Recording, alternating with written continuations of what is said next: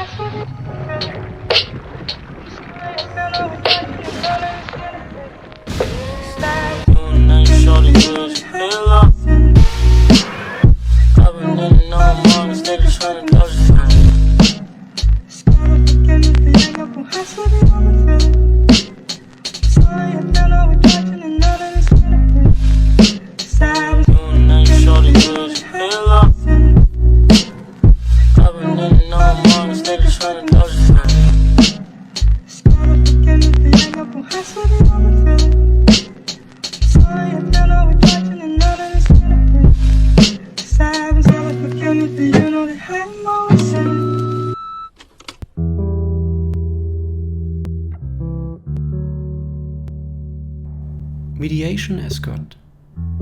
Chapter 0. The Basic Stench of Reality. On the difference between constructive and saving criticism. Introduction. Happiness is neither a mere coincidence that favors some while others wait in vain, nor a special merit, but an unintentional success that can only befall humanity that has become aware of itself. As the luck of the hardworking, which is supposed to come at the end of laborious work, it becomes just as much a lie as the pursuit of happiness that has become an economic principle, which sanctions the blind principle of competition, in which everyone should be satisfied with what is left over for them. Happiness is not a social condition that may arise as a result of rational planning. Rather, it transcends all social determinations in terms of its content. This is probably why it continues to exist in total society as an emotion technocratic category. You have to prepare yourself for happiness just as you do for work and relationships, and philosophy, which has become its own caricature, helps in the form of full-time reflection simulators such as Martin Seal and Wilhelm Schmid. In contrast, the concept of happiness is to be developed in relation to time, in the style of Adorno's Minima Moralia. Precisely by melancholically thinking of the successful as something past, the concept of happiness aims negatively at a fulfilled present, which would have left behind forever the linearity of time, in which everything arises only to disappear. Jürgen Habermas had already established in 1963 that the dialectic of enlightenment, at its darkest points, resigned to the thesis of counter-enlightenment, that horror could not be abolished and threatened to coagulate into a negative metaphysics of history. It was his ticket into the racket of the executors of the legacy of Horkheimer, Benjamin, and Adorno that enabled his rise to the position of chief philosopher of the new German civil society. But even among people who are not suspected of sympathizing with Habermas, the claim is popular that the dialectic of enlightenment and the negative dialectic made any empathetic identification with the victims impossible by hypostatizing the negative totality of the historical process, and that they could no longer even think of the difference between perpetrators and victims. In contrast to this bashful farewell to critical theory, which has recently been invoked by Jean Amory, the lecture will show that Adorno's refusal of an emotional identification with the victims of the Shoah and the cold neglect of the empirical fate of individuals in Adorno can be understood as a consequence of historical reflection in the face of a crime against humanity that has made the concept of the individual fate questionable to the core. For this very reason, the early critical theory of the commemoration of victims has a more binding concept than the national culture of remembrance that has emerged since then, which cannot mourn the victims with enough empathy to forget all the more thoroughly what they are commemorating and what they are calling for. While almost everyone in the world, socialists and communists, do-gooders, citizens when they are in a bad mood because a crisis has hit them, the Pope and today above all the Islamists, blame capitalism for systematically destroying solidarity, public spirit, charity, and humanity, and in its place erects a reign of unbridled and pitiless egoism, of shameless and unrestrained individuality, of cold and merciless greed. Oscar Wilde begins his essay on socialism as follows. The greatest advantage that the introduction of socialism would bring would undoubtedly be the fact that socialism would free us from the unworthy compulsion to live for others, a compulsion that weighs so heavily on almost everyone under the current conditions. The categories of individualism and altruism, which Wilde confronts with each other and whose discussion runs like a red thread through his essay, do not denote abstract and constitutive principles removed from space and time, but a social constellation. By means of the concept of altruism, Wilde succeeds in immediately hitting both the self-ideologization of capitalist socialization in the form of abstract idealistic principles and the attempt to practically appropriate and realize this idealism for the purpose of social reform. Wilde was well aware that a socialism that is based on altruistic motives and appeals to altruistic virtues must reproduce the objective compulsion to live for others that emanates from bourgeois society in an even worse, i.e. more immediate, form, and that this represents a veritable step backwards. Thus, the plight of socialism from its beginnings to the present day can always be reliably read from its contempt for all autonomous, purposeless, self-contained, and, precisely for that reason, socially determined art, because it dreams of and gives expression to the precarious and incomplete emancipation of the individual from blood, soil, race, and collective. The art that socialist movements or regimes then produce and promote, an art that is supposed to take sides, take a stand, and document social responsibility, however, destroys itself and its preconditions. The primacy of the object, which plays a decisive role in Theodore W. Adorno's aesthetic theory, and which, on the one hand, refers to Hegel's talk of the freedom to object and, on the other hand, to the psychoanalytical concept of the free-object relationship, is regularly used as an excuse to deny Adorno's aesthetics any emphatic understanding of reception and aesthetic experience.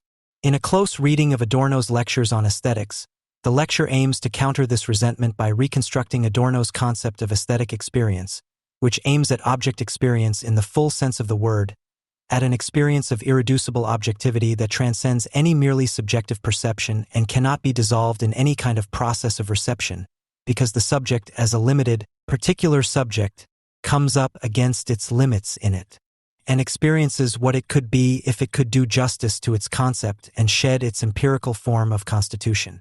This is the aim of the concept of breakthrough, as Adorno develops it in his lectures, with reference to the Platonic term of enthusiasm. In their study, Berlin and Vienna Modernism, in which they examine the mediations and demarcations in German-language literature and journalism around 1900, the Germanists Gregor Strym and Peter Sprengel have compiled extensive material. Their aim is to illustrate the thesis that the envy-filled and productive rivalry between the Austrian and German modernities, symbolized by the opposition of the two cities, had a significant impact on the history of art and ideas in the early 20th century. Berlin stands for naturalism, for certain forms of expressionism, above all for Gottfried Benn's Mord poetry, which was denounced as inhumane at the time, and for the new objectivity of the 1920s. Vienna stands for the aestheticism and impressionistic nervous art, Michael Werbs, of a Hugo von Hofmannsthal, Arthur Schnitzler and Peter Altenburg, as well as for the traditions of the critical folk play and virtuoso language experiment. Between the two lay Munich, a curious hybrid where Viennese-inspired cockerels like Stefan George met Berlin-style roughnecks like Otto Julius Bierbaum. As Sprengel and Strym vividly show, Viennese and Berliners never liked each other and could never do without each other. Authors living in Berlin, such as Benn, Paul Scheerbart and Else Lasker-Schuler, mocked the subtly brooding Viennese in letters and pub banter, who lost themselves with masochistic delight in the confusion of their not-so-own subjectivity and called every scribbled essay an essay. The Viennese, on the other hand, were appalled by the indifferent, cold-hearted and brutal Berliners, who saw foreigners only as troublemakers or as buddies, but not as guests, and who were only big city by name, but in truth more barbaric than civilized. In Vienna, people had a penchant for Mallarmé symbolism, the precise vagueness of Manet and Renoir, the unobtrusive homoeroticism of Marcel Proust, and the self-absorbed, discreet conversational style of the salons. In Berlin, people tended to favor the concise style of reportage and the station play, the telegraphic style, the physiognomic sketch, and the satirical woodcut, sometimes indulging in excessive alcohol consumption and preferring to abandon themselves to the speed, changing impressions and anonymity of the big city rather than contemplating drearily in the niches of cafes. In other words, in Vienna they were more like the French, and in Berlin they were more like the Americans. There they were decadent, here they were urban citizens. In their aesthetic language of forms, as in their understanding of artistic subjectivity, the Berliners tended to grant the objective prerogative to the residual particular over the bad general, though without simply defaming the latter in the name of the former. Naturalism took a pragmatic approach, assuming that the objective state of socialization takes precedence over the socialized subjects. In view of the social and natural constraints to which they were subject, his figures acted more as bundles of reflexes than as autonomous individuals. Benn's poems about the cancer wards and the pathologists raised the processes of dehumanization of man, the transition from life to the inorganic, from individuality to irreversible decomposition, to the subject of the most subjective of all genres, lyric poetry, and thus denounced not only the concept of man cherished by a tasteless edifying poetry, but also the conditions in which, as Adorno writes, people only die. The Neue Sachlichkeit, in turn, discovered, for example in the little-known, sometimes beautiful stanzaic poems of Masha Kaliko and the imaginative love prose of Lasker-Schuler, in the very sphere of urban alienation, where people encounter each other only as anonymous representatives of social roles, and where tenderness, hesitation, reflection appear as operational disruptions instead of reflexes, new forms of intimate happiness and fleeting, but therefore illuminating insights made possible by urbanity, which was denounced as Americanism. Thus, Berlin modernism, which was disparaged as asphalt literature, encountered traces of experience of that individuality in the asphalt world characterized by transcendental homelessness and coldness, which seemed to have liquidated this world and which was only still attached to the subjects as retouching, cliché, and pose. The Viennese, meanwhile, reacted to the realization that the bad totality could no longer be represented aesthetically as such without duplicating it, by retreating into the supposed incommensurability of the particular individual, who could never be completely absorbed into the forms of socialization whose product he was, a retreat that did not simply mean escapism, but an aesthetic advance over the stale forms of social realism. Not at all paradoxically, the Viennese, most clearly in Schnitzler's prose, discovered the traces of society, instead of an inalienable subjectivity, in the individual subject, penetrating into the finest ramifications of the sphere of drives, where they had wanted to save the particular from the totality of society. The only real mediator between the Viennese and the Berliners, mediator understood as the opposite of the routine sycophancy of so-called cultural mediators, was Karl Kraus, who, along with Marx and Freud, became the third important ancestor of critical theory. Kraus always defined his Viennese and Berlin experiences in an idiosyncratic way, as a polemical counterimage to the other self-satisfied, self-aggrandizing culture, albeit as a determined negation, not as an arbitrary playing off of one against the other. According to Krauss, the Berlin asphalt, which supposedly embodies inhumanity and hostility to individuality, is in fact the very reason for the existence of free individuality, while the ornament, which supposedly grants a residuum to the particular, the individual, the style, as it was then called in art circles, in fact reduces it to kitsch, to the bad general. The city, as Krauss puts it in the section of his aphorism collection Perdomo et Mundo entitled Of Two Cities and dedicated to Berlin and Vienna, should be an environment for individuality. But woe betide it if it has an individuality of its own and needs an environment. Only where people in public life are not parading around as personalities, but are liberated from anonymity, do they have the opportunity to be individuals. What I demand of a city in which I am to live: asphalt, street cleaning, house keys, air heating, and hot water pipes. I am comfortable myself. In view of the buses and trams that thundered through Vienna's streets and caused the ornaments on the house walls to crumble, Krauss also felt a touch of Berlin air. Unlike Adolf Loos, with whom he wrongly believed he was in agreement on this matter, Krauss defended asphalt and objectivity against ornament not out of resentment against particularity, the anachronistic remnants of liquidated freedom of purpose, but because ornament itself had become an empty symbol of its lost content. While objectivity, by removing the false ornamentation, seemed to create space for individual expression. Nevertheless, even before the First World War, Krauss repeatedly took the side of the useless humanity of not only Viennese ornament, which disturbed the blind historical process, against the merciless, not only Berlin straightforwardness, whose sisterhood with the most progressive aspects of fascism he recognized early on. But he did not defend the ornament as the embodiment of an eternal human being that had been cancelled by the historical process. He recognized the actuality phrase of the human being as a harbinger of the total formation of the people's state long before Adorno, but, very much like Walter Benjamin later, as a memento mori of a broken promise, a lost possibility that can never be restored to the wholeness of a positive concept of humanity and civilization. Rather, it can only be saved for the present as a fragmentary visualization, in the mode of remembering what has been lost. Such a saving critique remains in the negative and trusts the ephemeral individual as little as it trusts the historical process, which reproduces itself blindly through the individuals. If it trusts either, then it trusts them to do the worst. Saving criticism, therefore, also does not mean the wavering between or combining of freedom and determinism, the particular and the general, which is popular with today's Viennese and is confused with dialectics, whose form of movement, as one should know, is rather jumping, which combines movement and persistence, rather than mixing them up in a murky way. Rather, saving criticism holds fast to the truth of both poles by exposing each of its own untruths.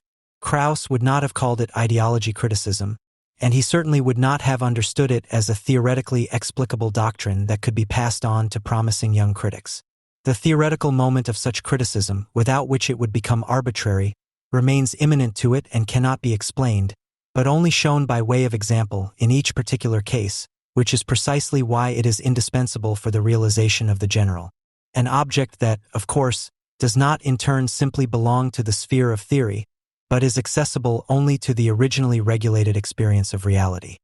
In view of this proximity of Krauss to critical theory, which could be traced in detail, Krauss's mediation between Berlin and Vienna should actually be suitable as a model for not reconciling today's Berlin-Vienna dissonances, but for dialectically deciphering them. The coexistence of a certain Americanism in political and economic theory with a preference for French modernism in aesthetics in Horkheimer and Adorno also belongs to this constellation. But there is no hope of this, because the tone with which the undeducible freedom of the subject is being emphasized again today is characterized far more by Prussian sharpness than by Viennese subtlety. In any case, many texts that have recently been written in the style of Jean-Paul Sartre and Jean Amory, which emphasize the always already given freedom of the subject, not only against the academicism of the new Marx lecture, but also against the supposed tendency of critical theory to liquidate the responsibility and decision-making power of the subject, are characterized by a mixture of abstract conceptualization without experience and imperative rhetoric, which is incompatible with a defense of the fleeting and thus transitory particular. Manfred Dahlmann's article Autonomy and Freedom, or Aesthetics for What?, on Adorno's priority of the object as a necessary basis for reasonable engagement, makes it unmistakably clear from the title that he is not concerned with a saving critique that seeks out the ephemeral residues of a constantly threatened possibility of freedom in the world of appearances, but rather a constructive critique that makes clear statements about the why and wherefore of freedom and, as it were, from the ground up, intends to erect a thoroughly rational theoretical edifice that provides intellectual and moral protection. In the first part of his text, Dahlman rightly polemicizes against the idea, widespread among leftists, that politics consists of attaining supremacy or the power of definition hegemony, as it has been called since Gramsci, over the substantive concretization of central abstract formal concepts such as freedom, justice, the common good, etc., and against the unreflective use of nominal, standardized concepts that do not so much grasp the matter as refer to what is politically desired or appreciated in it. And he criticizes a terminology that revolves in itself without experience, which, precisely thanks to its poor abstraction, can be used for all kinds of heteronymous purposes, in which theoretical idealism and blind pragmatism thus fall into one. Right at the beginning, and even before this criticism, he explains quite voluntaristically, and without any reflection on the historical content of experience, that he wants to use the terms engagement and autonomy, freedom and aesthetics, in distinction from their common use. Quote, "When politicians thank their supporters for their engagement, managers thank their employees for theirs, and journalists complain about a lack of civic engagement in general, they should mean something other than what is a central theme in relation to Sartre. However, these terms could only gain a different meaning from the generally accepted one at the end of a series of laborious derivation and transformation exercises that are misunderstood as work on the concept." Accordingly, Dahlman rebuffs anyone who criticizes the revaluation of the concept of engagement, for example, by referring to its heteronymous valences of meaning, saying that it is not possible to draw conclusions about the meaning of a particular expression from its immediate use. This insight is either trivial, because, of course, no term simply disappears in the current or historically traditional forms of its use, which nobody has claimed, otherwise it would not be a term. Or it is abstractly idealistic, because, of course, the historical constellation in which a term arises determines it just as irrevocably as the current forms of its use. But it is precisely from the traces of these, and thus from the traces of the historical experience that is sedimented in them, that Dahlman seems to want to keep the concepts of engagement and freedom pure, so that the suspicion does not dawn that there could be a relationship, albeit one that is not conscious to the individual protagonists, between the critic who feels only committed to the cause and engages in freedom, and the politician who thanks his clique for its engagement.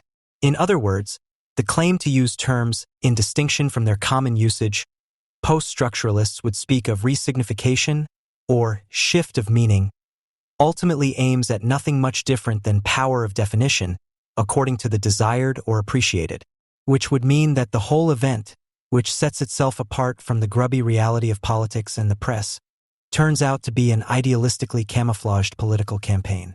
The insinuation that one can simply define terms without regard to their historical and contemporary characterization according to one's own theoretical discretion would then be nothing more than a sophisticated variant of postmodern discourse politics.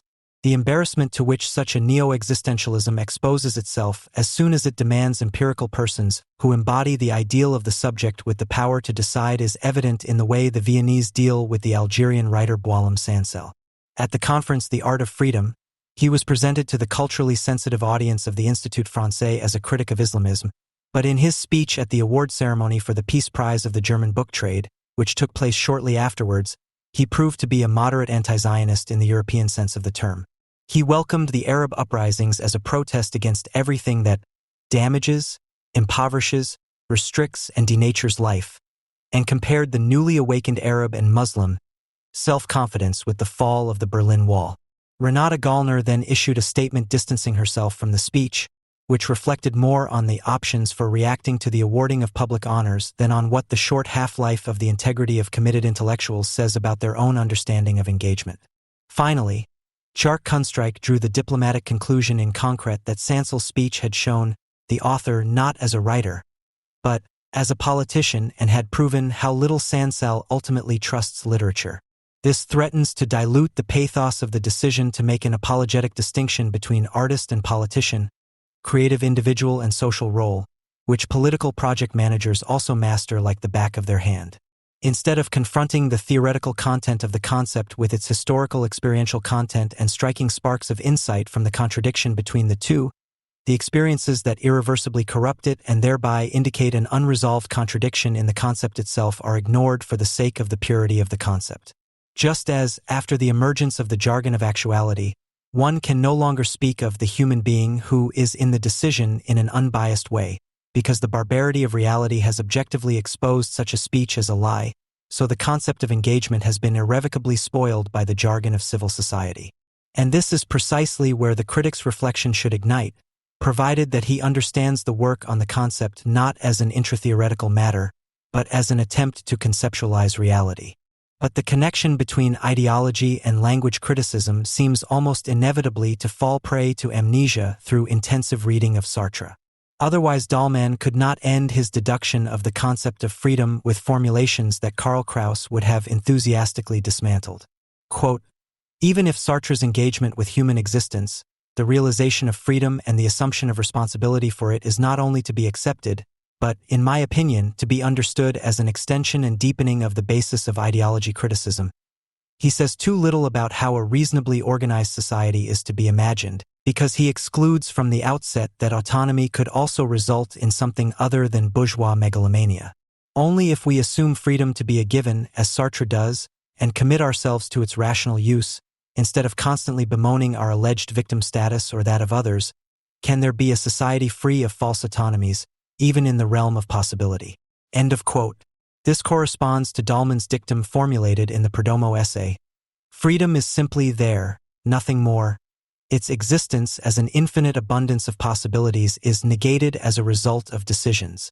In this construction, freedom is not a qualitative concept, despite its emphatic invocation, but in line with Sartre's formulation that existence precedes essence nothing but the a priori, inherently empty condition of possibility of every qualitative determination. In his negative dialectic, which, unlike his engagement essay, has not yet been discussed in the Adorno-Sartre debate, Adorno succinctly describes how the hypostatization of the concept of existence also reduces man, whose freedom is to be invoked, to a humanistically embellished euphemism for false totality, with reference to Heidegger and French existentialism. Quote, "The doctrine of existence primarily aims at the ontologization of the ontic. Since, according to the age-old argument, this cannot be inferred from the essence, it should itself be essential. Existence is elevated beyond Kierkegaard's model, but precisely by doing so, it is diffused. Even the biblical saying that you shall know them by their fruits sounds in the temple of existence like its profanation and must fall silent. The concept of existence captivated many as an approach to philosophy because it seemed to combine diverging elements: the reflection on the subject that constitutes all knowledge and thus all being, and the concrete, immediate individuation of each individual subject's experience. The divergence of the two irritated the subjective approach as a whole. The constitutive subject could be reproached for being merely deducted from the empirical and therefore unsuitable to justify it and any empirical existence. The individual was said to be a random piece of the world and to lack the essential necessity that is needed to embrace and possibly create the essence. Existence, or, in demagogic jargon, the human being, seems both general, the essence common to all human beings, and specific, inasmuch as this generality can neither be imagined nor even thought of other than in its particularity, the specific individuality. However, before any critique of knowledge, in the simplest reflection on the concept of the human being in intention recta, this eureka loses its evidence. What the human being is cannot be stated. The human being today is a fiction, unfree, regressing behind everything that is attributed to it as invariant, unless it is the defenseless neediness that some anthropologies revel in. The mutilations that have befallen it for centuries are carried by it as a social legacy. If the human essence were deciphered from its present state, it would sabotage its possibility." End of quote. This brings us to the point at which critical theory, which seems to privilege totality over the subject, remains true to humanism. Since the mutilations that are their social heritage have become so much second nature to people that they can hardly concretize the flagrant contradiction between what they are and the promise of reconciled humanity contained in their concept in their own experience, what man is can at best be determined negatively, according to the extent to which empirical people are not identical with their concept. Whether it is by their existence mocking the promise of reconciliation, or by them not yet being completely one with the false totality as individuals. Incidentally, as the new enthusiasm for Jewish identity reminds us, there is a crucial similarity between the concepts of Judaism and humanity in the inescapable negativity. With the Jews, the anti-Semites are always also seeking to exorcise what in empirical people still reminds them of the promise of happiness of free humanity. Not only those who choose to participate in the disaster negate freedom, but also those who rebel against violence and choose individual happiness, because they too choose a particular one, in this case the right one, from the infinite abundance of possibilities. The negation here does not mean the negation that destroys the appearance of the immediate concrete, but the activity of choice, which structures and concretizes the freedom that has always existed, but initially only virtually, through the particular act of the subject. This means that freedom has been defined as the a priori of human existence, which can be realized for better or for worse, but cannot be made to disappear. However, the price for this is that such freedom does not denote a possibility that can be negatively read from the real experience of unfreedom, a possibility that is constantly threatened by bad reality, but rather a judgment that has always been passed on all people. Freedom in the sense of this existentialism is therefore, although this is of course not intended, not so different from what is called discourse in post-structuralism, which, like Sartre, shares its origins with Heidegger's existential ontology. Discourse means it refers to everything and anything that precedes, everything and anything that constitutes the existence, which, although it does not possess any substantiality in itself, nevertheless generates everything that is supposedly substantial, the essence, from itself. And what existentialism calls decision, the act that negates the full range of possibilities and thereby brings about the reality of the concrete subject, post-structuralism, which is as hostile to essentialism as Sartre calls subjectification. Thus, not only post-structuralism is allied with positivism, but also existentialism, as can be seen in the work of Jean Amory, not only in his critique of Adorno. Although in existentialism existence is supposed to encompass the concrete, and above all the corporeal conditions of human life, which only create their supposed meaning, their essence, in truth existence, is the most abstract, which only generates any kind of concretization out of itself. In a similar way, post-structuralism speaks in a seemingly materialistic way of the materiality of signs and bodies, which only produce their meaning, which in itself means nothing. The existentialist and semiological variants of post-Heideggerianism are much closer to each other than they would like to admit. They converge in the fetishization of heteronomy as the ultimate freedom. The only difference between the two is that post-structuralism openly expresses the heteronymous character of the decision, in which the subject projects itself with the malice of someone who knows that the world is going badly, while existentialism gives it the consecration of idealistic self-empowerment. The effort to keep the concept of freedom free from the profane meanings of empiricism, which smells of unfreedom, and to prove it to be prior to any concrete experience, thus tends to make it an idealistically polished-up duplication of bad reality. The brusque, more Berlin than Viennese statement freedom is simply there, nothing more proves, when confronted with the real experience of the subjects, not to be the latest magic word of revolt, but a theoretically embellished, contemporary variant of what politicians and personnel managers call personal responsibility. You can do whatever you want, it will always be credited or blamed on you as the result of your free decision. You cannot escape your freedom, it will pursue you to the grave, which is why neo-existentialists, following Amory, prefer to speak of a freetod rather than a suicide. Of course, none of this is what Dahlmann has in mind as a society free of false autonomies. And the distinction he draws in his text between autonomy, which exists in the plural, and freedom, which exists only in the singular, is initially also correct and significant. Namely that freedom, which comes to people, is not simply identical to autonomy, which comes to individuals, and that only political pragmatism sets the two together without mediation. Autonomy is nothing other than the form in which freedom appears, realized in concrete and transient constellations through economic and legal codification as well as socio-psychological constraints, and thus always also a form for limiting and limited, but instead of examining the given autonomy, to see to what extent freedom appears or is prevented in it, Dahlmann simply sets freedom as the a priori of the base, merely derived autonomies. Instead of thinking of freedom as something future and negative, as a possibility that is as much brought about by historical reality as it is constantly threatened, neo-existentialism takes it as a given, positive, and thus abandons the idea of reconciliation, which cannot do without reference to a radically open future in which everything would be different and yet nothing would be lost. The reason for this abandonment is the resignation that is falsely attributed to Adorno, because one no longer hopes for freedom as the promise of a liberated humanity and yet does not want to renounce it. One wants to assure oneself of it as an indestructible given. Because one no longer believes in its possibility, one must prove its reality. The need to prove to oneself and to others the already given freedom of the subject is particularly noticeable in Dahlmann's texts, in which strange, seemingly logical and analytical contortions take the place of the non-existent evidence of the assertion.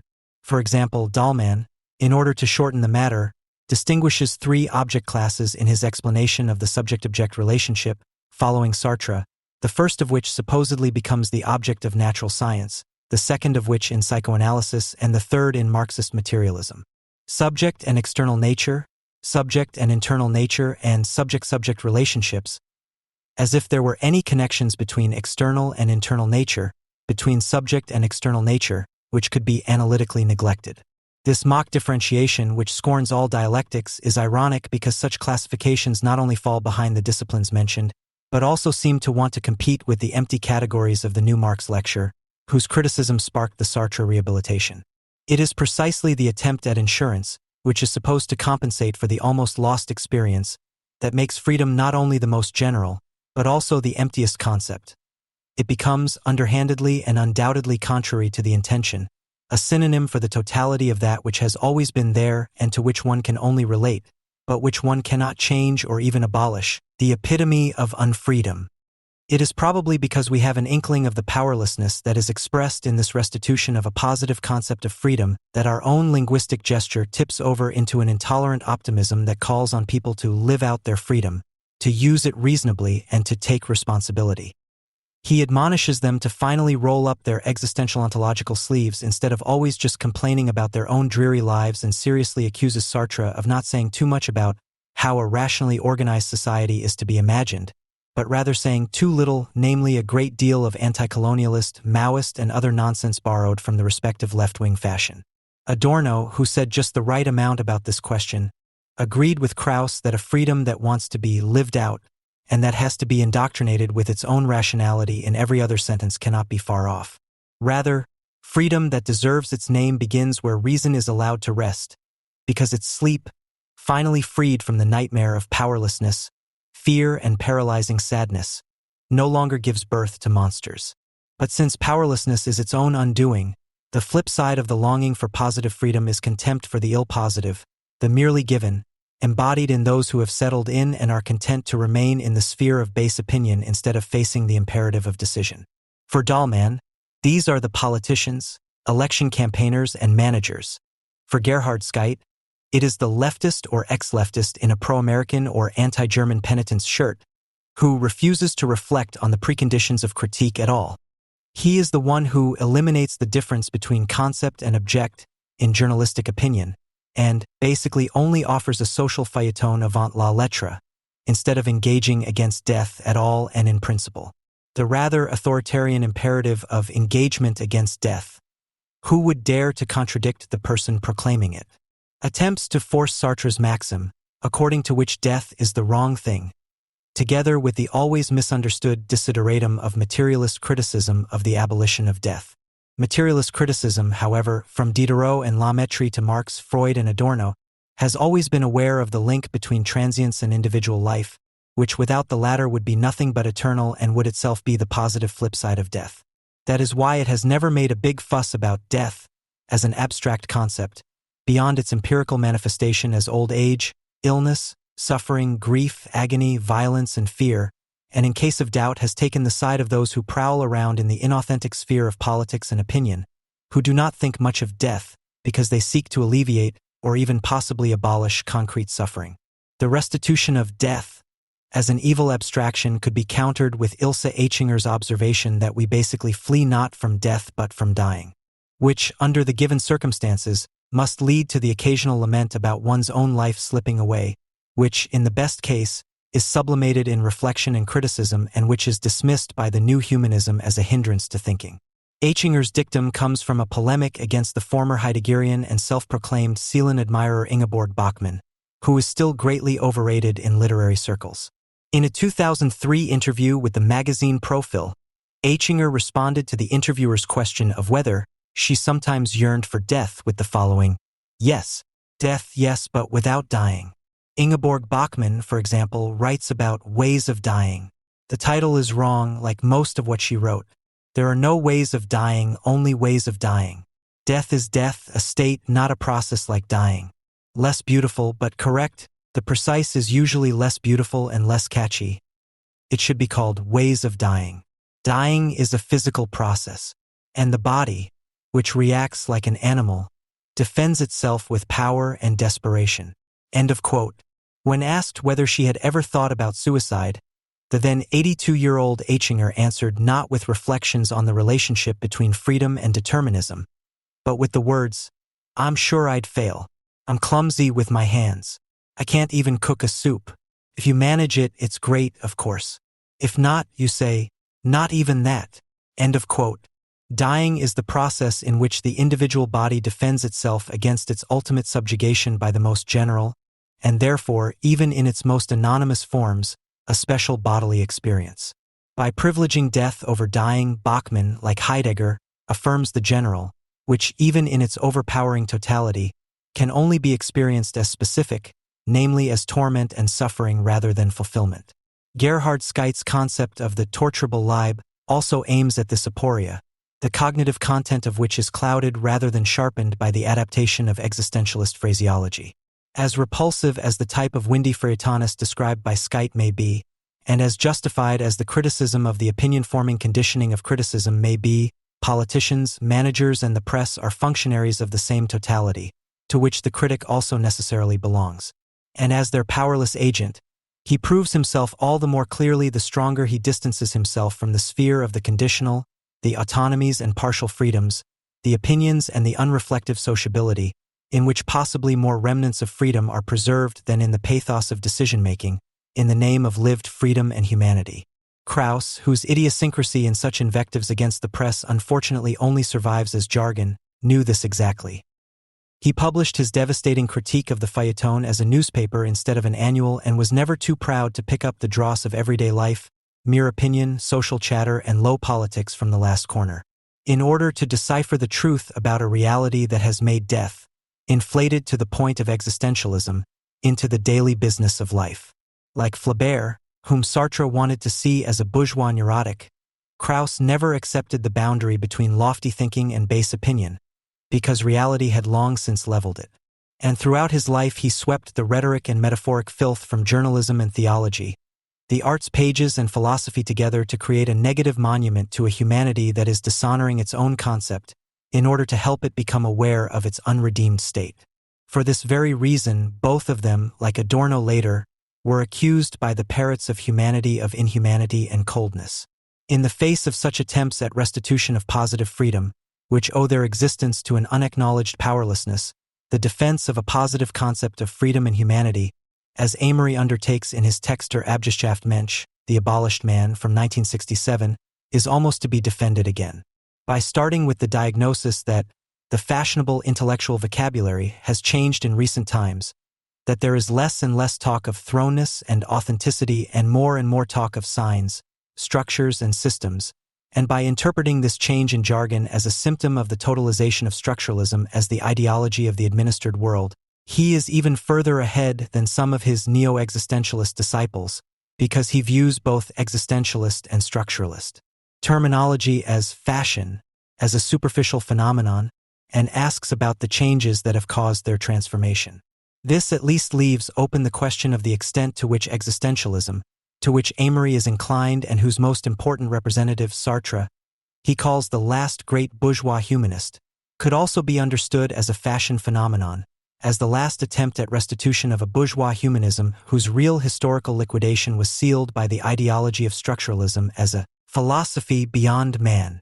Instead of pursuing this line of thought, however, Amory chooses existentialism in view of the contemporary range of theories, not because he sees structuralism as a symptom of the disintegration of bourgeois subjectivity, but because there is no place in structuralism for man as the agent of history and none for history as the medium of human self-realization. This sounds as if it were the fault of theory that man has been annulled as an agent, a term that itself sounds like a lack of freedom, while theory is the ideological doubling of the fact that history is still prehistory. Accordingly, Amory does not accuse Foucault's radical anti-humanism of hypostatizing what has become historical as something that is already given, but rather of wanting to achieve shock effects that are only evident in that not man, but a certain humanistic idea of man, cannot have everlasting relevance. The fact that the obsolescence of certain ideas of man could in turn be a reflection of a change in the object of the idea, this materialistic banality, does not make sense to him, which is why he answers Foucault's happy message of the end of humanism with the confession that he himself, Amory, does not believe in it, which succinctly summarizes the theoretical helplessness of his well-intentioned and therefore misguided criticism. All these objections would be petty in view of the fact that Amory's text was intended as a practical intervention and not a theoretical reflection on basic principles, and unfair in view of the insights he formulates about the positivism of the structuralists and their scientific fetishism.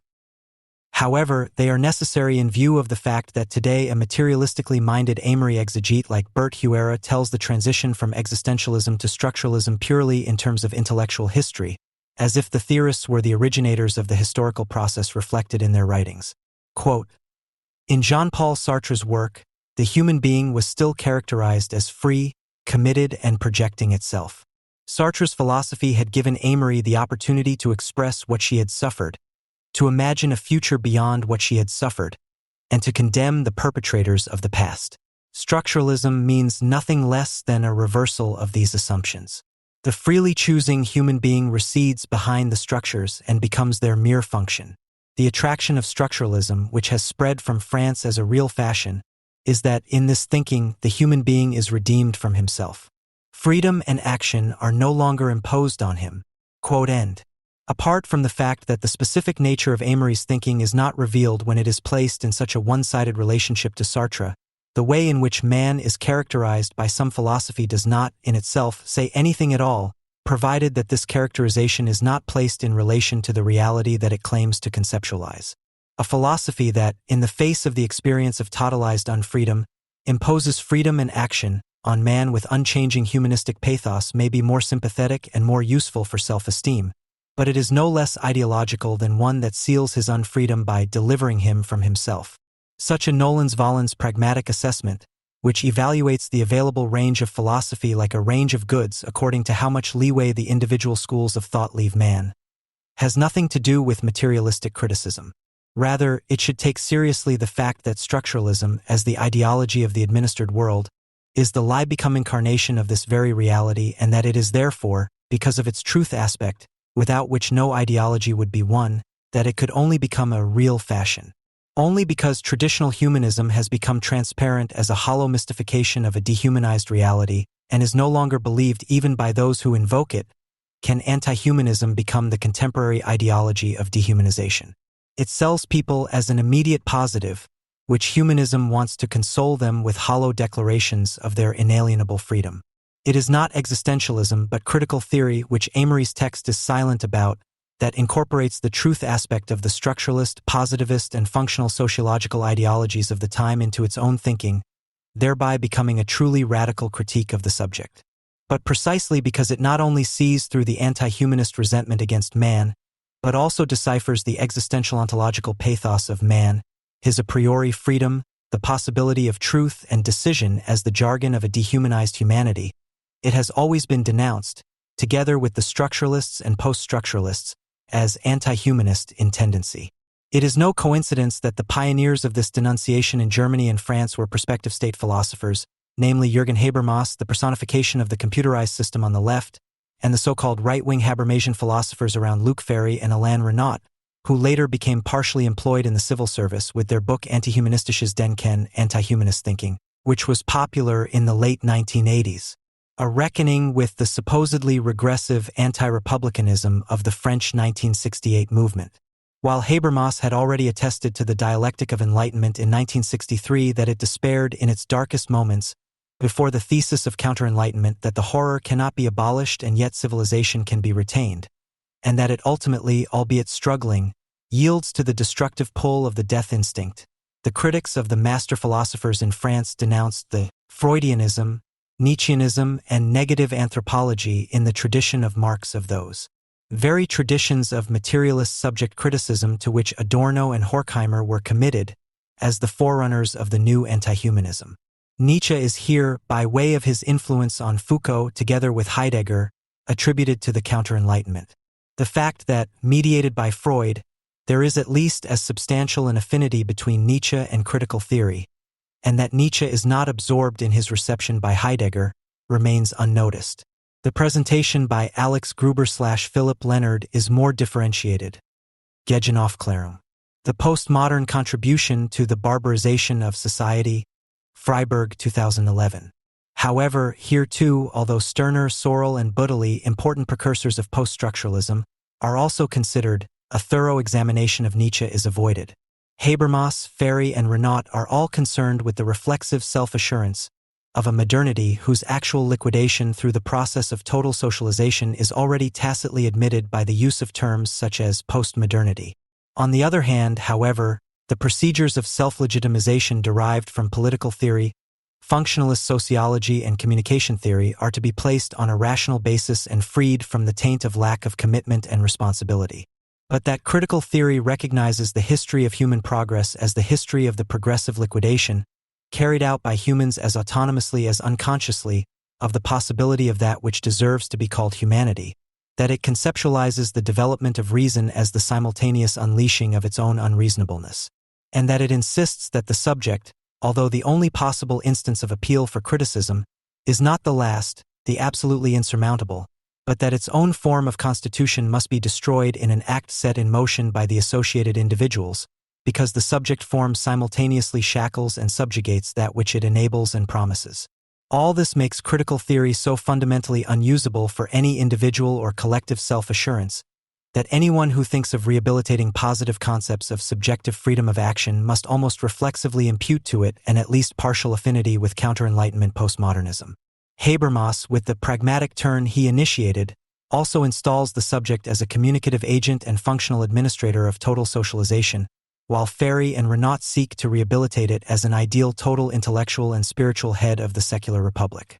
With Marx, Nietzsche, and Freud, whose influence on the thinking of the 1968 heirs Ferry and Renaud examine, they name those thinkers of the 19th and early 20th century as supposed enemies of reason and the humanistic subject, who first diagnosed the social crisis and the disintegration of that subject down to its drive structure and form of thinking. Instead of responding to this diagnosis with a plea for the strengthening of the critical self, which reflects on its fragility and its becoming, Ferry and Renaud speak of the present as a narcissistic era, in which the emphasis on individuality goes hand in hand with the weakening of the idea of subjectivity and the erosion of interhuman relationships. Their book thus claims that, in contrast to a corrosive individualism, which they see as a symptom of the 1968 heirs, the subject should be strengthened as a responsible citizen, and for this reason alone it can only be made fruitful to a very limited extent for a critique of postmodernism. Both approaches have thus understood well what critical theory cannot do under any circumstances: to restitute the subject, liquidated by the historical process in a bad sublation of its progressive potential, as an exemplary citizen. At the same time, however, both admit that the concept of the subject they defend has already been trimmed to fit the necessities of smooth socialization. At least existentialist pathos is therefore foreign to them. Habermas' ideal of undistorted communication rather posits the subject as a functional agent of mediation that is as comprehensive as it is false. Yund, Ferry, and Renaud openly declare that they are concerned with defending a humanism freed from the old naiveties, since at the end of a century in which, as Adorno said, it has become impossible to write hymns to human greatness after Auschwitz, one cannot simply rehabilitate man as an existential ontological category. The fact that, in contrast to neo-existentialism, they acknowledge the unnaive, i.e. tactical and therefore reduced character of the concept of the subject they uphold, does not make their thinking any more sympathetic. But at least their ideological defense of the subject preserves a sense of the fact that the subject is not in itself a guarantor of freedom, but rather always already implies unfreedom according to its own concept. The ressentiment that critical theory and post-structuralism both categorize as manifestations of modern subject criticism and believe they have to counter with a rehabilitation of the subject, thus hits something right in its blindness. For the subject, which Habermas literally understands as an agent, as a mere actor in the process of socialization, and which Ferry and Renaud defend as a total Republican, on the one hand removed from the process of socialization, but on the other hand guaranteeing it, is in fact precisely the subject that materialist critique has always aimed to destroy. While the concepts of the individual and the subject are increasingly being confused by critical theorists who have turned to existentialism, the orthodox anti-German critique was aware of the difference, namely that, as the title of an article by Joachim Brun on The Soldier as the result of the negative mediation of bourgeois and citoyen puts it, the subject form is the uniform. The individual as subject is, as it were, the side of the paradoxical two-facedness of the citizen, which is subsumed by total socialization and reaches into the drive structure and form of thinking through various forms of internalization and false mediation, the reverse side of which is the individual, who is only formally free, but thereby retains the possibility of something better within himself. It is a misunderstanding, one that is all too rarely recognized, not only by neo-existentialists but also by any stubborn rationalism that attributes all forms of subject criticism to counter-enlightenment, when it is overlooked that the defense of the individual in critical theory goes hand in hand with a radical critique of the concept of the subject. Those who want to save what the individual promises to be must criticize the subject as the result of false mediation and help the individual to become aware of the form of constitution that produced it and that it locks up in the armor of its necessarily failed individuation. In contrast to this claim of destruction as a determinate negation, post-structuralism rightly claims to deconstruct the subject, and thus to reform it by shattering its constitution, which is recognized as anachronistic, as a subject of delusion, which enthusiastically affirms its socially produced madness as an expression of its own subjectivity. This is why post-structuralism, in contrast to structuralism, which merely deletes the subject in favor of the structure, resorts to a Lacanianized psychoanalysis by means of concepts such as desire and wish. Post-structuralism, which does not want to know anything about the economy of drives and the authority of the critical ego, nevertheless attributes the mutilated remains and destructively inverted drive energies of the disintegrating subject to it as its actual, even revolutionary power. If structuralism is the ideology of the administered world, then post-structuralism is that of the dissociated post-bourgeois residual subject, which can only hold itself together through free-floating identification with changing cliques, teams, and gangs that are themselves already in a state of decay. Post-structuralism is also a philosophy of the subject, but one that celebrates the pathogenesis of the bourgeois subject, its dissociation into heterogeneously coexisting partial selves, which is as megalomaniac as it is conformist, as anarchic, and its unbridled arbitrariness as a critique of domination. Unlike existentialism, Adorno, who diagnosed this process before it was elevated to the leading ideology of postmodernism, emphasized not the subject's supposedly inalienable freedom, but rather its ability to relate to objects, which alone could break the shell of the subject form without liquidating the potential for freedom that appears in it. Accordingly, in the negative dialectic, if freedom were actually subjectivity, if thought were nothing but the repetition of the subject, it would be void. The existential elevation of the subject eliminates for its sake what could open up to it. In doing so, it surrenders to relativism, which it thinks it is superior to, and brings the subject down to its opaque contingency. By reducing the thought to the thinker, its progress is halted, in which it would only become a thought and in which subjectivity alone lived. It is reified as the solid ground of truth. All of this could already be heard in the sound of the old-fashioned word personality. Thinking makes itself into what the thinker already is, into a tautology, a form of regressive consciousness. Instead, the utopian ideal of thought would be that it, mediated by the reason embodied in the individual subjects, would break through the limitations of those who think in this way. It is its best strength to outstrip the weak and fallible thinker. It is paralyzed by the existential concept of truth, since Kierkegaard for obscurantist purposes, and narrow-mindedness is propagated as the power of truth. That is why the cult of existence flourishes in the provinces of all countries. End of quote. In the notes on philosophical thinking, the motive force of thought is not identified as the activity to which the imperative of decision appeals, but rather as the passive moment, the subject's ability to concentrate on self-forgetfulness. Quote, "The sentence that genius is diligence does not have its truth in the drudgery, but in the patience for the matter.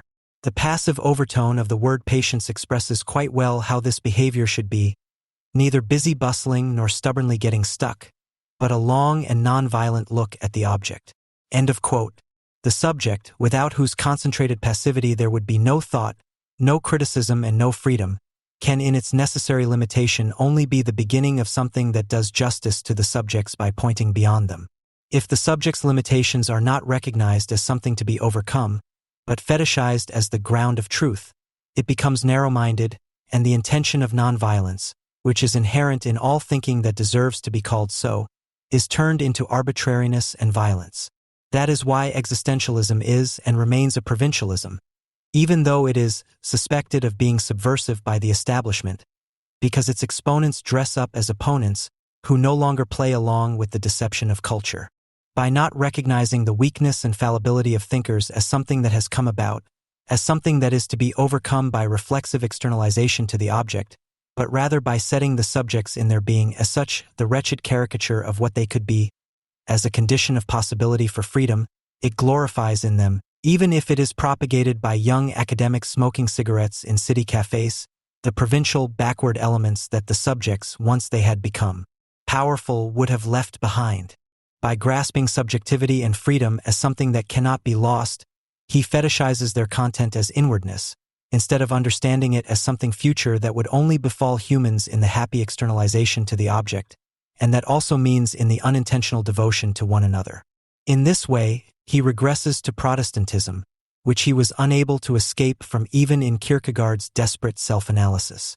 The truth content of postmodern ideology, which makes it so popular, consists in the fact that the ability to relate to objects is in danger of being lost in subjects that persist as fragments of themselves. But this not only eats away at the possibility of criticism, but also of freedom itself. It is precisely this that Michel Foucault, with the unerring intuition of a denouncer, described in The Order of Things with the well-known image of man disappearing like a face in the sand on the seashore. The image shines, unintentionally and therefore all the more clearly, beyond the denunciation in whose name it is invoked.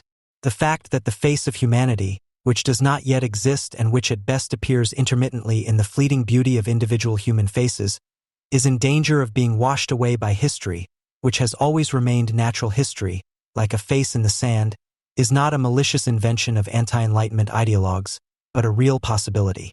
The negative anthropology of the dialectic of Enlightenment aims at their realization in the name of liberated humanity. Unlike existentialism, which seems to allow for the decision to be free at any time, it is aware that the reality of freedom, the most overdue and improbable of all, is a question of historical constellations and thus of the respective moment, which cannot be repeated at will. The awareness of the possibility that it could already, or long since, be too late is what distinguishes saving critique from all variants of edifying subject armament. Just as, in happy moments, when looking at one's own childhood photos, one does not recognize one's own face in the present, as one's uncles and aunts would have one do, but rather sees the features of what one could have become but did not, so does saving critique decipher the transient constellations of present experience as ciphers of the possibility threatened by disappearance. In the face in the sand, which is defamed as a silly ornament, it discovers the child's hand that drew it. Without knowing what it meant, unintentional happiness as the true intention of free humanity.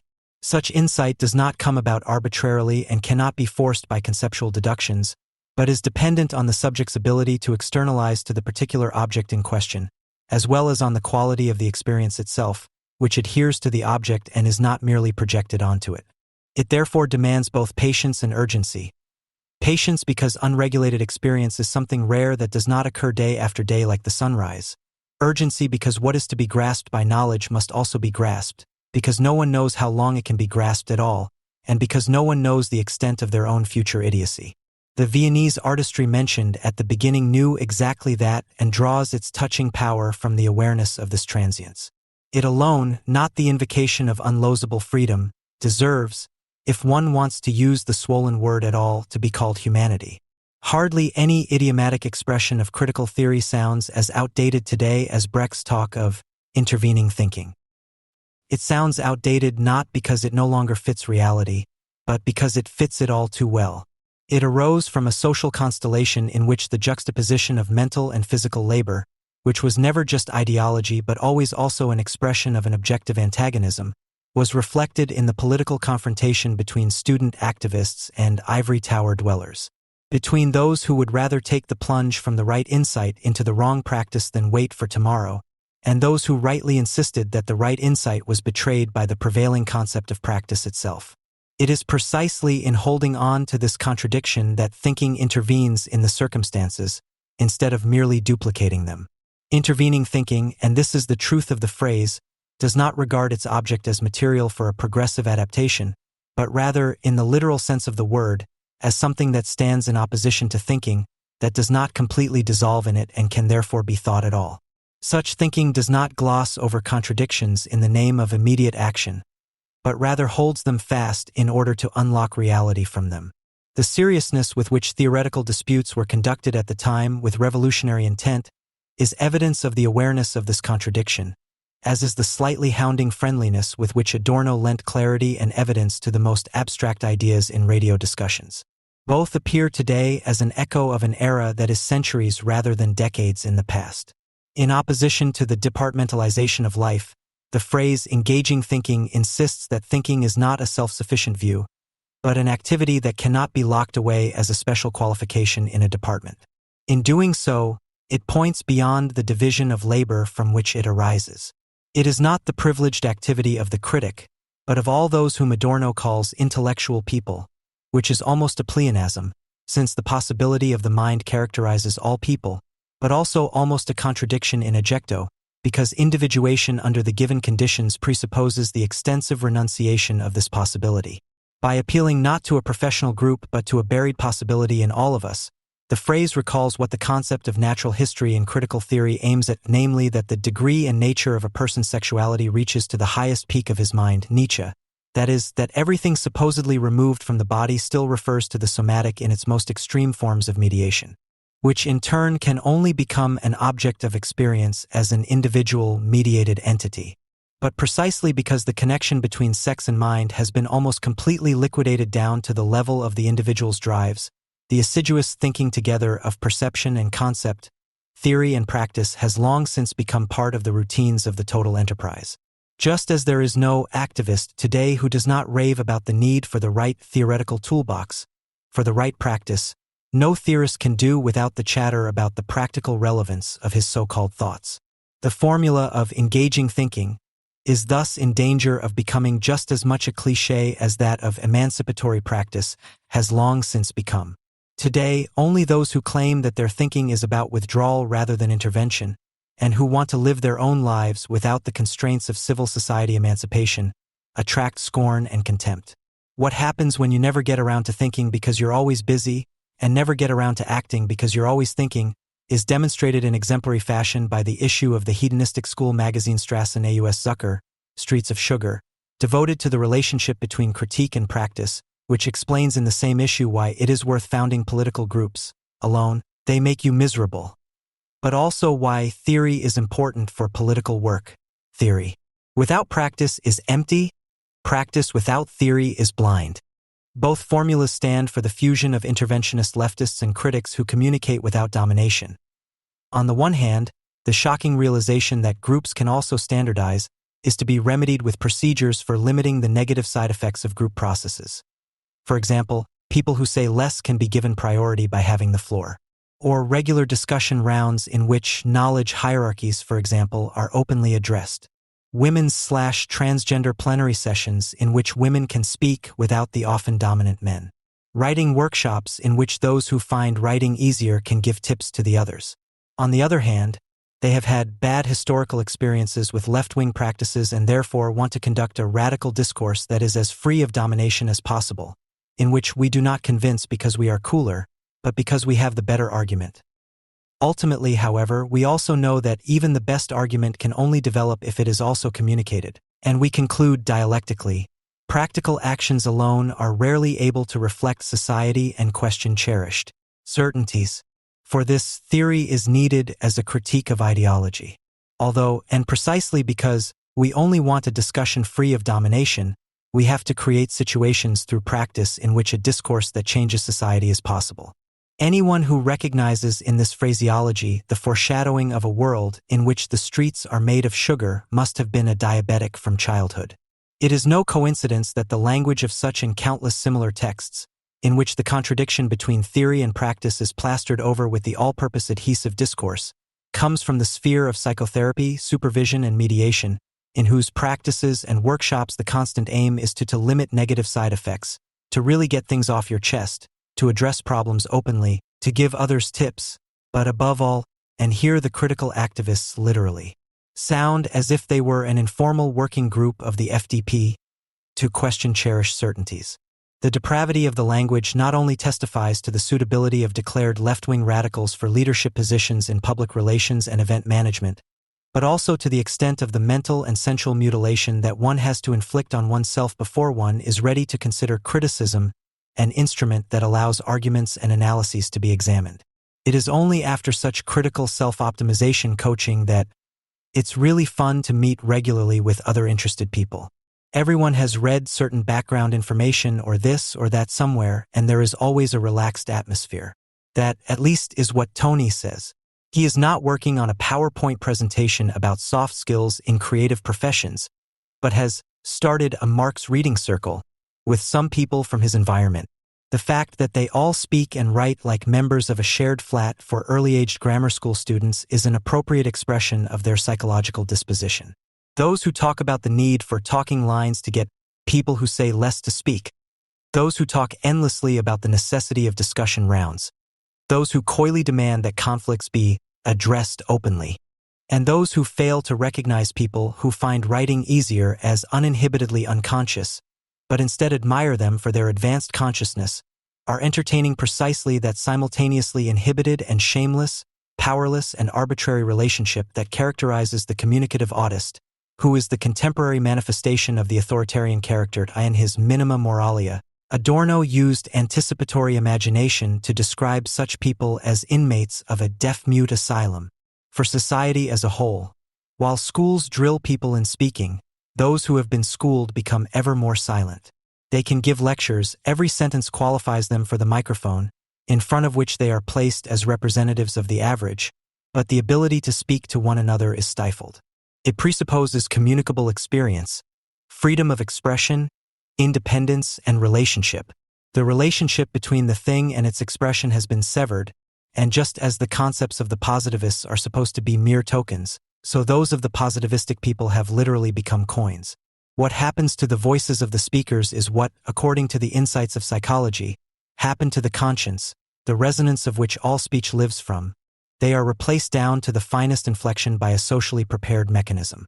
As soon as it no longer functions, pauses occur that were not foreseen in the unwritten codes. Panic ensues. End of quote. In order to cope with such breakdowns, in which something like reality threatens to assert itself in a few moments, all the political groups, workshops, and reading circles are started, whose full-wash program ensures that language remains communication and speech remains discourse, that it never finds its object and crystallizes itself in it. Instead, it reproduces itself without objects or experiences, but conversely, its own lack of experience, which is not simply an individual deficit, never enters consciousness. The connections created not by any object of common interest, but solely by the panicky need for mutual confirmation, are the parody of the association of free people. Nothing but associations of helplessly dissociated people who organize themselves solely because they do not realize their powerlessness, but want to turn it into the suggestion of practical omnipotence. That is why the goal of their critique is no longer the abolition of false society, but rather its endless optimization, accompanied by endless talk. The Kritikundy Praxis edition of Strassen Aus Zucker, Streets of Sugar, almost implores, leftist symbolism often makes you think that revolution is a matter of half a day. But when we talk about rupture, it is actually a process that will probably take quite a long time, in which there will perhaps also be a symbolic day, and perhaps also stormed or burning buildings. But above all, there will be many discussions before and after. End of quote. Because we don't actually want to have undivided freedom, but fear it like the day of judgment, we cling to language which we hate as a form of knowledge, but which is necessary as a conglomerate of signal words in order to delude ourselves about our own inability to be free. Just as the actions with which we and others keep ourselves busy make us forget our inability to conceptualize the false society, so the constant babbling serves as a substitute for action, making the only action that would really be appropriate and for which half a day would perhaps be too long unthinkable. The mindless action compensates for the inability to speak and the empty language for the impossible action. In this way, the communicative come to themselves as deaf mutes and the activists as discourse automats. The fact that the mixture of powerlessness and megalomania that holds the collective of the dissociated together has only found its entirely appropriate form of expression in the age of the World Wide Web with its blogs and forums is not the fault of the medium, but of the circumstances in which it arises. It is precisely because people do not see it as a means of making life and work easier, but as a total way of life and work without which no one can be, that the social network becomes a medium of unbridled madness, in which every judgment becomes an opinion and every opinion an obsession. It is a comprehensive transformer that turns all the lovable qualities that every person possesses into bad habits. Of course, this requires a psychological disposition in individuals that existed long before the emergence of the new medium. Adorno already described it in the aforementioned aphorism. Impartiality and objectivity in the discussion of subjects disappear even in the narrowest circle, just as in politics the discussion has long since been replaced by the word of power. Speaking takes on an evil gesture. It is sportified. People want to score as many points as possible. No conversation in which the opportunity to make a bet does not intrude like a poison. The emotions that were directed at the person being spoken to in a dignified conversation are stubbornly attached to the pure desire to be right, regardless of the relevance of the statement.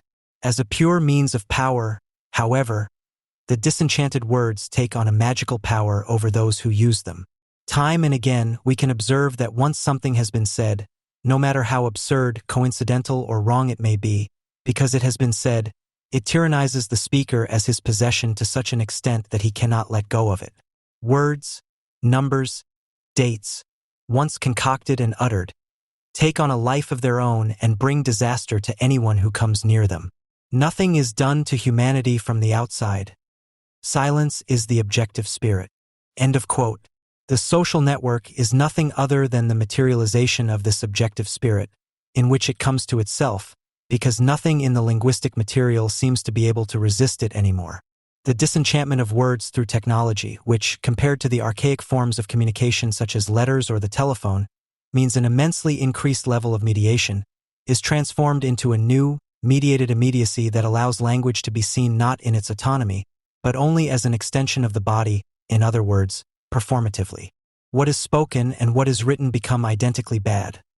All kinds of random chatter buzzes permanently through the virtual ether and acquires a delusional permanence, and everything that is written becomes reversible and thus arbitrary.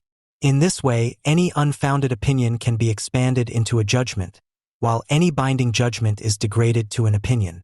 In the form of postings, blogs, or even in the repulsive emoticons, linguistic expression tends to be transformed back into slaps, pokes, shoulder slaps, and thigh slaps, in other words, into all the half-brutal, half-slimy gestures of stubborn effect, which language once happily transcended. That is why the new forms of communication allow neither criticism nor tenderness. Criticism, which aims at the thing and allows itself to be shaped by it, becomes a competition of denunciations, the objects of which are interchangeable, which is why no participant in the blogosphere is bothered by defending the same thing that was fought against only a short time before.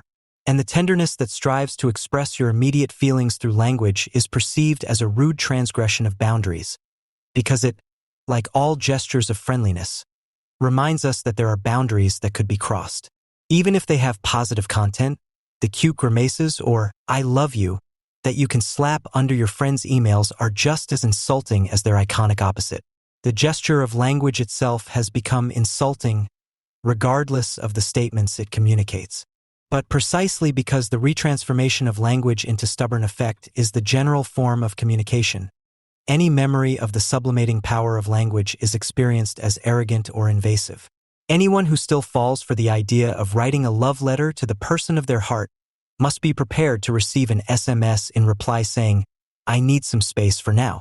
But anyone who criticizes the words or actions of their fellow human beings in the name of the object, rather than just insulting them personally, is considered to be unobjective. Unlike opinion, criticism aims at the realization of its object and leads away from the subject that exercises it. The freedom of opinion guaranteed by civil law protects less the narrow-minded opinion than it grants the right to go beyond it in its articulation. At best, opinion is the condition for valid knowledge, not the knowledge itself. This is why the fetishism of opinion, which is inherent in civil law, already contains the megalomania that is completely unleashed in civil society, which has inherited the decayed bourgeois society. This dialectic is the subject of Adorno's essay Opinion, Delusion, Society. Without a fixed opinion, without the hypostasis of something not fully recognized, without accepting something as truth when one does not know for sure whether it is the truth, experience, indeed the preservation of life, is hardly possible. All thinking is exaggeration, inasmuch as every thought, if it is a thought at all, overshoots its redemption through given facts. In this difference between thought and realization, however, the potential for both truth and delusion is embedded. Delusion can then invoke the fact that no thought can ever be guaranteed not to disappoint the expectation it contains. The boundary between healthy and pathogenic opinion is drawn in practice by the prevailing authority, not by objective insight. End of quote. The fact that in civil society the boundary between news, opinion, and criticism in the media is being leveled just as much as the boundary between private and public speech does not testify to a welcome freedom of expression on the part of the population, but rather indicates the convergence of prevailing authority and subjective madness and justifies the fear that the madness of individuals has long since become a process affecting society as a whole. Just as gossip and rumor, which already favor the objective persecution mania in the private sphere, have institutionalized themselves as valid mass communication through social networks, so the tendency typical of the authoritarian character to add one's 2 cents to everything is an expression of a society that has become a total opinion medium. The appropriate weekly newspaper for this society, Freitag, is also self-confidently called the opinion medium. It maintains a community of full-time freelance bloggers, before whose ad hoc tribunals the authors are obliged to answer promptly for each article. This equation of response and responsibility, which leads to editors, authors, and readers becoming entangled in inextricable communication tangles, is probably the undeniable indication of the current transformation of unfettered freedom of expression into arbitrariness and paranoia. It is precisely by granting everyone the right to express their opinions on any subject that unfettered subjectivity shrinks to a mere reflection of social dominance. But where thinking does not get stuck in opinion, but seeks to do justice to its subject, it is considered insubordinate and arrogant by the opinion fetishists. The corrective of opinion, writes Adorno, is the relationship of thought to its subject. By saturating itself with this, it changes and divests itself of the moment of arbitrariness. The organ of thought, wisdom, does not consist solely in the formal power of the subjective faculty to form concepts, judgments, and conclusions correctly, but also in the ability to apply this faculty to that which is not itself similar. The moment called cathexis by psychology, the occupation of the object in thought, is not external to it, but the condition of its truth. Where it atrophies, intelligence becomes dull. Blindness to the difference between the essential and the inessential is a first index of this. A little of this stupidity triumphs wherever thought mechanisms unroll themselves, run dry, and substitute their formalisms and regulations for the matter. The opinion that takes root in itself and continues without resistance bears traces of this. Mere opinion tends to that inability to stop which may be called pathic projection. End of quote. The affinity of the opinionated society to antisemitism is based on this similarity of thought, and not so much on the inflation of conspiracy theoretical content. More susceptible to this than simple stupidity, which could almost be saved by the dull-witted cleverness of mere opinion, is what Adorno aptly called dumbed-down intelligence, well-oriented idiocy, which is proud to have an opinion even where it has no idea. By constantly placing itself above the object and yet always remaining below it, by disposing of it without ever getting close to it, it extinguishes the consciousness of what is not like itself, and thus anticipates what the pathic projection is aiming for, and that, in the final analysis, is always the pogrom. But the criticism that subjective opinion rejects as polemical is, conversely, aimed at precisely that objectivity that mere opinion cannot grasp. As with Flaubert before him and Adorno after him, the impulse to criticize in Karl Kraus does not arise from the hybrid need to place oneself above the matter and to pose as a language-critical schoolmaster or a lone fighter for truth, but from the undeniable compulsion that emanates from the object itself and demands a response from the critic. It demands an answer from him not because it would be the critic's exclusive task within the division of labor to react to so-called impositions. He would rather lie on the water and look peacefully at the sky, but because criticism is the expression and realization of a shudder that has shaken the subject. As a sublimated articulation of idiosyncrasy, it presupposes the subject's responsiveness, which the mindless thinker has overcome in order to abandon himself all the more blindly to his equally impenetrable and stunted affects. It is not a sign of arrogance or weakness, but of incorruptible integrity, that great idiosyncratics such as Flaubert, Kraus, or Adorno have always taken truth and untruth quite personally, and that the individual impulse, rather than the smooth ultimate justification of judgments, was for them the ultimate binding criterion of truth.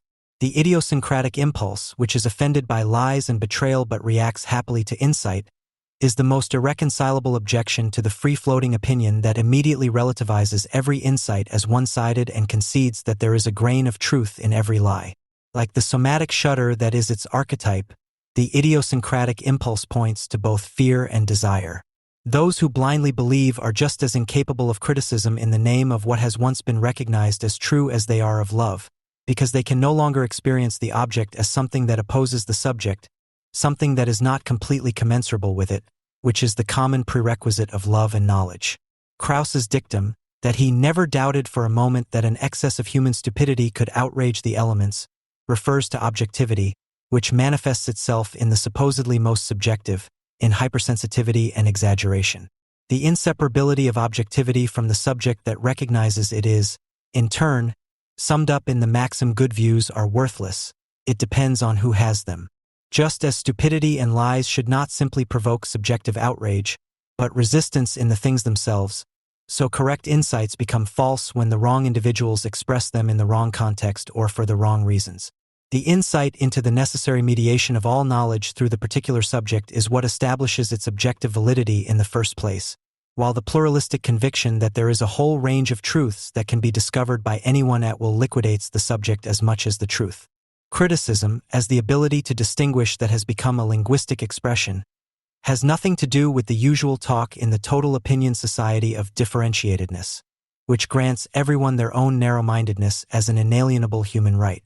The distinction, which does not simply sanction the opinion that has been let loose, but rather strives for the recognition of truth, does not aim at differences in which the matter itself always disappears, but rather at nuances in which the matter comes to itself.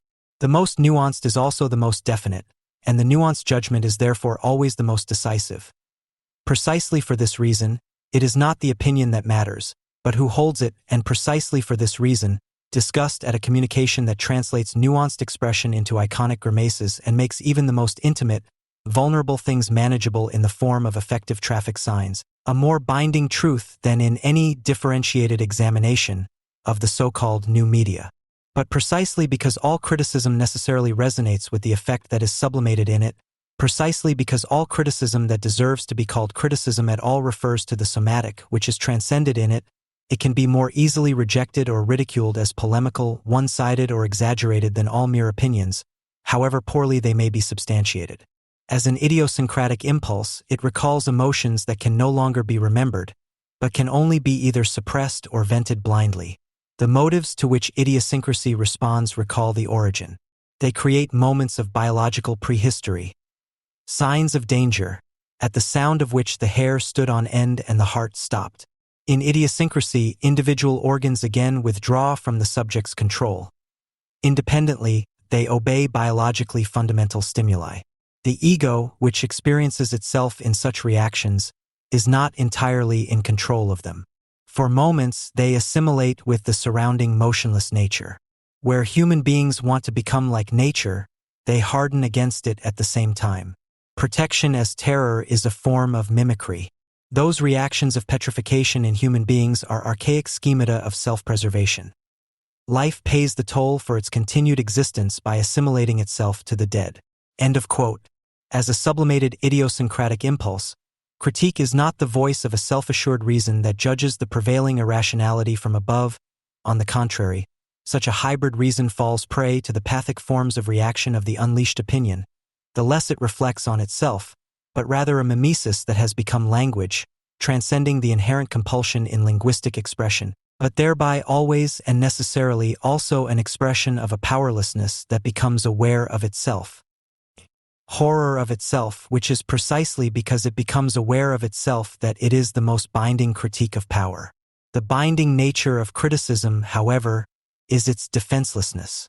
What makes its enemies so furious and at the same time so repulsively confident of victory is the knowledge of the weakness at the root of its truth. Indeed, the suspicion that its weakness itself could be its truth, because it recalls what weighs not only on individual hypersensitive individuals, but on humanity itself. Quote, "Those blinded by civilization only experience their own tabooed mimetic traits in some gestures and behaviors that they encounter in others, and as isolated remnants, as shameful rudiments in the rationalized environment. What repels as foreign is all too familiar. It is the contagious gestures of the immediate, suppressed by civilization. Touching, cuddling, appeasing, coaxing. What is offensive today is the untimeliness of those impulses. They seem to translate human relationships, which have long since become objectified, back into personal power relationships. All non-manipulated expression appears as the grimace that the manipulated one in the cinema, in Lynch law, in the Führer's speech, always was." End of quote. The fact that criticism does not take its object objectively but personally, and thereby does it justice, distinguishes it from the illusory objectivity of a blind rationalism that confuses truth with the absence of subjectivity, as well as from the subjectivism of mere opinion, which turns into objective violence.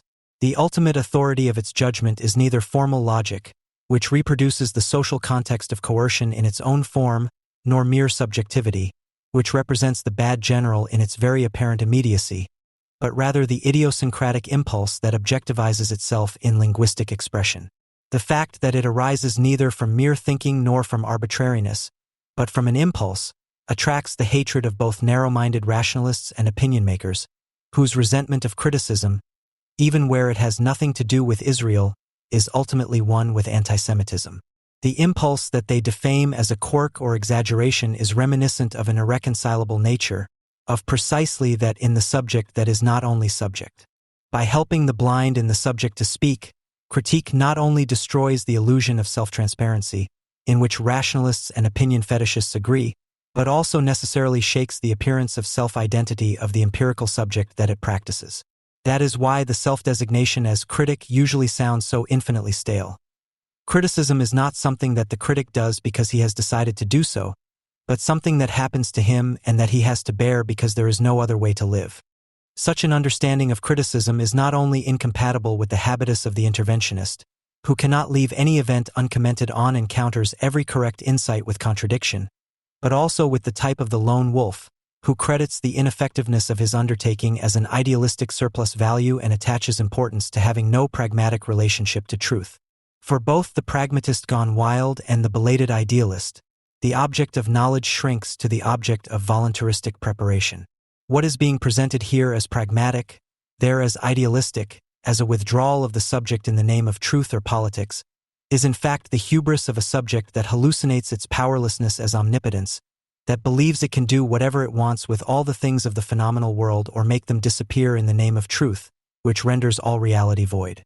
Such a released subjectivity is neither proof of how great an individual we are allowed to be today, nor is it a lifeline that the lost individual could use to ensure himself against the realization of his powerlessness. In truth, it seals the liquidation of subjectivity that takes place daily by erasing everything in thinking that elevates it above the mere duplication of reality.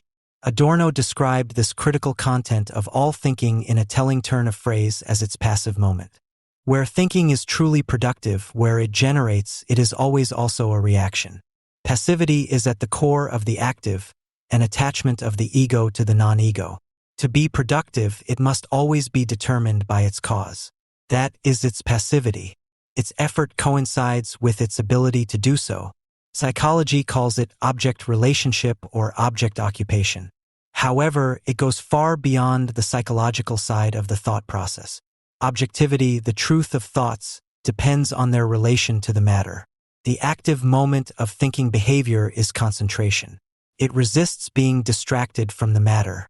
Through concentration, the tension of the ego is conveyed by an opposite. The enemy of thought is greed, the distracted gaze out of the window, which wants nothing to escape it. End of quote. The passive element at the core of activity, which is necessary for criticism as a contradiction, lies in its responsiveness, in its refusal to harden against the experience of contradiction within itself, against the resistance that reality offers to thinking as soon as it does not draw from itself, but only wants to rise above it. The view out of the window, which in Adorno's work strangely enough functions as an image of greed, which should not miss anything, could almost be saved as a foreshadowing of something better in view of the disintegration of that ability to concentrate passively.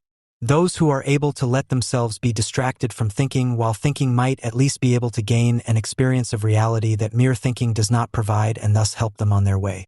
The window is not only a symbol of the disruption with which the chaotic world asserts itself in the private moment of concentration, but also of the distraction, and possibly even the shock, through which reality alone penetrates the dungeon of inwardness. Perhaps this is even the last hope that remains for thought.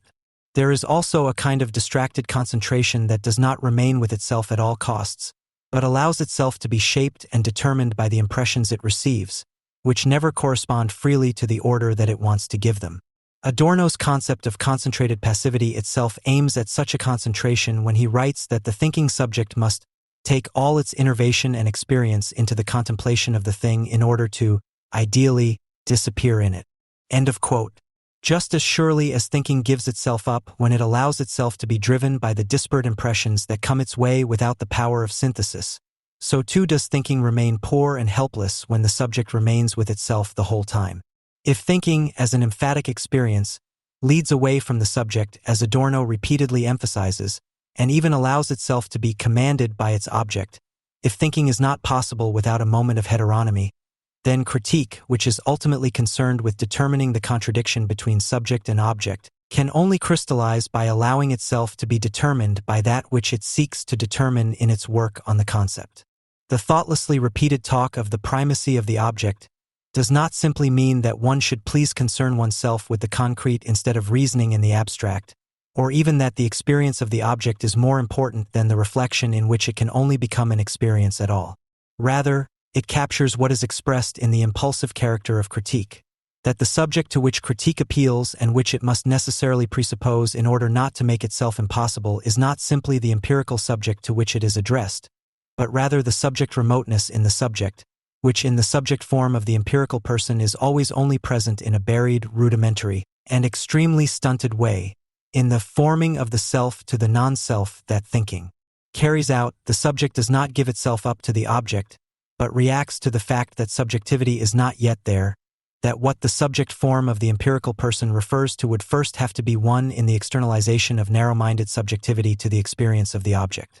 The agent of this externalization and thus the measure of the success or failure of all criticism is still language, which cannot be separated from the thing.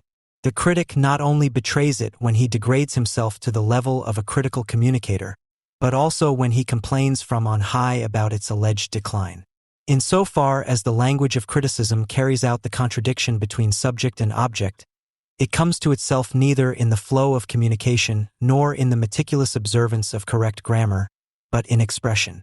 It is only in expression that object and subject communicate. It leads beyond the rules of formal logic codified in grammar, as well as beyond the stubborn subjectivity that must divest itself of the general nature of language in order to break open its own shell. The obvious word, which seems to be just as easy to come by and just as quickly outdated as the obvious opinion, sabotages the ability to express oneself no less than the fetishism of linguistic rules, which does not accept any argument that is not transparently justified and for which only evidence but no evidence applies. Linguistic expression, and thus knowledge, transcends both. In emphatic thinking, the analytical judgments that it inevitably has to use become false. The power of thinking not to swim with the current is the power of resistance to the preconceived. End of quote. While the refusal to swim with the current of others, which is usually disparagingly referred to as the mainstream, has long since become a consensus in the total opinion society, the power of thinking not to swim with one's own current, seems to have almost disappeared. Every schoolchild now learns what he or she can later do as an infantile adult on Facebook and various other social networks, as well as in a profession that is indistinguishable from life itself, to question every banality, to overthrow supposed authorities, to say yes to difference, and to welcome every obvious nonsense as an enrichment of perspectives. In order to distinguish one's own dull subjectivity, which as an abstract peculiarity is nothing more than the mirror image of the false general, from an imagined conformity. That resistance to the preconceived is not articulated in resistance to the mainstream, but in the power of thought, not to swim with the current, that is, to think what contradicts thinking and thinking, must be incomprehensible to a consciousness that has lost all ability to occupy objects and is therefore only able to perceive everything foreign to the subject as a disturbance or enrichment, and thus as perspective material for its own subjectivity. Criticism can only resist this transformation of all objects of experience and thought into mere material for subjective conditioning, the flip side of which is the liquidation of living subjectivity, if it does not see itself as communication or imagine itself to be outside this development in assumed solitude. Rather, it must reflect on its own double loss. It is not only lost in the social whole, which at best tolerates it as a quirky specialty within life, which has become a total operation. It is also lost in the subjects themselves, of whom it is by no means certain to what extent they are still responsive to the impulse from which criticism arises and to which it appeals. Only where critique does not present itself as a self-assured gesture towards an inferior reality, but rather takes an unprotected look at the extent to which the subjects themselves have long been marked by the rigor mortis that one so readily and carelessly attributes to society, is this impulse perhaps still capable of being preserved. It is now rare to see a humanities scholar posing in front of a bookshelf or at a desk for a book cover photo. As a background, they prefer the natural world outside, at least their garden, if not the forest, a mountain landscape, or the seashore. On homepages, hardly any passport photos are presented anymore, but lively snapshots showing the researcher listening grimly, contradicting with his index finger or struggling with his hands to verbalize his insights in conversation with similarly gesticulating colleagues. Because the images are intended to mediate between academia and the non-academic public, it is part of the program to present the researcher and thinker as a source of energy that bubbles over with gestures and facial expressions, constantly opening up to others as an exemplary externally guided character. In order to be accepted by society, intellectual work must, as it were, disguise itself as physical work and feign abilities that are of only secondary importance in its own field of application. It is just as true that walking in nature helps you think as it is that body language can contribute to the precision of linguistic expression. Even team discussions, which have become the most popular interview format in the scientific journals of the Leibniz Association and the Max Planck Society, can have both factual and formal advantages over mere dialogue. But if this becomes a template for spontaneity and vitality, it is a sign of a crisis of legitimacy in intellectual work. The boom in gestural and mimetic expressivity in the scientific community, which is currently taking place precisely because of the extensive closure of the analog public sphere, reinforces the suspicion that this is a symptom of a crisis. The shift of lectures, tutorials, and teaching to the internet and the transformation of academic communication into an online format apparently reinforce academics' sense of the need to place vividness, spontaneity, and variety at the center of their teaching work in order to attract an audience, instead of simply allowing them to happen as happy side effects of successful thinking and speaking. In an instructive article in its business section, the Frankfurter Allgemeine Sonntagszeitung diagnosed that cyclists are the traffic policy leaders of the future, at least in German cities. Today, 70 million bicycles are rolling through the country, compared to 60 million in the year 2000. 4 million bikes are sold every year, more than cars. It is no longer just the university towns such as Freiburg or Münster that are mutating into bicycle cities. Even the largest German metropolises such as Cologne, Munich, or Frankfurt are recording increasing numbers. Berlin is also becoming the nation's bicycle capital. Since 2008, the number of cyclists in Berlin has doubled, according to a study by the Innovation Center for Mobility and Social Change. The capital is to become a nationwide role model. The National Cycling Plan 2020, recently presented by Federal Transport Minister Peter Ramsauer, envisages that in 8 years' time, 1 in 5 journeys in Germany will be made by bicycle. FAS, September 30, 2012. Anyone who has ever seen a progressive-minded native of Kreuzberg's Kottbusser Tor casually tap an environmentally correct grandmother on the shoulder and say, "Hey, sorry," before speeding off to an anti-aircraft noise demonstration with an unmitigated thirst for action knows what is being threatened here. The conviction that motorists are reactionary Philistines and therefore always in the wrong, and that pedestrians are archaic relics in the sustainable traffic flow of the big city, may be favored by banal empirical reasons, such as the fact that cyclists do not have to take a driving test and are not subject to compulsory registration. But they are a danger above all because they have long since had the spirit of the world at their backs on their journey into the DIY future. Whereas cycling used to be an activity that allowed you to let your soul dangle and your thoughts wander, something for the short but fulfilling time between private life and work, between duty and inclination, it soon became a badge of politically correct attitudes, a leisure activity undertaken in an honorary capacity, and finally a valid expression of post-bourgeois mass mobilization, in which everyone, by stubbornly and optimistically going their own way, acts as an organic component of the flexible patchwork cliques that make up an integral society. Cars and pedestrians are both phenomena of the bourgeois era and embody its promise of happiness as well as its necessary betrayal. In the worst case, a car with toilet paper stuck to the rear window, a heart for children on the windshield and crumbs of butter biscuits on the seat cushions is the more unsightly miniature version of one's own joyless semi-detached house. At best, it is a mobile extension of the private sphere into public space, enabling the citizen, especially the bourgeois nuclear family, whose form it replicates in every topographical detail, to be alone in public, to combine rapid movement with calm repose, and in this way to split up the day into two halves. In the linear time of the smoothest possible crossing of space, and in the individual time that one can gain from this merely quantitative time despite the pragmatic purpose, thanks to the car. Because the car does not deny the contradictory relationship between public and private spheres, of which it is a product, but rather embodies it, it has not only become part of a mythology of prosperity, independence, and patriarchy, but is also remembered as a place of intimacies that are half homely and half embarrassing. In the car, you can listen to your favorite music with your partner, breastfeed babies, read stories to children, sleep, have breakfast, and make love. It has its own license plate, just like your own apartment has a number. And just like your apartment, you don't just let just anyone into your car. In this respect, the passage from the Dialectic of Enlightenment in which Theodore W. Adorno and Max Horkheimer identify the car as a symptom of isolation through traffic sounds as valid today as it does outdated. The railway was replaced by cars. With your own car, travel acquaintances are reduced to semi-threatening hitchhikers. People travel in strict isolation from each other on rubber tires. In every family car, only what is discussed in the other car is spoken about.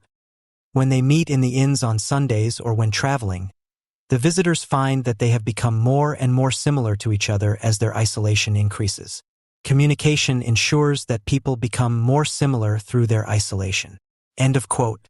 The diagnosis of the antisocial nature of the car in comparison with the railway is as undeniable as it is anachronistic. As certain as hitchhikers are a dubious alternative to the travel acquaintances of the outdated upper middle class, and as much as one wishes to see the public relations workers who make themselves comfortable next to a seat with a tidy, is this seat taken? Between Berlin and Cologne. To spend the next 6 hours Skyping with their coaching group, you could leave them standing in the corridor like the hitchhiker on the country road. Today, the equalization of people through their isolation is better achieved by the more flexible bicycle than by the sedate car. It is cheaper, easier to replace, easier to repair, does not need a parking space, does not need its own lane, can be taken on the train or in the car, and since its users are on the road with helmets or with iPads and headphones, they surpass every Sunday driver in offensive dullness. In the bourgeois era, pedestrians were the complement to motorists, embodying the same contradiction between private and public life in a different way. As private individuals who are on the move with an unknown destination and constantly encounter other unknown people who are nevertheless their equals, they represent a public sphere that does not level the private sphere in its own sphere, but respects it and, for example in cafes and on park benches, even allows for varieties of intimacy that could only arise within this public sphere. The pedestrian also splits the time of crossing the space into the purposeful linear time and the time of individual experience, which becomes the sole purpose for the flaneur, but runs alongside every passerby and structures perception. Because every passerby carries his or her private sphere with them, as it were, as a suggestion, A tangible sign of this is the almost extinct umbrella as a portable roof, which can resemble a symbolic invitation to someone's home. Urban passersby have developed their own attentiveness. The new social forms of traffic have forced them to constantly perceive each other in a subtle choreography, but also to avoid each other, to tolerate proximity and yet to maintain distance. Where the element of purposelessness still comes to the fore in cycling today, it can be something similar to a mobile stroll. However, where it acts as an agent of mobility and social change, and an entire society reorganizes itself with its help in accordance with a national traffic plan, it is a symptom of permanent self-mobilization which has long since also taken hold of passersby. They prepare themselves for a long walk to the bakery.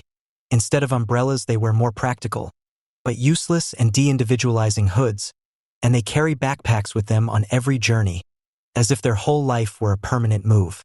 It was only in an age in which everyone is always powerfully on the move, even if it's just to go out the front door, that the trolleys that the current tourist bashing likes to complain about could arise. What is symptomatic about them is not just the noise they make, but the fact that their purely functional design transforms the suitcase into a quasi-motorized vehicle that relentlessly rattles forward on its wheels as if on rails, and is not carried by its owner but steered by him, which is why a single suitcase driver can sound like a whole freight train. In this respect, the origin of the trolley suitcase, which developed from the principle of the sack truck, is not the leisure industry but rather the world of work, transportation, and construction, and is more than a coincidence of technological history. It indicates that life today has become something that needs to be managed without wasting time, and that the purpose of making it easier for the sake of purposeless enjoyment and happy time wasting is no longer an issue. It is fitting that almost all citizens in the big cities are now on wheels anyway. Managers scoot to work like children on kickboards.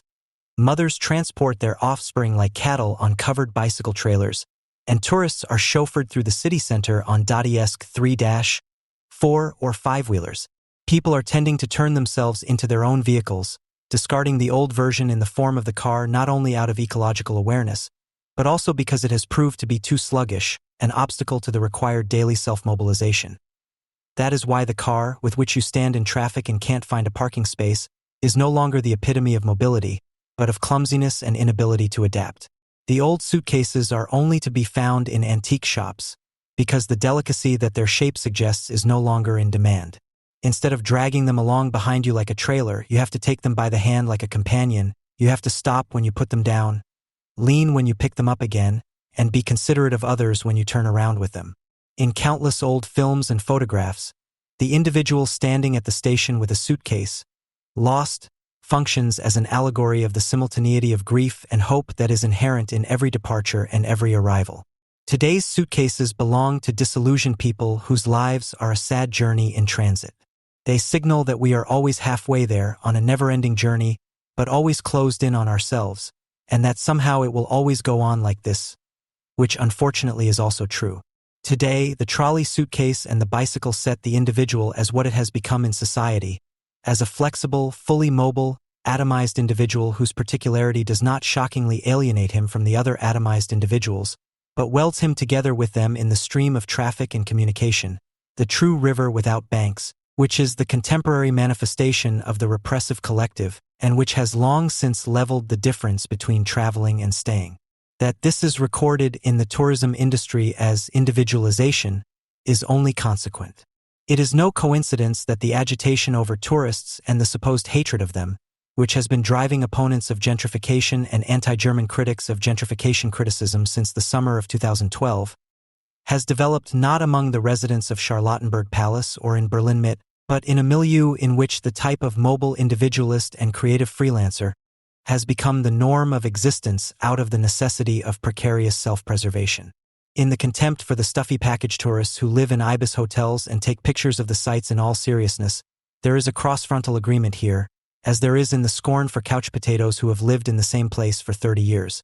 Even high-class tourism is not the most important target of the left-wing alternative tourist hunt, despite the resentment against upgrading, which not only reminds us that some people have it better, but also that everyone could actually have it better. Rather, it is, and this identity between subjects and objects seems to be characteristic of the shadow battle over left-wing alternative tourist hatred, against people who are hardly distinguishable from oneself in their economic living conditions as well as in their lifestyle and who prefer to live in those neighborhoods where everyone is together and always only visiting themselves. Nowhere else is the average length of a rental contract as short as in these neighborhoods, where every cafe is a shared flat with a bar and every apartment is a public place 24 hours a day, much to the annoyance of the backwoods egoists among the residents. Sometimes the same people who mock party tourists and Ballermanization make it clear that you are a habitual fascist if you call the police just once for a disturbance of the peace at night. This is forgotten by the critics of gentrification, who, in their justified polemic against the ideology of the neighborhood and against residential communities that proudly claim not to be functional shared apartments, imply that the neighborhood simply functions like an urban village and the residential community like a small-scale Volksgemeinschaft. In fact, these new forms of living are not a mere regression, not a mere relapse of the big city into provincialism, but a symptom of the bad sublation of the opposition between cosmopolitanism and autochthony. Precisely because, unlike in authentically ethnic German village communities, no one here believes in an existing homogeneity that must be kept pure at all costs. Because there is no natural unifying spirit to connect the atomized monads, and yet all citizens are merely free to be released at any time, a collective citizen proximity is practiced through neighborhood festivals, neighborhood flea markets, neighborhood children's shops, and neighborhood offices, the social basis of which has in fact long since eroded, precisely because they are connected to each other by nothing but the demands of their increasingly miserable subsistence competition, precisely because in a mixture of existential necessity and the compulsion to distinguish themselves, they are all dependent on each other and at the same time want to outdo each other, because nowhere else does anything else prevail but the purpose, which is blind to itself and has therefore become empty. Everyone here objects particularly loudly to living in purpose-based shared flats.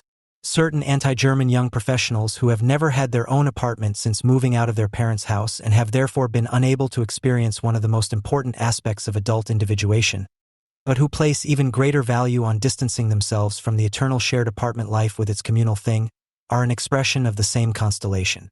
Namely, a development that should be described as hostelification of the big city, rather than as touristification. With the demise of bourgeois apartments and the old, comparatively calculable rental relationships, traditional hotels are also losing their significance. The old-style hotel derived its half-uncanny, half-adventurous appeal from the fact that it combined the utmost anonymity with the utmost intimacy. Nowhere else could one be completely alone and yet only one among many at the same time. This convergence of anonymity and intimacy, which made hotels a genuinely metropolitan phenomenon of modernity and linked them to other modern urban topoi, especially cafes and train stations, became the subject of novels, films, paintings, and songs that once again presented bourgeois individuality, already in a state of decay, in the microcosm of the hotel in a melancholy light. The hotels were not only the setting for fiction, but also for the real-life characters of con artists and detectives, agents, and occasional prostitutes. Here, respectable people used false names so that they could finally be themselves, and here, adultery and affairs took place when they were pleasurable rather than stressful. The more the hospitality offered in hotels, not just as a service but as a gesture of civilization, is eradicated from the mobile society as an anachronistic disruption, the more those who, instead of rolling out their camping mat at work or with friends, claim the privilege of staying in a hotel for themselves and possibly express special requests for rooms or breakfast, are considered unsociable. Wherever the collective of colleagues and friends, which is in the process of replacing the nuclear family as the nucleus of society, can afford to accommodate its peers in a hotel, infantile communal events ranging from workshop breakfasts to late-night electronic parties ensure that no one escapes for more than an hour a day. In the precarious art and intellectual milieu, where there is less money, you are deposited as a guest speaker or performance artist after nights spent in seedy bars in changing part-time shared flats, in whose crusted kitchens you have to scrape your morning coffee together from the corners of the fridge and leave the key in the mailbox when you set off for the station after looking at the city map.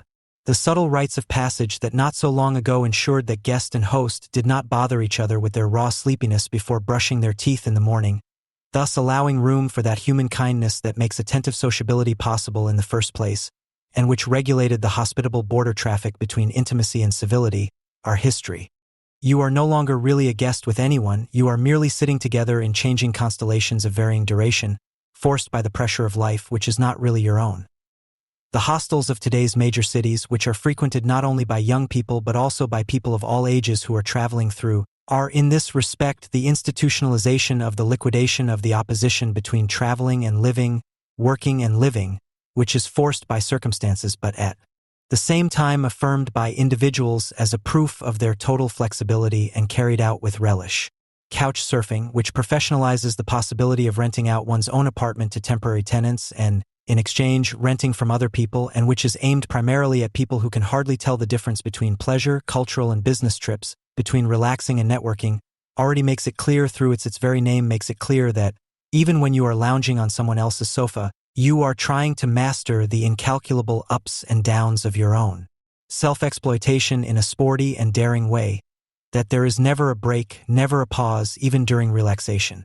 The suspenseful surprise of suddenly being placed in the intimate proximity of a previously unknown person, thanks to a combination of necessity and chance, has become an anachronistic experience in the face of such conditions. The happy shyness of sleeping in a strange bed is an atavistic remnant of feeling. Just as atavistic as the archaic fear of the hitchhiker, a figure that is mainly preserved in horror films and psychological thrillers, and the mixture of intimate threat and intimate promise that it embodies. In times of professionalized carpooling, which takes into account the fact that one's own car, if still available, is today just as much a public space that can potentially be rented out to anyone at any time as one's own apartment, a kind of shared flat in miniature, the old hitchhikers disappear from the streets and transform themselves into more or less good customers of their own mobility.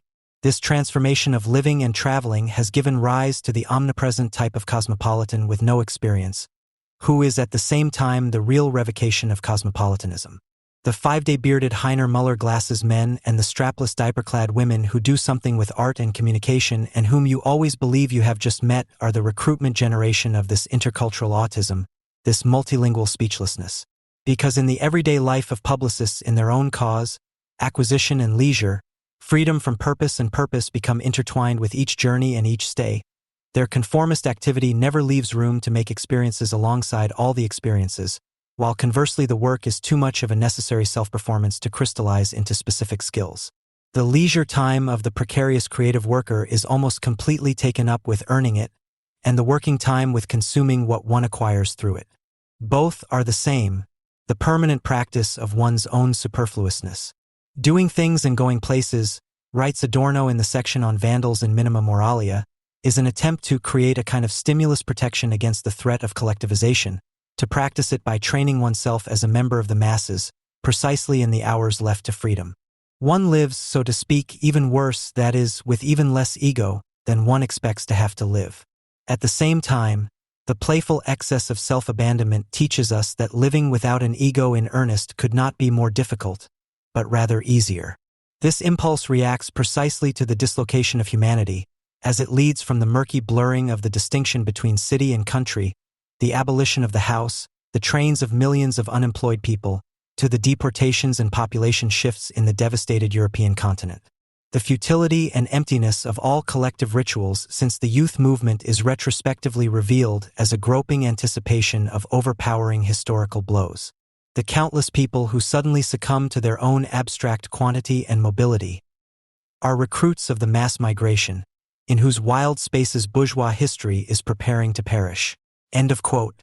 Today, as it has died out, people who only formally act as individuals, but who are in fact identical with their roles, which change according to requirements, experience the fact that it could not be more difficult to live without an ego, but rather easier not as a dawning realization, but as an unquestionable prerequisite for daily self-preservation. The antagonism between ideology and reality, which in the type described by Adorno had not yet been completely mended, so that it seemed possible in the process of anticipatory adaptation to reflect on oneself in relation to oneself, has thus been leveled.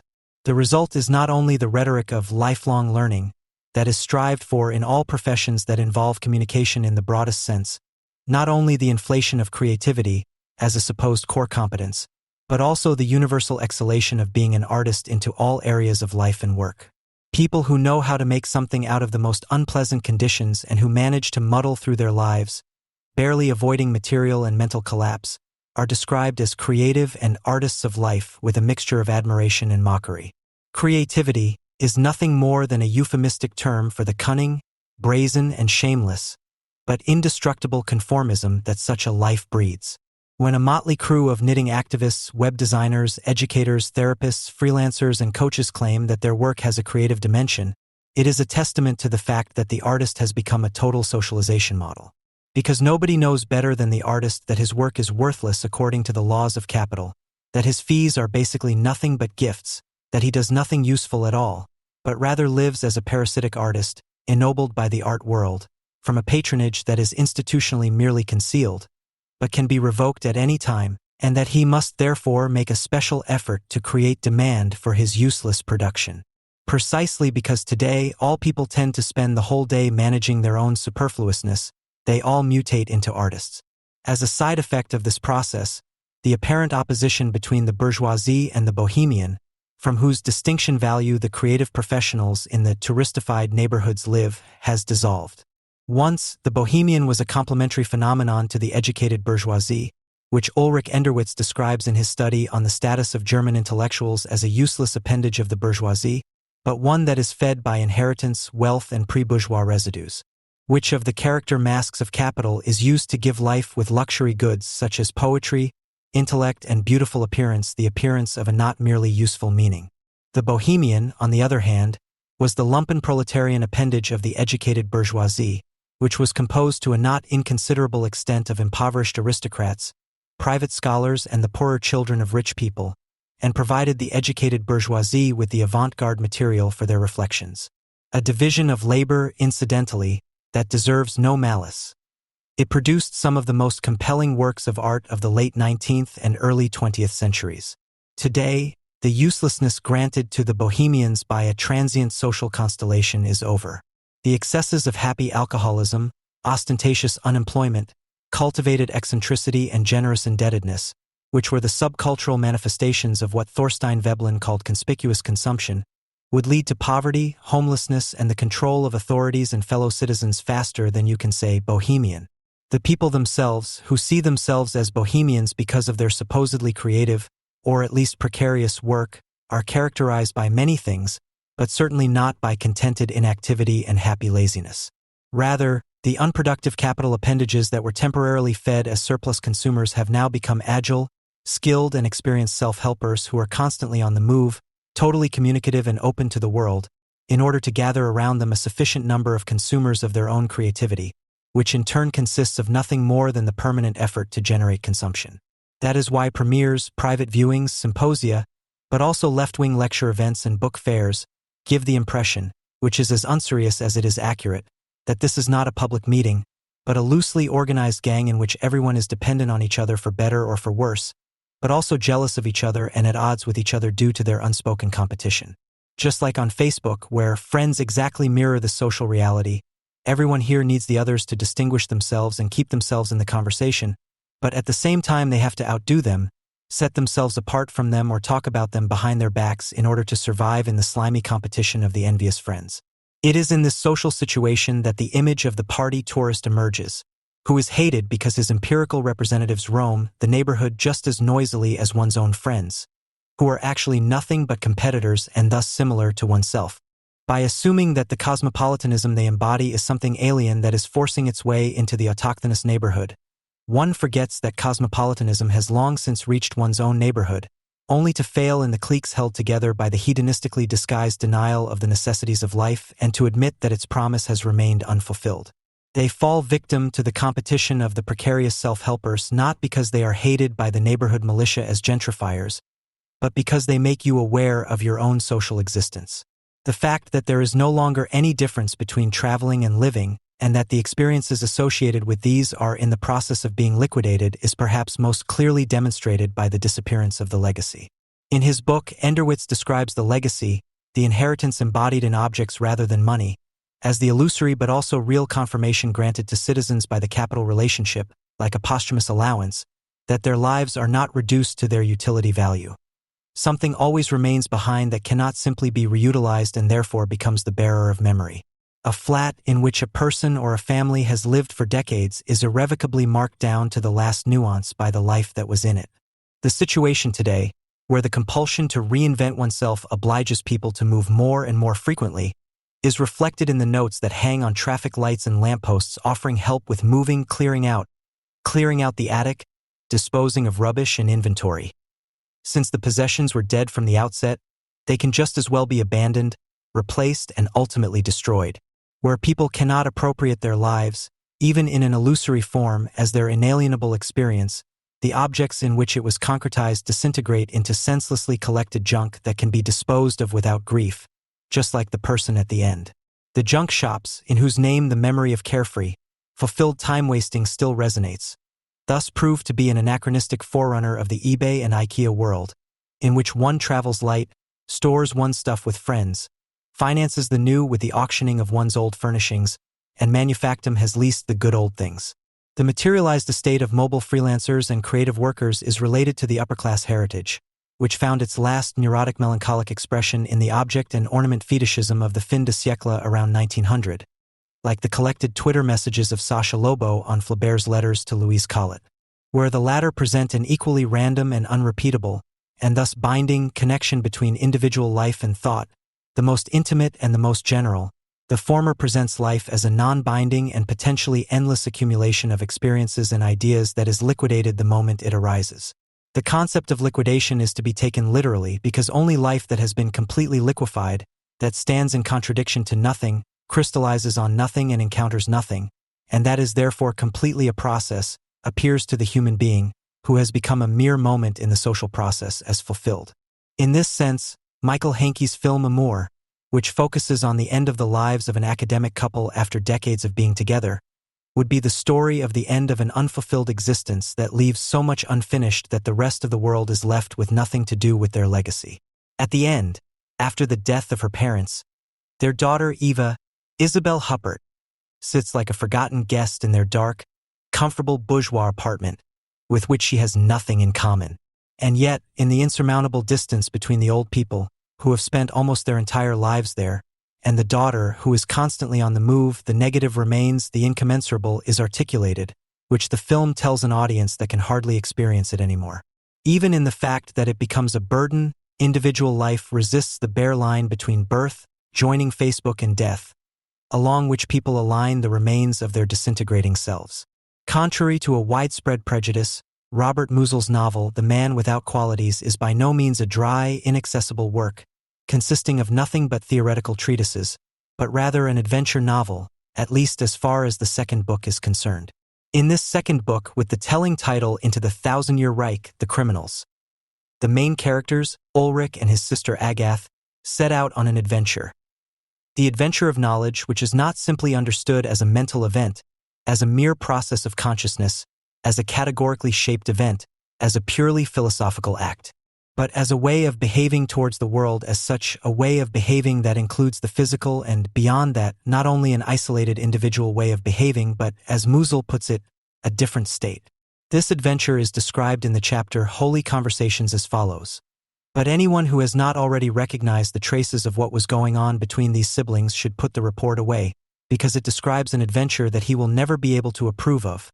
A journey to the edge of the possible, which led past the dangers of the impossible and unnatural, even the repulsive, and perhaps not always past. A borderline case, as Ulrich later called it, of limited validity, reminiscent of the freedom with which mathematics sometimes uses the absurd to arrive at the truth. He and Agath found themselves on a path that had a lot to do with the business of those seized by God, but they walked it without being pious, without God or soul, and without even believing in an afterlife or a hereafter.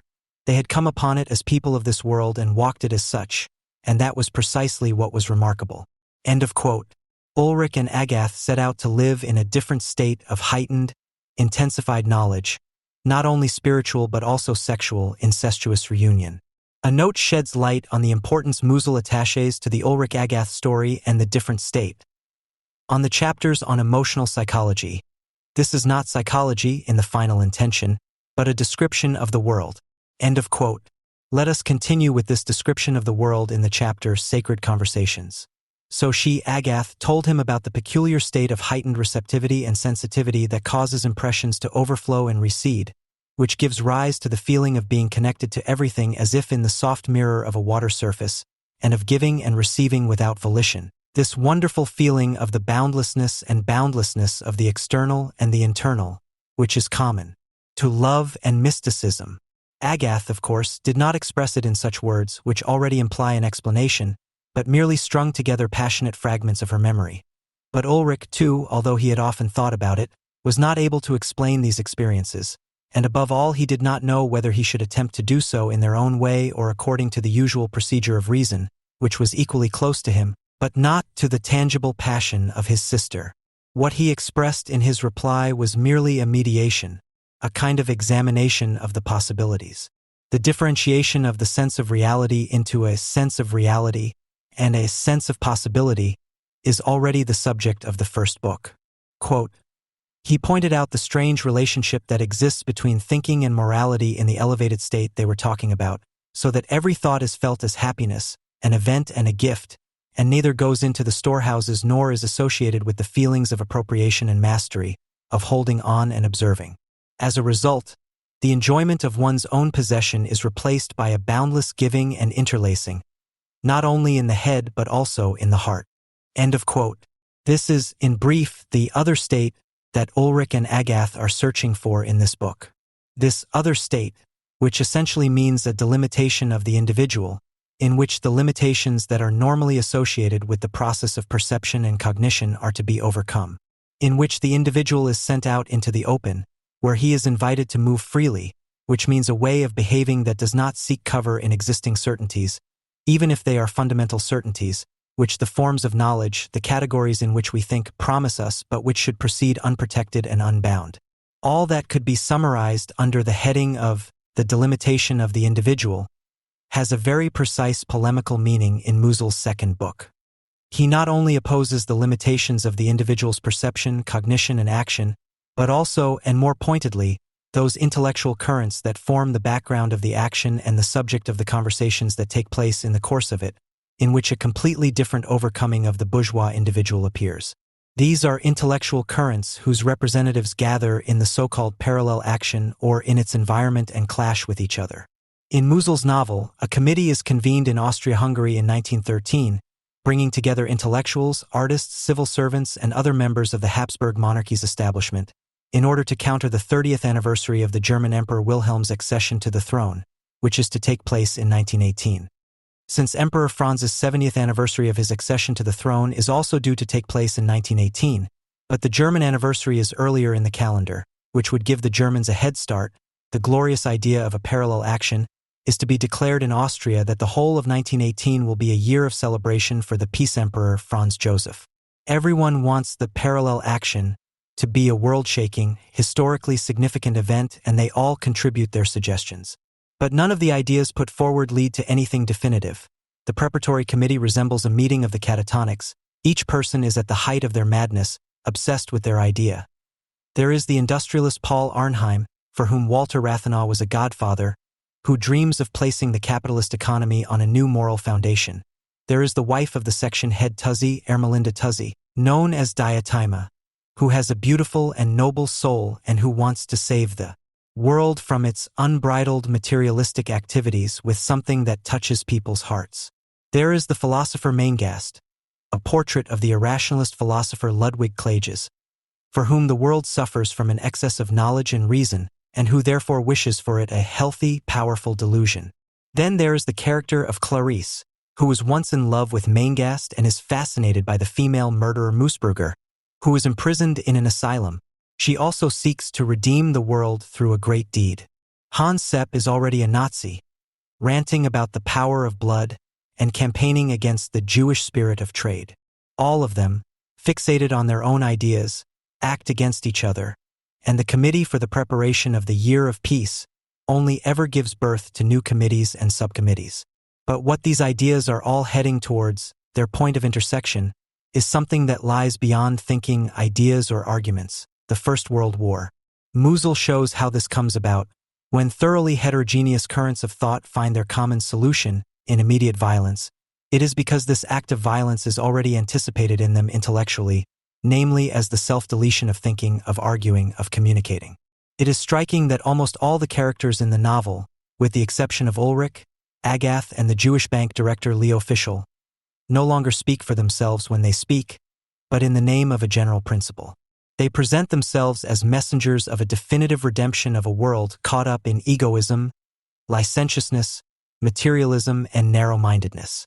They are also concerned with something that superficially resembles what Ulrich and Agath are striving for: overcoming, abolishing, removing the boundaries of the bourgeois subject.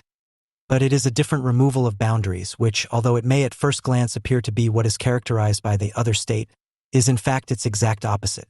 A subject that no longer speaks as a subject, no longer in the name of itself, but in the name of a general, higher principle, has virtually already annulled itself and mentally assimilated itself to this general principle.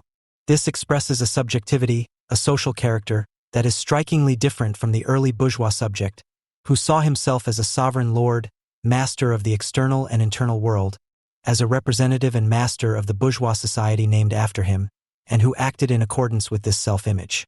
The subject expressed here is already a post-bourgeois subject that hallucinates its powerlessness as omnipotence, converts its fatalism into a thirst for action, and ultimately attempts to play the role of the life and death-distributing fate itself, in complete resignation to fate.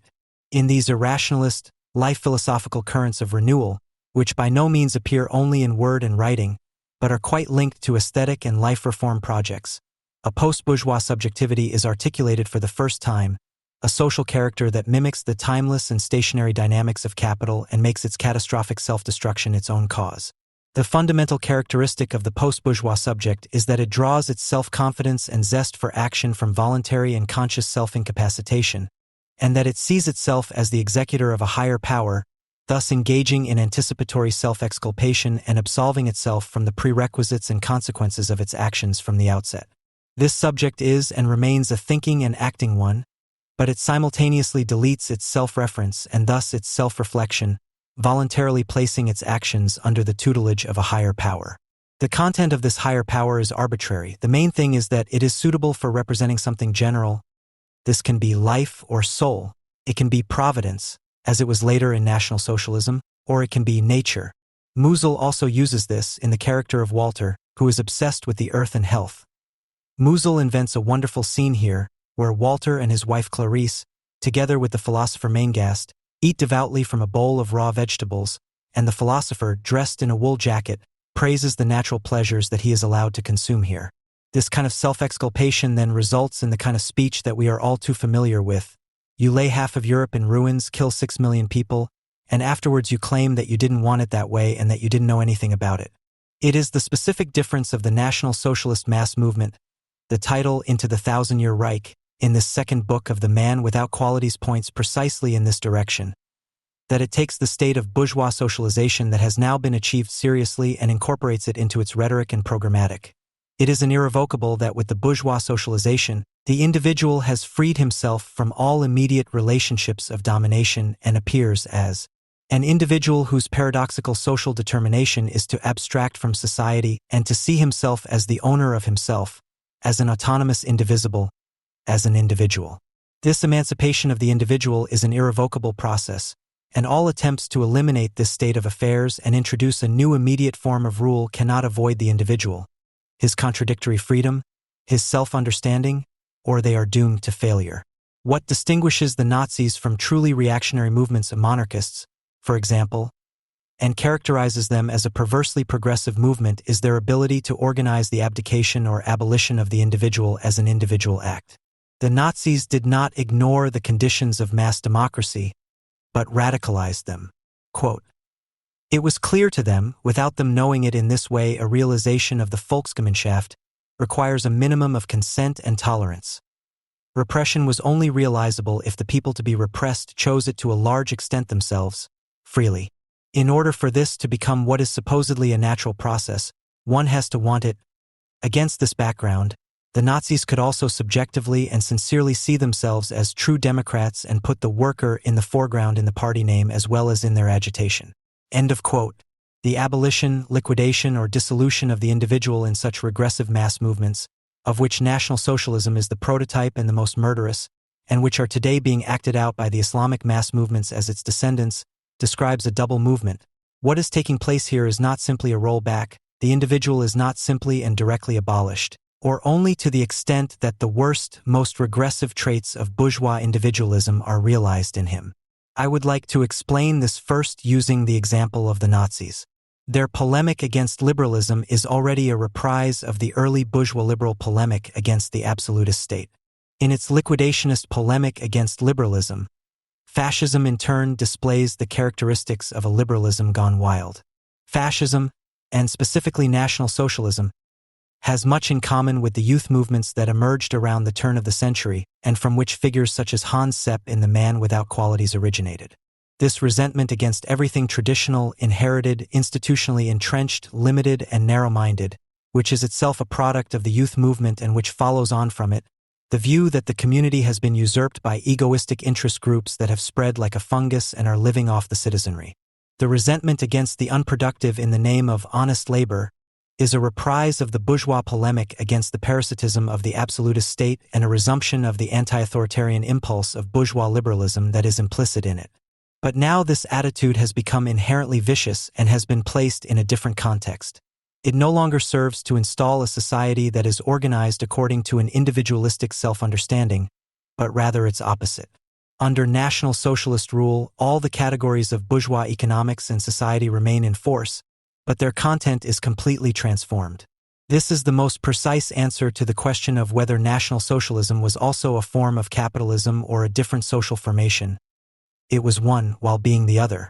Hermann Brock, who was not an explicit fascism theorist, nevertheless put this better into words than all fascism theories put together. National Socialism turns the purpose of life of every society into a purpose of death.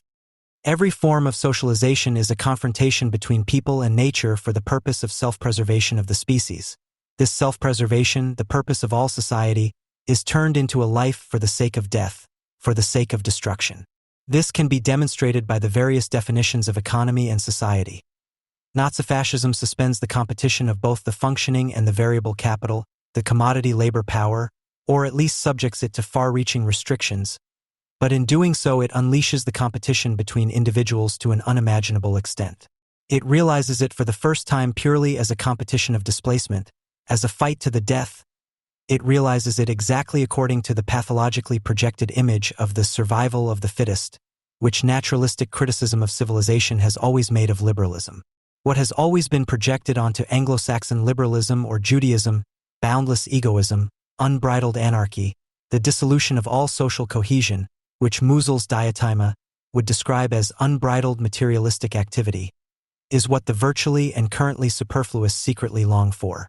And it is fascism that turns this projection into social reality by providing it with institutional support and backing, and by staging the dream of all as a nightmare for those who have been marked for elimination.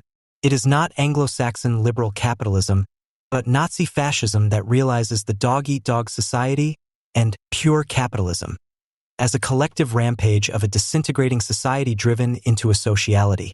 As a regime that therefore deserves to be called neoliberal with good reason, Nazi fascism emancipates the subject, even in a perverse sense, by liquidating it.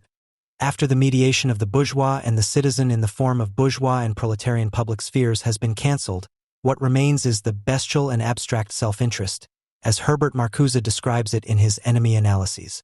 It is not the case that the National Socialist subject no longer pursues any interests, but it is reduced to that bestial and abstract self-interest.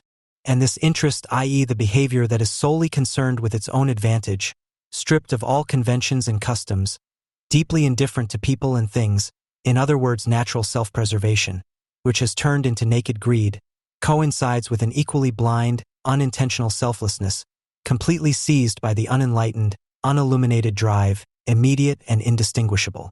That sounds complicated, it is complicated, and it is also incomprehensible. The only possibility is to name this perverse, non-rationally comprehensible unity of self-preservation and self-destruction in the individual and to genetically reconstruct this incomprehensibility. The declaration of enmity that drives all individuals, in the name of which they all rally together to form the Volksgemeinschaft, at the same time divides them and sets them in a relationship of bitter competition.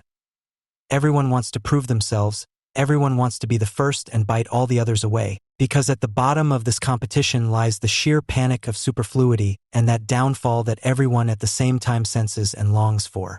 In this way, Nazi fascism realizes freedom and equality as a voluntary self-abandonment and invitation to uninhibition, because everyone can make it from dishwasher to Gauleiter, as in an evil parody of the bourgeois promise of happiness, provided that they serve the state to the best of their ability. It realizes equality as self-administration of one's own oppression in the pack, in the collective as voluntary self-sacrifice and virtual self-destruction, which is to be held back by the sacrifice of others, the designated anti-subjects, the Jews. The subject, which is free of all tutelage, does not measure itself against any objectivity, and sets itself as absolute, is not the self-determined subject freed from coercion and thus the opposite of repressive objectivity of social conditions or even of first nature. On the contrary, it is its adequate embodiment and its exemplar, the monad thrown back upon itself, which, precisely in its complete asociality and blindness to the outside world, reproduces its murderous dynamics in itself and against others. The fascistized subject in Nazi fascism or the Islamized subject in the corresponding movements is the suspension, but also the realization of this subject, and as an absolutely autonomous subject. This would be to define it as a subject that has equated itself with general subjectivity, that is, what Marx, in that paradoxical and equally incomprehensible formulation, calls the automatic subject, with the absolute valorization of capital, which is bereft of all consideration and therefore coincides with annihilation. Subjectivism, which, in its unbridled radicalism, turns itself inside out, sets itself up as absolute, and pursues its liquidation, which it initially carries out on others. In this, National Socialism is the horrific triumph of that conformist rebellion that has characterized every freedom movement to date. The anti-authoritarian attitude that has coagulated into a system in fictitious philosophy, for example, which in principle does not recognize anything external, foreign, objective, incommensurable with the subject, and therefore can only end in the destruction of the useful world and the eradication of the objective in the subject itself. And this eradication of the thing objective means nothing other than its actual physical self-liquidation, its voluntarily executed sacrifice in the work of destruction or in war. The post-Nazi regime of the FRG, at least in its old form, in which it is the subject of the critique of the authoritarian state, for example in the transformation of democracy, is the model of a legally tamed fascism. Joachim Brun has attempted to demonstrate the continuities between National Socialism and the Federal Republic of Germany, also with reference to the Basic Law. Here it may suffice to note that this Federal Republic model does not return to the state before National Socialism, does not end the National Socialist mobilization of the subject, its perverse emancipation, but only keeps it on the back burner and reserves it as an emergency reserve. In the formula of the practical constraint, for example, precisely the same speech appears, which means we, the politicians, are not the actual actors but are only the executors of a higher power, the practical constraint. Politics today has nothing more to offer than the administration of constraints, whereby constraint does not mean the coercive character of capitalist reproduction, but rather the objective requirements of this reproduction and, under the conditions of mass democracy, the consideration of public opinion, represented by pressure groups and the media that articulate it. Which is why, if you look at Austria, for example, the material constraints can be helped along by the Kronenzeitung, exerting a rather simple, direct, personal influence on politics. From an ideological point of view, it is certainly the case that the mythology of the Nazis, which is tinged with resignation and at the same time calls for a zest for action, is preserved in this formula of material constraints, as the appointed executor of which the political personnel presents itself, who, as is well known, did not speak of the constraints of circumstances but of providence, and thus that post-bourgeois social character, which understands its self-disempowerment as self-empowerment, is preserved in technocratized form. This specific fusion of self-interest and state interest in the individual, who still exists as an independently thinking and acting person, but who organizes this thinking and acting in such a way that it thereby cancels itself out, is codified, for example, in the phrase that is quite typical of the constitution and jurisdiction of the Federal Republic of Germany, in which freedom and equality are themselves defined as a state program, as a collective good, with the consequence that the individual exercise of civil liberty, criticism, dissent, freedom of expression is not suppressed or forbidden, but rather expressly permitted and desired, but where the individual is expected not only in his actions, but already in the forms in which he speaks and thinks, to make use of his freedom only in such a way that he also takes into account the interests of the whole, the common good. This peculiar entanglement of self-abandonment and self-awareness of the subject is the basis of the business and the declared program of the federal German state, and it is precisely in this that it is the heir of National Socialism. What I refer to with the term post-Nazism, or what should be continued and further developed in it, was of course taken from Johannes Agnoli, not only the transformation of democracy and the still much too little known reflections on the bourgeois state, and mainly certain considerations, writings, statements by Hans-Jürgen Krahl, which, in my opinion, are still the most cogent things that remain from the so-called 68 movement, which one can otherwise completely and easily throw out in terms of state criticism. But even here, one has to realize that certain things have not been addressed or have been overlooked, and this is of course reflected in the conception of this critique. I would like to summarize it briefly. The critique of the authoritarian state has always labored under the fact that it has criticized its object, the authoritarian state, in the name of an anti-authoritarian impulse. Anti-authoritarian. Everyone initially imagines something very sympathetic under this. But I have already pointed out that the polemic against authorities can certainly have conformist traits, and one conclusion that must be drawn from the 1968 movement is that these conformist traits unfortunately gained or retained the upper hand in it. I therefore see the anti-authoritarian rebellion of the 68 heirs as nothing more than a youth movement, this time left-wing, hopelessly caught up in anti-imperialist ways of thinking and making these ways of thinking its own, which then only clearly recognized itself in its positioning against Israel and in its siding with the Palestinians. But these are basically only the consequences. I think, however, that the problem is actually already decided in this conformist anti-authoritarian impulse, is decided in a certain idea of what an authoritarian state should be. And here, for example, Hans-Jürgen Krahl has different problems from Johannes Agnoli, and in turn other and incomparably greater problems arise in this regard in the common sense of the 68 heirs. In Krahl's case, for example, this would be something that one would still have to discuss objectively and which actually still represents an unsolved problem. The question arises as to the perspective, intention, and form in which one can actually characterize the authoritarian state as a new historical phase, a new historical period. And it is still questionable to what extent the idea of an imminent history of bourgeois society or a history of capital is not actually a contradiction in itself, whether one should not rather think of capital as a consequent process of contradiction, as a context of crisis, together with the possibility of a barbaric solution to the crisis, which, once realized, strikes back at the conditions. What matters to me in this context, because it is closely related to the anti-authoritarian impulse, is that the idea of what the specifically authoritarian is supposed to be in the authoritarian state is based on the traditional clichés about what is supposedly the German Sonderweg or German history. This is very clearly evident not in Krahl and Agnoli, but in Oscar Negg's book, Ohne Demokratie kein Sozialismus, Without Democracy, No Socialism. The authoritarian state was still associated with the authoritarian state of authority, i.e. ultimately with immediate power relations. The authoritarian was defined as a personalistic or bureaucratized state of authority, or the authoritarian was seen, and this is a problem with Johannes Agnoli, in the law, in the rigidity of legal principles. It was believed that this bureaucratized, legalized, rigidified community could be overcome through more citizen participation, more initiative, more influence of the people, the subjects, depending on how you prefer to formulate it, on political decisions and on the social process in general. That was the call of the students, and it is still the unanimous battle cry of all good citizens today, and not just of those who call themselves socialists or who see themselves as left-wing in some way, the call for more democracy.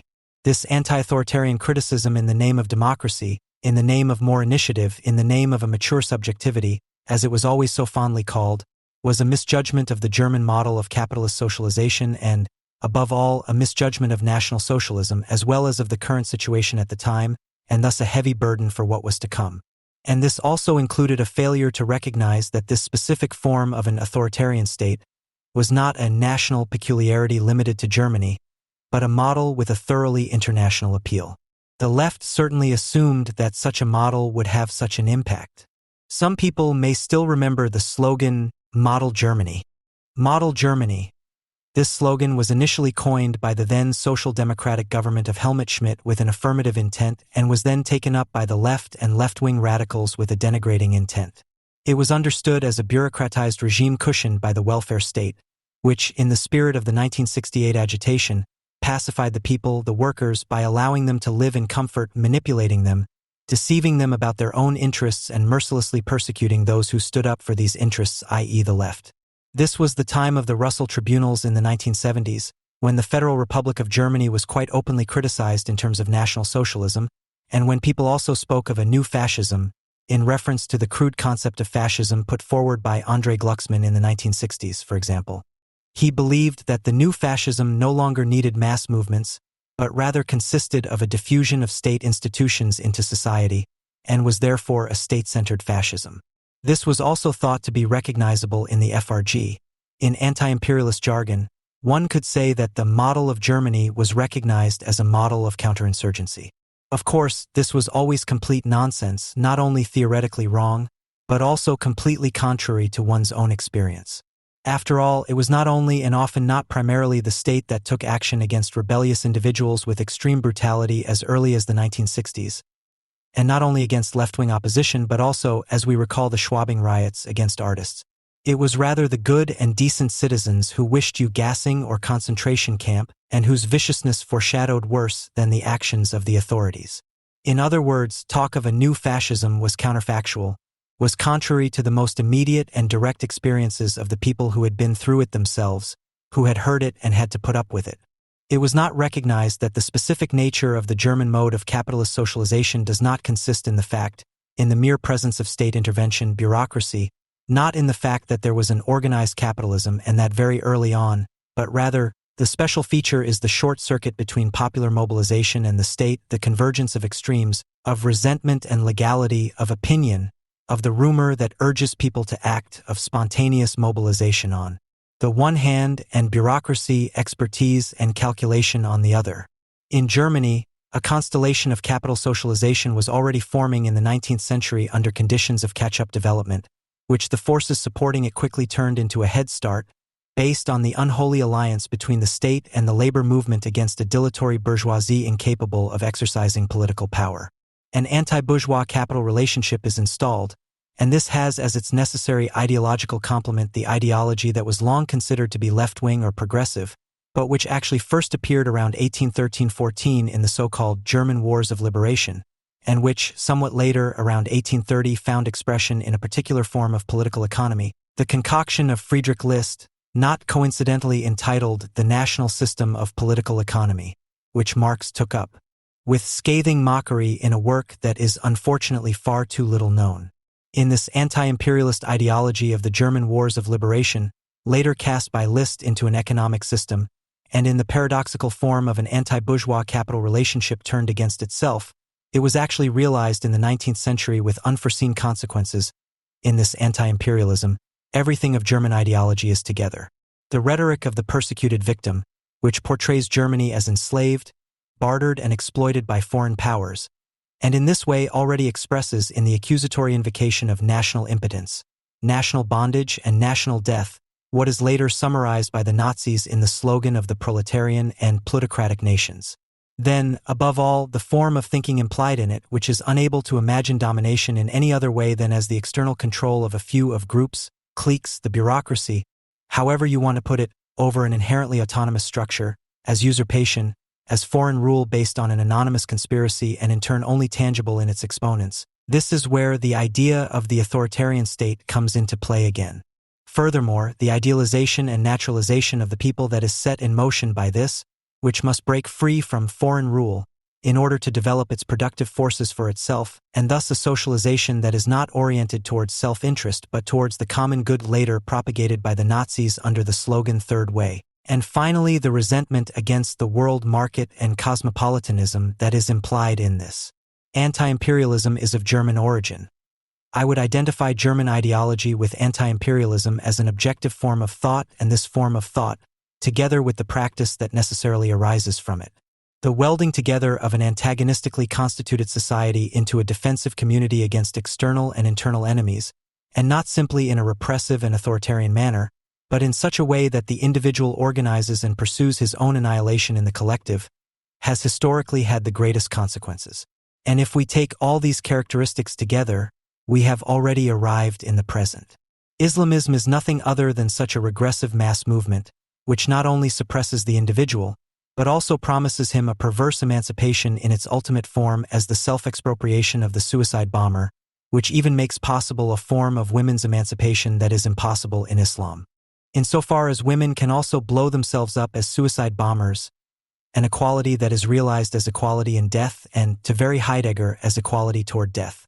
In its basic structure, what is happening here is what is happening in Hugo Chávez's Venezuela. Although no suicide bombings are being organized here, it is not by chance that this is a regime that maintains the warmest relations with Iran and Islamist movements.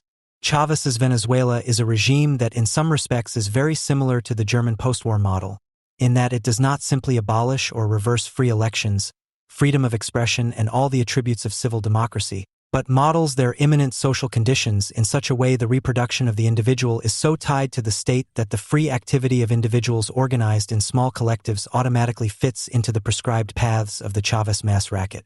And these cliques in turn exercise social control over the rest.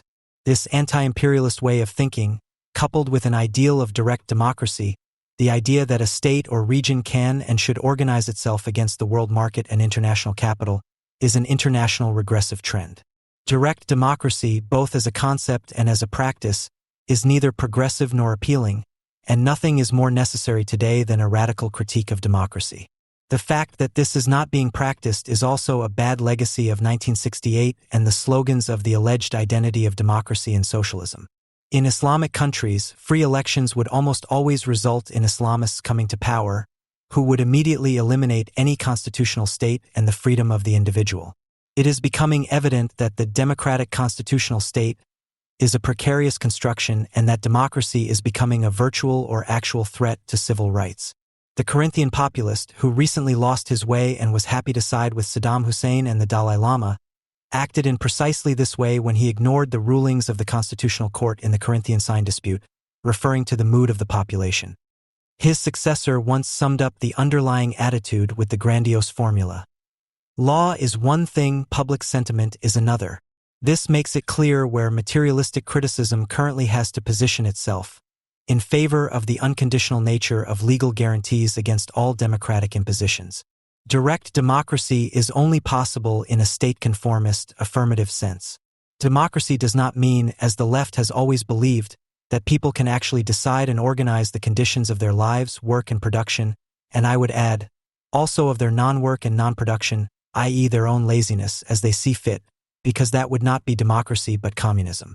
Democracy means that individuals, whether in a representative or immediate plebiscitary form, discuss how to take into account the inescapable constraints of capitalist production.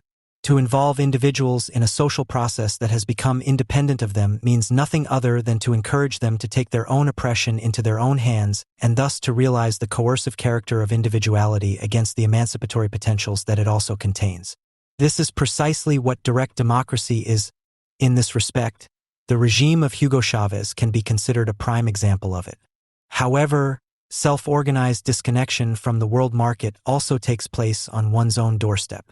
Jan Gerber presented some truly shocking examples from the region in this country that can be considered a pacemaker in this direction, namely the German East, a region whose economy has been declared objectively as scrap by the world market and whose inhabitants have been declared human waste, in the objective cynicism of capital.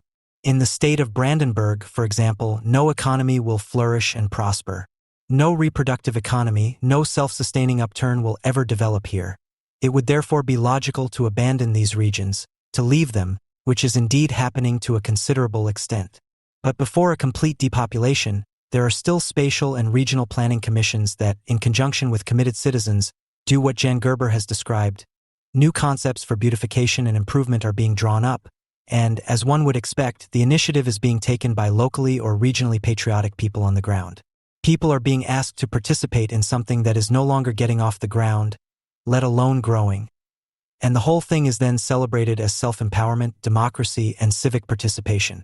The concept of the human being whose engagement is held in such high regard is revealed by Jürgen Tritton, the former KB comrade and former environment minister, when he propagates the coexistence of humans and wolves for regions such as Brandenburg without any irony.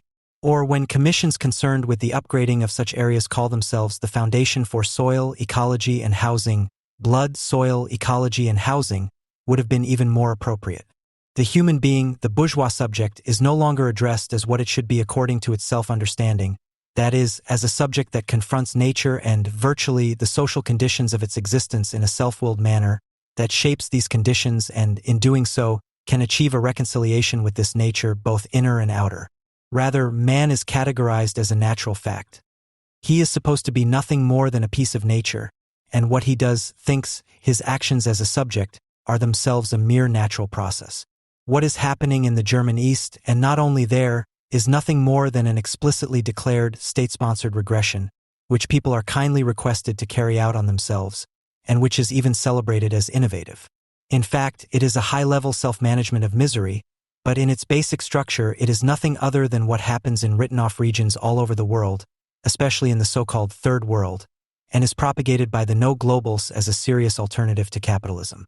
The statements are already similar in their wording. One recalls the final declaration of the World Social Forum in Porto Alegre in 2002, where seeds and the identity of peoples are classified as common property of humanity, on an equal footing with other goods worthy of protection that are threatened by globalization. In other words, here too, human beings are equated with seeds, soil, and natural phenomena. There is therefore no coincidence, but a necessary harmony arising from the logic of the matter itself, and therefore also an ever-increasing explicit solidarity between such anti-imperialist and direct democratic initiatives, which I also include in the anti-globalization movement, and those countless initiatives that no longer organize themselves at the national level, but quite consciously at the regional, local, even tribal level, but which, precisely because of such narrow-mindedness, feel responsible for the whole world and its salvation from the clutches of capital. When people place themselves in the same category as natural phenomena, where they can be addressed in such a way, instead of chasing away such urban planning committees and leaving the country with those who have been chased away, where they obviously no longer find a livelihood and happiness, then this is the voluntary and conscious abdication of the bourgeois individual. The barbaric dissolution of the subject cannot be adequately countered by a purely defensive attitude, but only by another dissolution. It makes no sense to defend the bourgeois individual in the abstract. Such a defense only makes sense in the context of a critique of this very individual. For better or for worse, the individual is always a nexus of social relations. In the form in which it exists, it is, like the society that constitutes it, a contradictory one that is inherently capable of and tends towards self-abolition, and which it is currently reactivating. In contrast, the bourgeois minimal autonomy should be defended as a condition of the possibility of thinking about a positive dissolution, a positive delimitation of this very individuality. Reflecting on a different individuality, one that is possibly delimited, always necessarily means reflecting on a different form of socialization at the same time. I believe that, in light of what has been said, it is not at all a superfluous luxury to concern oneself with epistemological questions and the other state. It is no coincidence that Horkheimer and Adorno in particular devoted themselves so passionately to epistemological criticism, because the forms in which we perceive and recognize always reflect objective forms in which society and politics exist as their sum. As soon as we agitate with something, as soon as we try to present convictions in order to convince others, as soon as we present convictions to the public, whether at such events, demonstrations, or congresses, we are willy-nilly in the sphere of the political, and there is no avoiding that. But it all depends on not surrendering to this political sphere, but rather on trying to undermine it from the outset. The political is unavoidable, but it is not only the form of politics that needs to be explained, but also the 1968 ideal of the political, of the politicized person. I think it is time to say goodbye to this ideal of the politicized person, i.e., to put it bluntly, the notorious pain in the neck, the notorious know-it-all who believes that he can relate to everything that is going on in the world in a commanding, know-it-all, patronizing way. The political person. This is a very unpleasant manifestation of the post-bourgeois social character, which can no longer speak in its own name, but can only articulate itself as the executor of a general principle, as the appointed lawyer and redeemer of the oppressed. Unfortunately, this general principle can also appear in the form of anti-German content. There is no content that cannot be turned into something identitarian and affirmative, that cannot be reduced to a slogan and made to sound ridiculous. The enlightenment we are called upon to provide must, in the spirit of Ulrich and Agath's holy conversations, be directed against the individual and his false suspension, against the individual who imagines himself to be in possession of himself and his experiences. This demands nothing less of each of us than to think against ourselves. I would like to conclude with a quote from the chapter Holy Conversations in The Man Without Qualities. Ulrich and Agath discuss models for the other state and come up with the following. "Let's go back to our mountain bank with the herd of cattle," he said. "Imagine some counselor in brand new leather trousers sitting there, with green suspenders embroidered with gruskat. He represents the real content of life, which is on vacation. As a result, the consciousness he has of his existence is naturally altered for the moment. When he looks at the herd of cattle, he does not count, does not estimate the live weight of the animals grazing in front of him, forgives his enemies and thinks kindly of his family. The herd has become a practical, so to speak, a moral object for him.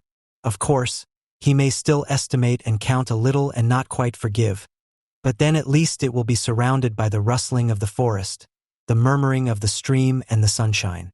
In a sentence, you could say that what otherwise makes up the content of his life seems distant and actually unimportant to him. It's a holiday mood, Agath added mechanically. Very true. And if the non-holiday existence seems actually unimportant to him, that only means for the duration of the vacation. So that is the truth today.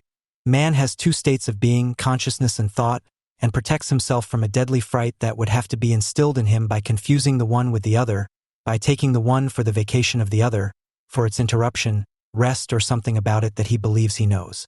Mysticism, on the other hand, would be associated with the intention of a permanent vacation. Translated into other categories, this means that the creation of a permanent vacation from the prison of one's own identity would be exactly what one might call communism. But this includes the realization that all politics, even counterpolitics, all knowledge, all intellectual and practical effort that we devote to such unpleasant subjects as post-Nazi democracy, Islamism, the state, capital, that all these efforts are only a means of being able to cope mentally, and hopefully at some point also practically, with the impositions to which we are exposed. But what underlies all knowledge, what drives it, is something that is not political and not identitarian, and which basically represents an aesthetic disgust with what surrounds us. Ahmadinejad is a terrible person, politically dangerous, but above all he is a figure of fun. If you look at what was published in the Bild newspaper last year, Mr. A. with his wife, of course in a big black suit, then this picture and everything it expresses is, above all, an aesthetic imposition that arouses disgust and revulsion because it offends style, spirit, and taste. The politically intolerable about it is then only added and logically results from it. Such images are a betrayal of everything that bourgeois society still holds out as a promise. They are a betrayal in its most repulsive form, expressed in the Islamist slogan "You love life, we love death." Materialistic knowledge and criticism of the individual, of his dispositive, possessive character, would be a foreshadowing of communism, if we appear as individuals who are only too attached to the beautiful appearance of the world, to life, and therefore know something else and better than politics. This means that we want to delimit the individual in such a way that we try turning against Kant, who forbade the individual to stray into intelligible worlds, which not only means the excess of knowledge in situ, but also not coincidentally reminds us of sexual excess, to live this excess to some extent unimpressed by the unreasonable demands that surround us. To put it unequivocally, of course, this delimitation of the individual is also a regression, measured against the ideal of the bourgeois individual, but one that does not cancel out its potential for freedom, but rather expands it through a second reflection. Any emancipatory plea for a positive dissolving of the boundaries of the individual must be measured against whether, independently of the barbaric regression that can be observed everywhere and directed against it, such a conscious regression is envisaged and succeeds to some extent. Adorno detected such progressive moments in the post-bourgeois social character, as it already appeared in the 19th century in the figures of Richard Wagner's music dramas. From November 29th to December 1st, 2013, the Conference A Memory of the Future took place at the Humboldt University in Berlin, dedicated to the actualization of critical theory in the present.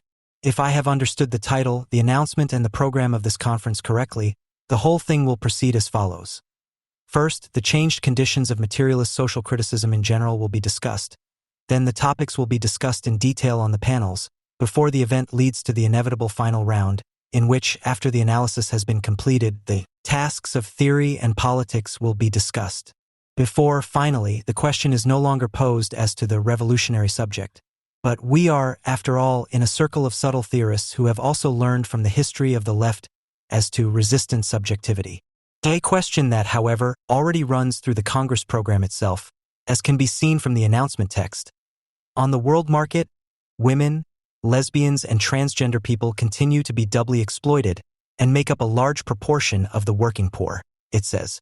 The feminist movements, the diagnosis continues, instead of contributing to the general emancipation of the state and capitalist production relations, were integrated into the existing order as if the feminist movements were originally or by their very nature revolutionary and could only be tamed by the use of extreme violence, and not, apart from a few minority currents and individuals, in the form of their argumentation and actions not always already a moment of that against which they were directed, as if it were not obvious, in view of the omnipresence and institutionally well-anchored gender campaigns, that it is precisely the feminist movements that have driven the development of that new and at the same time very old and, incidentally, gender-neutral social character that, on the one hand, declares itself to be the smallest existing minority, invoking the highly distinctive discrimination that it supposedly suffers, and on the other hand, it wants to impose its private, delusional declaration of enmity on all others as a counter-sovereign in miniature, and to this end it joins forces with others to form rackets that replace the formalized forms of exchange based on barter with one another and with the outside world with moral blackmail.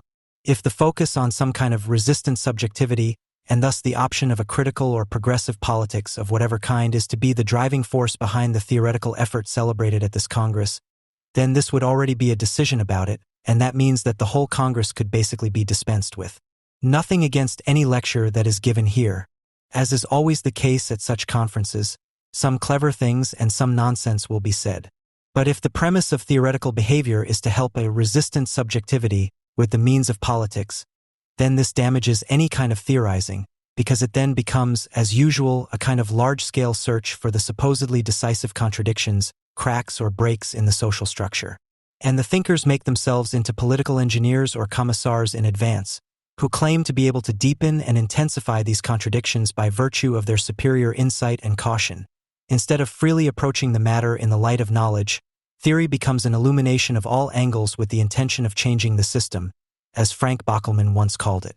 Any need for theory, and specifically one that draws on so-called critical theory, must be willing to face the question of what it is aiming at and what attitude it is accompanied by. Whether it leads to the realization of a thing in order to disappear as a moment in it, or whether it claims to be narrow-minded as a separate moment, by placing itself above the respective objects and experiences in order to dispose of them and, as it were, command the world spiritually. We are all too familiar with this from the history of the left and anti-Germanism. In this way, the material insights and concepts of a critique, as formulated by Adorno, Horkheimer, Lowenthal, and others, inevitably become reified into an apparatus of ready-made categories and memorized sentences that only have to be applied to the respective objects. Even worse, they are read as instructions for use that push themselves in front of the living experience instead of illuminating it.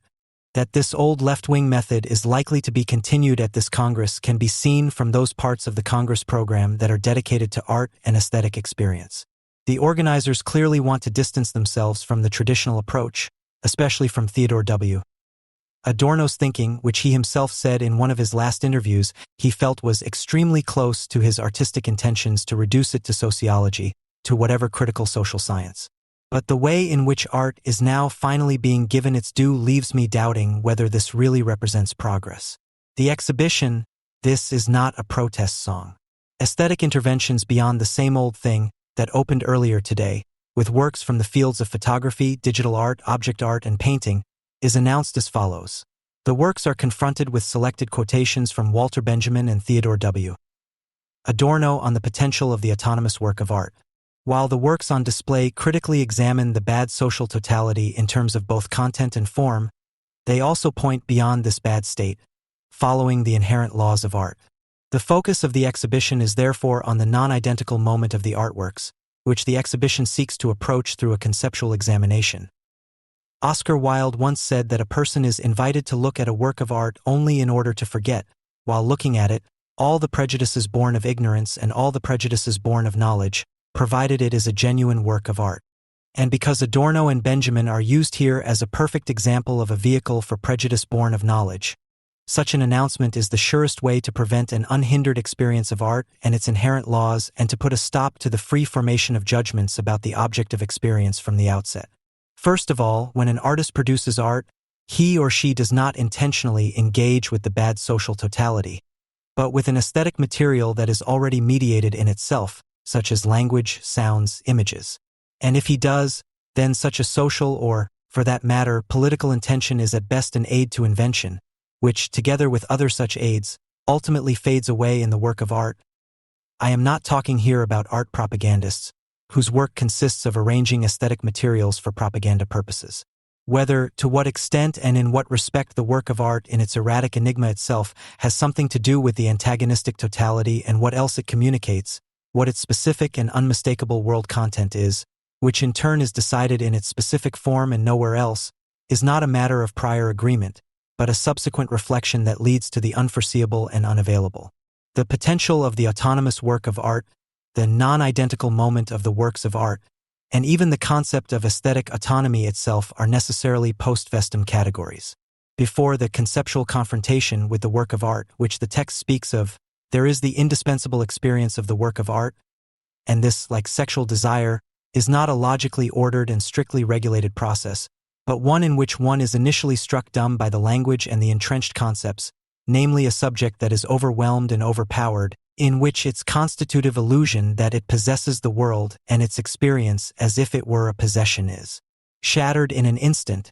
Something of the primacy of the object suddenly appears, and the perspective opens up that the subject turns its identifying and subsuming activity against itself and squanders it on what it has its denied substance, its own external and instinctual nature. The immediacy of such experiences, their intuitive moment, is not the abstract counterprinciple to mediation and rationality, but rather in it the unconscious knowledge, not completely subservient to the control mechanisms, explodes and breaks through the wall of conventionalized and reality-based judgments. Intuitions are thus categorically mediated by sedimented knowledge, which they simultaneously break through by asserting themselves to the subject as sudden, uncontrollable, alien ideas. Aesthetic experience goes against what Adorno often called the possessive character of experience, as the sexual metaphors reveal, in which we commonly verbalize our bewilderment in the face of great art. It touches us, it moves us, it captivates us, it charms us. It is not the subject that has experiences like a possession, but rather the other way around. Authentic experience has a hold on the experiencing subject, does not let go of it, drives it around, and the logical discursive forms of knowledge are in this perspective nothing more than the individual's attempt to give linguistic expression to the overpowering and thus the powerlessness to which he is exposed, and at the same time to withstand it by attempting to penetrate it conceptually.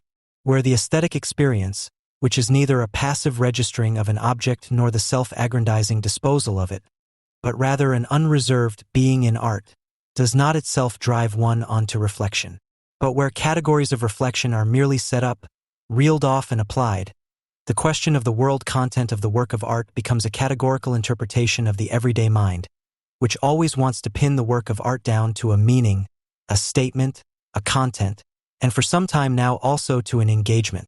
Where conceptual reflection does not function as an organon of unregulated experience, it runs empty and, conversely, becomes a systematic hindrance to experience, by means of which, further strengthened by reading Adorno, one allows one's experience, or rather one's lack of experience, to be prematurely authenticated or even substituted.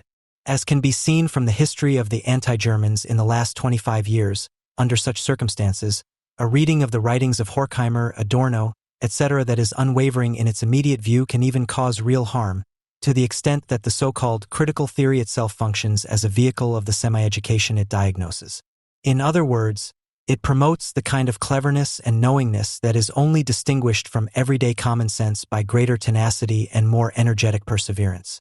In this respect, in the interest of maintaining the ability to experience as fully as possible, a diligent study of the works of the so-called critical theory, and in particular of Adorno's art-theoretical writings, would even be strongly discouraged, because in the worst case they would help to reinforce the tendency that has been observed for a few years among people who adhere to critical theory, namely, to fetishize the concept of advanced autonomous art developed by Adorno, to regard it completely reified as the norm of one's own taste formation, and to condemn everything that does not correspond to this norm as regressive, banal, etc., with completely unfounded snobbery.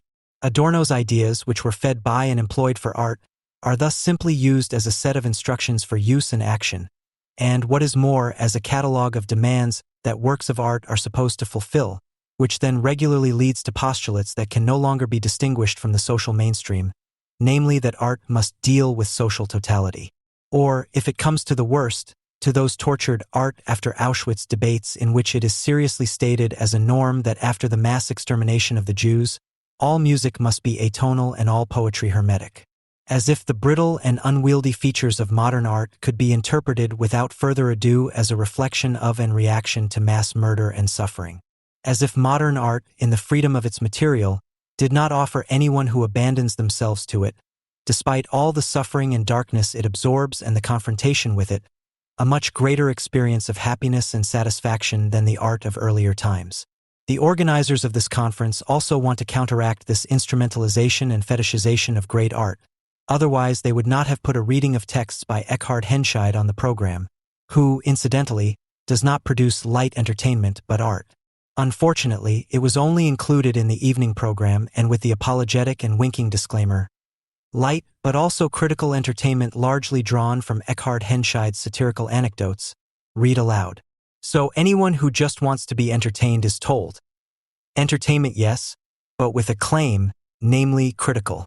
Just as I don't know what, in contrast to art, engaged art, is, I don't know what, in contrast to intelligent entertainment, critical entertainment is supposed to be. I only know for sure that autonomous bourgeois art like uninhibited amusement, Horkheimer/Adorno, has been facing the same problems since the emergence of the forms of production and distribution of the culture industry, by means of which both forms of art are driven out of their freedom of purpose, each in its own way, in that autonomous art is reduced to a consumable cultural commodity. And amusement is upgraded to sophisticated pleasure, as it were. So, entertaining literature for the sophisticated demands of aspiring critical theorists, but please only after work at the end of the day. It would have been a real break with the traditional left-wing conventions if Henscheid's powerful art of storytelling, his use of language and images, or his tireless polemics against the pretentious, stilted, and always self-important theorizing and cultural chatter that likes to refer to Adorno and Benjamin had been the subject of a workshop or podium discussion. In any case, it is necessary to systematically avoid the theoretical need for seemingly reliable categories and binding claims that binding philosophizing today takes place neither in philosophical seminars nor in non-academic philosophical circles, but in a conversation that does justice to its concept, namely in the scenes and lecture pieces of Gerhard Polt, whom I would like to describe without hesitation as the most important living contemporary philosopher. With dreamlike unwaveringness, Polt achieves something very simple, which Adorno defined as the desideratum of all philosophizing and which many critical theorists strive for in vain in their tough, rambling and sluggish treatises, to take and communicate undiminished insight, that is to say to tell what comes to one in the things. From Gerhard Polt's art, we could learn that we can only gain mastery over our experience by unreservedly surrendering ourselves to the object, by clinging to it, even by making ourselves equal to it. What makes it so convincing is that Polt approaches the objects of his experience with all the imagination he is capable of, without any explicit intention of unmasking, denouncing, or even criticizing them, and only condenses and compresses what he has experienced to the extent that it can be read as a figure that points beyond itself to the whole.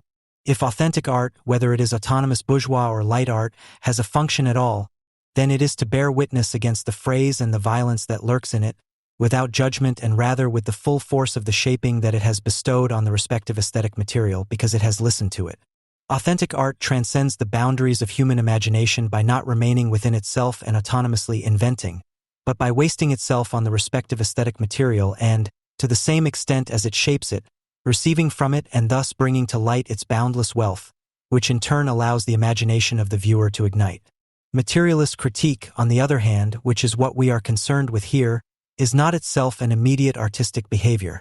Its concepts are not aesthetic, and this marks its immovable boundary to existential ontology and post-structuralism. But it can learn from art and artistic procedures that the relationship between thought and matter does not depend on constant activity, on always conscious making, on self-confident setting or busy intervention, but on the passive moment that underlies activity and to which it in turn aims, by disappearing in it. Not on the power of disposal over a thing, but on the ability to occupy an object libidinously, not on sovereign deciding or even any kind of responsibility, as it is called in the neo-existentialist jargon that has recently become fashionable, but on the ability to surrender to the object. Adorno once formulated this connection as follows: as long as we behave the way we are supposed to, we are lost. When we criticize a phenomenon, it is not the case that we give it a direction and actually cannot give it one, but the direction is always in the thing itself. The question of direction still contains a concept of subjectivity that is idealistic and that looks as if it depends on the subject. But anyone who knows that subjects fall into reality cannot overtax the subject to such an extent that he expects it to set this direction. Recognizing is nothing more than following the movement of concepts. The subjective part is reduced to the moment of spontaneity. And further, I actually need all my spontaneity to do nothing, but only to see what actually is. I have to make a greater effort to do what I am not doing, but what is being done. Subjectivity is inherent in knowledge in the form of its own negation. Knowledge offers up all our experiences in order to destroy experience. End of quote. The altered conditions of materialist critique, which are being asked about on this panel, are not external to it and are not confronted by it as an autarkic method, but are already reflected in this self-critical materialist turn of epistemology. If, as Adorno writes elsewhere, materialism is not a counterposition to be adopted by decision, but the epitome of the critique of idealism and of the reality for which idealism opts, then this epistemological destruction of the figure of the sovereign, self-confident bourgeois subject incorporates an epical process. Namely, the crisis-ridden disintegration of the bourgeois subject and the liberal social order it represented and maintained, which had become undeniable at the beginning of the 20th century. Materialist critique, as formulated by Horkheimer and Adorno, does not attempt, as is often claimed, to simply save the subject, but rather, conversely, to emphasize the abilities and powers that could be released and accrue to the subject in its disintegration.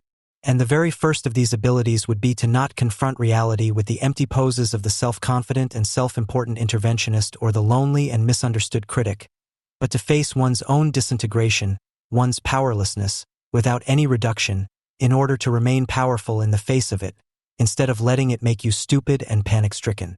The ability to remain powerful in the experience of one's own powerlessness is the salvation of the bourgeois individual, as a moment and with the transformed intention of turning the subject's identifying achievements self-critically towards the non-identical. And that is, if you like, the basic intention of Adorno's philosophy, to perform a Copernican revolution by thinking with the concept against the concept, or with the subject against itself. In this endeavor, materialist critique has its model and its ally in authentic creations of modern art, which likewise do not derive their forms from a canon that is beyond doubt, but rather from the reflection of the irreversible decay of aesthetic subjectivity and the aesthetic conventions associated with it. And in its best moments, with the intention of producing a binding form out of freedom, it succeeds in pointing out and keeping alive in society what would be a promise and a foreshadowing of something better in the post-bourgeois subject. In the effort not to deny one's own powerlessness, but to look it squarely in the eye and to make it productive in the patient and loving turn to the matter, materialist critique, like modern art of whatever provenance, functions as a critique of that unilluminated and uninhibited subjectivism that is typical of the post-bourgeois subject, one that is as determined as it is nuanced. Because modern art and materialist critique converge at their innermost level in terms of their experiential content and intention, it is the case that so-called critical theory, far from representing a critical sociology or social theory of any kind, is not only somehow based on the experience of modern art, but is basically little more than aesthetic modernism brought to self-awareness. If, as is customary at comparable left-wing congresses, the question is asked on this podium about the changed conditions of materialist critique, then the question is misplaced in this form, as it presupposes from the outset the abstract separation of method and matter and thus an instrumental conception of theory as a means of politics, i.e. it is assumed that the conditions in question are a compact ensemble of pre-existing social facts and tendencies that critical theorists should conceptually penetrate in order to adjust to the situation and realistically assess its possibilities.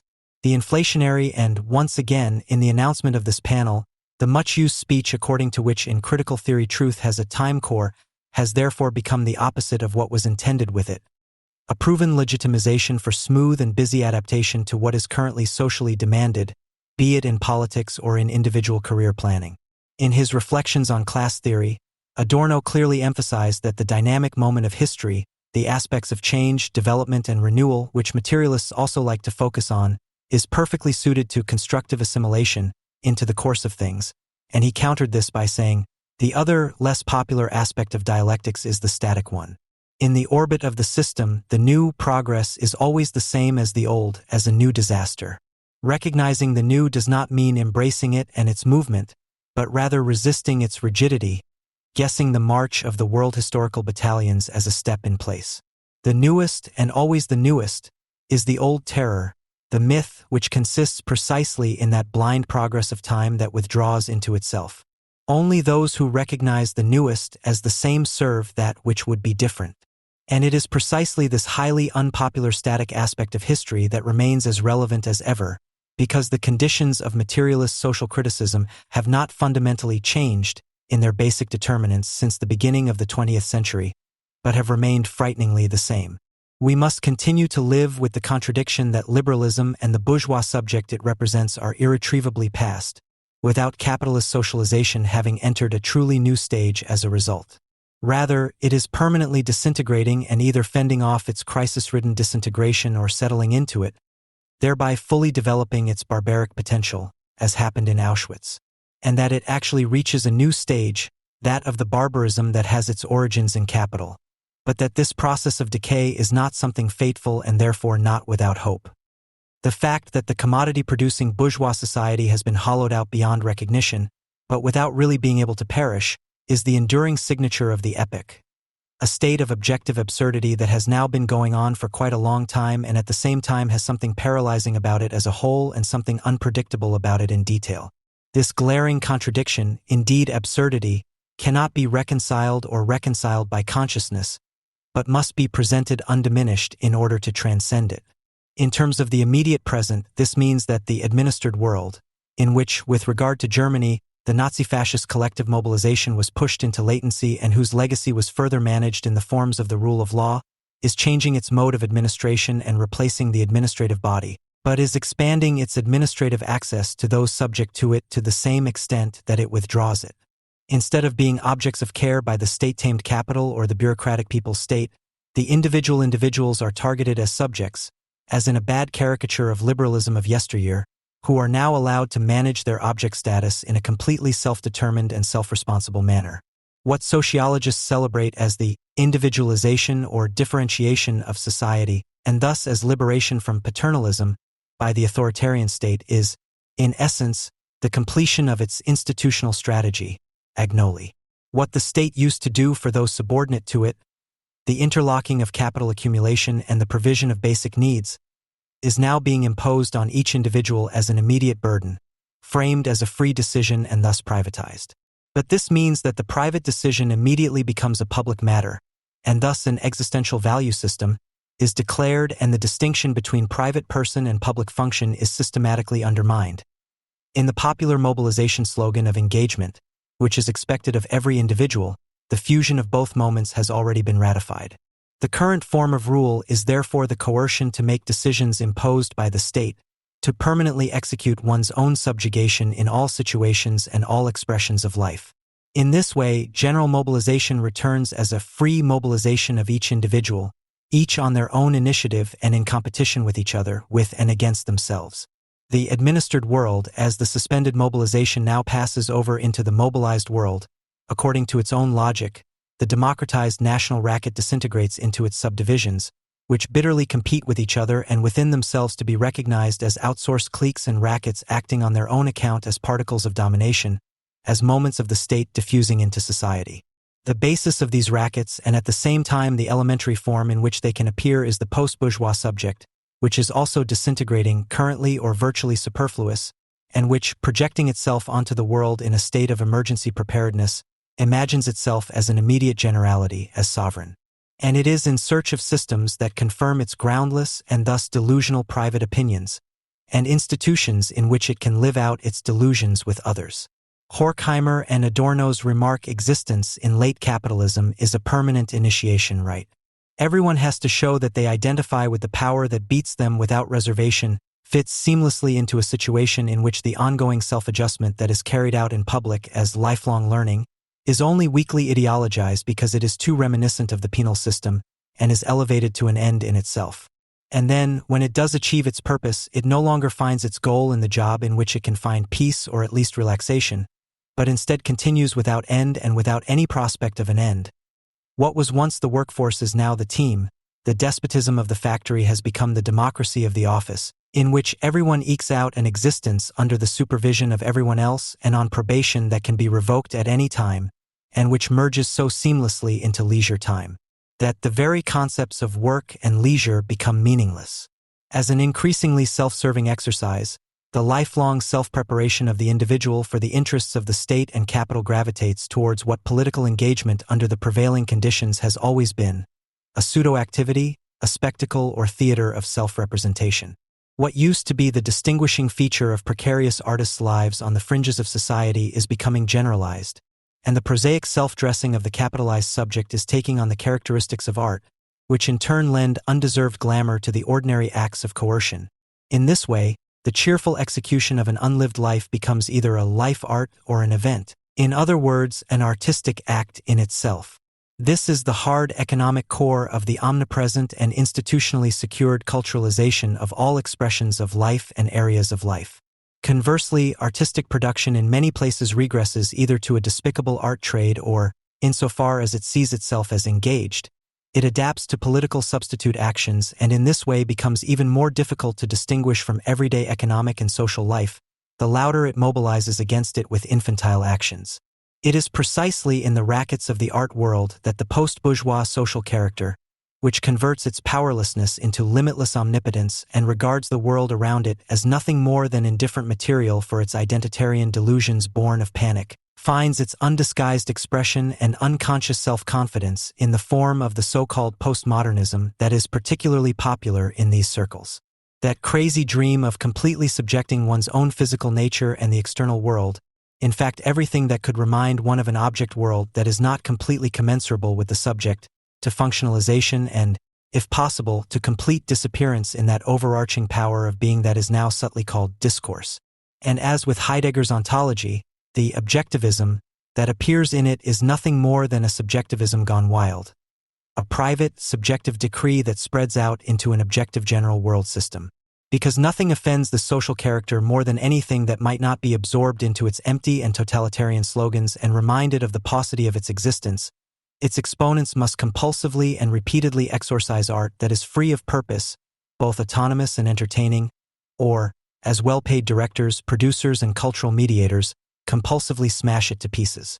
The so-called art that they then offer for sale is accordingly strictly organized lack of imagination, the eternally same performative acts in which the action, phrase, and art craft rubbish from 40 years of left-wing movement, which was already believed to be forgotten, is postmodernly recycled, the most boring because non-representational self-reflection, a great, yawning, existential nothing. It is hardly necessary to point out that at such events, where frustrated citizens driven by self-hatred stage their ritual suicide on a trial basis, some of their protagonists would also like to symbolically drag the Jews and their state into the abyss with the tolerance or applause of all those present. Demonstrating the futility of this postmodern legitimized art form would be one of the noblest tasks of a materialistic critique, which would not have to be carried out with the heroic gesture of unmasking, because there is nothing left to unmask in the openly expressed nonsense everywhere, but rather, as it were, in passing, with a light hand and a good portion of ennui and dégoût. Attitudes that would express the fact that the critical removal of those repulsive phenomena that the world forced into identity, Gerhard Skeit, holds in store for us is only a means of becoming aware of the thing itself, as it would be beyond the compulsion to identity, intellectually and perhaps one day also practically. Conversely, the unmediated jumping on a thing and the willingness to reflect on this individual idiosyncratic impulse not narcissistically as a personal characteristic, but as a compulsion arising from the thing, is in turn the prerequisite for engaging in the temporary mental sabotage of those hardened forms of mediation that force everything that exists into identity. In which case, this sabotage would also have a passive moment. For a form of rule that totally seizes the individual as a subject in the form of all-round mobilization has at the same time sunk into it, and thus reaches a threshold value by permanently overtaxing it constitutionally. It is therefore not too bold a hope that it could perish from ennui and dégoût, i.e. from the listlessness and exhaustion of those who have been forced to mobilize. The generosity and breadth of his thinking, which is often and justly praised, is due, as is often forgotten, to an almost stupendous simplicity, an attitude that does not allow naivety or immediacy to be marked out as the thing. A loyalty to experiences of an emphatic nature, such as those that perhaps made a child marvel, that one once allowed to take hold of one without protection and that one circles as an adult in a transformative way. This is why Adorno was able to say that what one realizes in life is little other than the attempt to catch up with childhood in a transformative way. Only those who single-mindedly pursue their cause and, by reflecting on it, allow themselves to be led into the unknown with an attitude of unwavering in the dark, will find that knowledge becomes an adventure. And in such objectivity, unwavering knowledge is the most definite contrast to the transformation of all things into unqualified material for subjective adjustment. And theoretical reflection would thus regain a playful element, to which Adorno referred when he said that philosophy is the most serious thing, but not that serious either. For Adorno, knowledge in the emphatic sense is only possible under the condition that thinking refuses the tautology of identity, which corresponds to that of exchange of equal for equal, by turning to the non-identical. The recognition of the non-identical is also dialectical in that it identifies, more and differently than identity thinking. He writes in Negative Dialectics. Differently because the subject identifies the object itself and not this with itself, and more insofar as it grants it a priority. The question arises as to whether such a realization of the non-identical is at all possible in the existing order, or whether it is simply obscured by the identitarian spell. In this context, realization of the non-identical means first of all the realization that such a non-identical, which cannot be subsumed under concepts, actually exists, that is, that identity thinking does not deliver what it promises, namely to recognize the object without residue as what it is. Adorno's negative dialectic does not stop at this realization, however, but seeks to recognize as far as possible what this non-identical is by helping it to express itself. Here, two aspects of Adorno's philosophy are essentially at stake, which can be summarized by the following two quotations. The first, from Aesthetic Theory, reads, "As long as the spell of universal identity, prevails, no non-identical is positively present." The second quote is from Negative Dialectics. "The utopia of knowledge would be to open up the conceptless with concepts, without making it equal to them." According to Adorno, the universal band that identity thinking, in conjunction with the principle of exchange, creates seems to make knowledge of the non-identical in an unreconciled state impossible in principle, at least as the first quote suggests. However, this interpretation is contradicted by the second quote. If the non-identical, namely that which is not identical with the identifying concept, is understood as the conceptless, and it is assumed that if this conceptless were to be opened up, it would thereby be made accessible to knowledge. The utopia of knowledge, which, as a negative knowledge, would be a knowledge of the non-identical, is generally interpreted in the reception of Adorno as one that is related to a reconciled state, which also suggests the use of the concept of utopia. That this is not the case is unmistakably indicated by the sentence that follows the second quotation above. Such a concept of dialectics raises doubts about its possibility. It shows that for Adorno this way of recognizing, of opening up the non-conceptual or non-identical with concepts, corresponds to a dialectical, or more precisely, a negatively dialectical thinking, which would, however, be suspended in a reconciled state because in the face of the concrete utopia, dialectics is the ontology of the false state, from which a true one would be liberated. This would entail the suspension of the concept of the conceptless and the non-identical, provided that both were no longer merely the negation of the concept or of identity, but were released. In a reconciled state, it would no longer be necessary to open up the conceptless by means of concepts, because the thing and its linguistic expression would correspond to each other, whereby the concept as such would be suspended. The fact that knowledge is dependent on concepts already indicates that an immediate knowledge of a thing, as the idea of the name suggests, is obstructed, and that knowledge is only possible indirectly, via the detour of concepts. For even if the concept is the organon of thought, it is nevertheless the wall between this and that which is to be thought. In order to make the utopia of knowledge possible, a second moment is needed in addition to conceptual thinking, namely that which Adorno calls unregulated or unreduced experience. Negative dialectics would be nothing other than full, unreduced experience in the medium of conceptual reflection. And according to Adorno, this is what constitutes the utopia of knowledge. According to Adorno, the two moments of unregulated experience and conceptual reflection can only be mediated by an intentio obliqua of the intentio obliqua, reflection on the subject and subjective reflection, which in turn would be the corrective of subjective reduction. The intentio obliqua of traditional epistemology, which subsumes objective qualities under subjective determinations, would have to be examined in a second reflection, but not as a neglect of these subjective determinations, but rather as an awareness that subjective qualities only arise from the relationship to an object, and are thus themselves also objective. The subjective determinations are thus not merely attached, but result from the mutual mediation of thinking on the one hand and the qualitative nature of the object on the other. The critique of reductio ad hominem would be a reductio hominis, as insight into the deception of the subject stylizing itself as absolute. The idea of the primacy of the object implies that the dependence of knowledge on those objective qualities is taken into account. But just as the subject must not be hypostatized in the process of knowledge, so the object must not be asserted as absolute immediacy, for this supposedly pure object, free of the addition of thought and contemplation, is precisely the reflex of abstract subjectivity.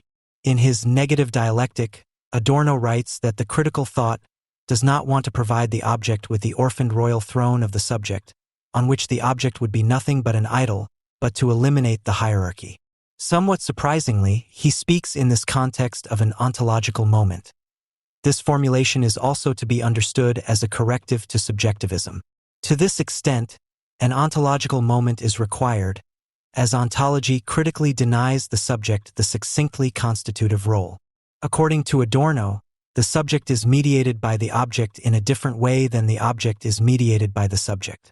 In his late essay on Subject and Object, he writes, "The subject can potentially, albeit not currently, be thought away from objectivity. The same is not true of subjectivity of object." The question arises as to whether Adorno himself made a typing or dictation error or a careless mistake at this point, or whether this is a deliberate formulation intended to emphasize the difference between subject and subjectivity. The first assumption is supported by the fact that the sentence appears much more logical if the second part is rearranged to not equally an object of subjectivity. This would emphasize once again the difference between the reciprocal mediation of subject and object, within which the subject is fundamentally more dependent on the object than vice versa. This explanation also seems far more plausible in that this idea is formulated much more clearly in the Negative Dialectic, which was published during Adorno's lifetime, in contrast to the essay on Subject and Object, which Adorno may not even have brought to a final print version. Here it says, "The subject cannot be thought of without the object, even as an idea, but the object cannot be thought of without the subject. It is part of the meaning of subjectivity to be an object as well, but not part of the meaning of objectivity to be a subject." Rolf Wiggershau's comments on this sentence. Behind it was the simple insight that the world could exist without people, but people could not exist without the world. But if we apply this to the formulation of the essay, it could also be based on the equally simple insight that there would be no people if the world did not exist, which would not be the case the other way around, but that, on the other hand, the object of human knowledge is only accessible as modified by subjective forms of thought.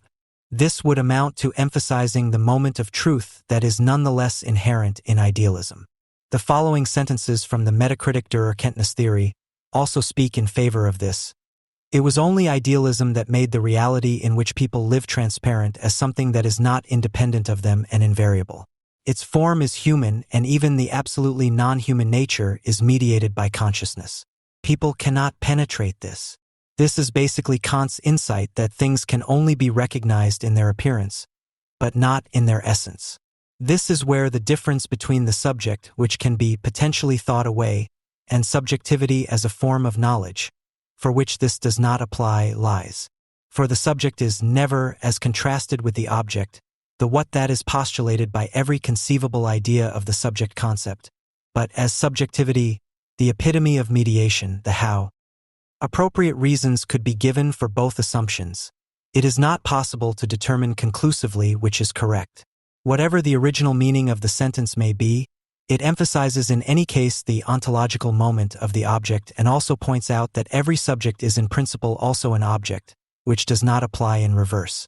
Idealism reacts to this difference in the mutual mediation of subject and object, which is obscured by the equivocation in the concept of mediation, with a primacy of the subject, whereas Adorno insists on that of the object. Subject and object are mutually mediated in a confused way, object through subject, and even more and differently subject through object. The realization of the non-identical takes this more and differently into account, in that, as quoted above, it identifies more and differently than identity thinking. This also means, and above all, that the object of undiminished experience, in contrast to the undetermined substrate of reductionism, is more objective than that substrate. With reference to his critique of Hegel, Adorno writes, "Immediacy does not lie in its being mediated just as much as an immediate thing lies in mediation, which would be mediated. For Kant, this immediate thing is the thing in itself, which in principle eludes subjective knowledge." In Kant's view, the ontological difference becomes an insurmountable block, as Adorno calls it, and Kantian transcendental philosophy thus becomes a subject-object dualism. The block consists precisely in the fact that the subject is given the object, that is, it does not give or constitute itself. And this fundamental recognition of the immediate, not initially mediated by the subject, is able to curb the absolute dominance of the subject over the object, which, according to Adorno, stands at the end of Hegelian dialectics. The triumph that the immediate is thoroughly mediated rolls over the mediated and reaches the totality of the concept in a merry ride, no longer stopped by anything non-conceptual, the absolute dominance of the subject. The reference to the happy journey is probably a reference to an aphorism by Kafka, which reads, "The more horses you harness, the faster you go, namely not the tearing of the block from the foundation, which is impossible, but the tearing of the straps and thus the empty happy journey." This aphorism seems like an image of Adorno's criticism of Hegelian idealism, especially since the block also appears here, denying Kantian idealism the empty happy journey. This in turn gives its block its moment of truth. It has preempted the concept mythology. Adorno's imminent criticism of Hegelian and Kantian idealism wants to go beyond both. Knowledge should not become an empty merry ride in which the concept as a mirror image of nominalism, so to speak, detaches itself from the thing and thus sets itself up as absolute. At the same time, however, the rigid dualism of concept and thing or subject and object, which the talk of the block describes in a figurative way, is not recognized as ultimately valid. If the construction of transcendental subjectivity was the magnificent and fallible effort to become powerful in its opposite pole, then what the positive, idealistic dialectic only proclaimed would only be accomplished by its critique. For Adorno, the object is not something that is simply given, not an immediacy that can be cleansed of all mediation. As such, it can be thought of as an idea in the sense of the primacy of the object or an ontological moment, but it cannot be absolutized due to the necessary mediation of subjectivity. Both subject and object are not positive, not primary facts, but negative, an expression of non-identity alone. If the object were to be absolutized as immediacy, this would imply, as with Kant, its principle and timeless unrecognizability, which would tend to make it irrelevant. In this respect, Hegelian idealism is a step ahead of Kantian idealism, according to Adorno. For the naive consciousness, one does not yet know it, but in the end it will be solved, is closer to metaphysical truth than Kant's ignoramus.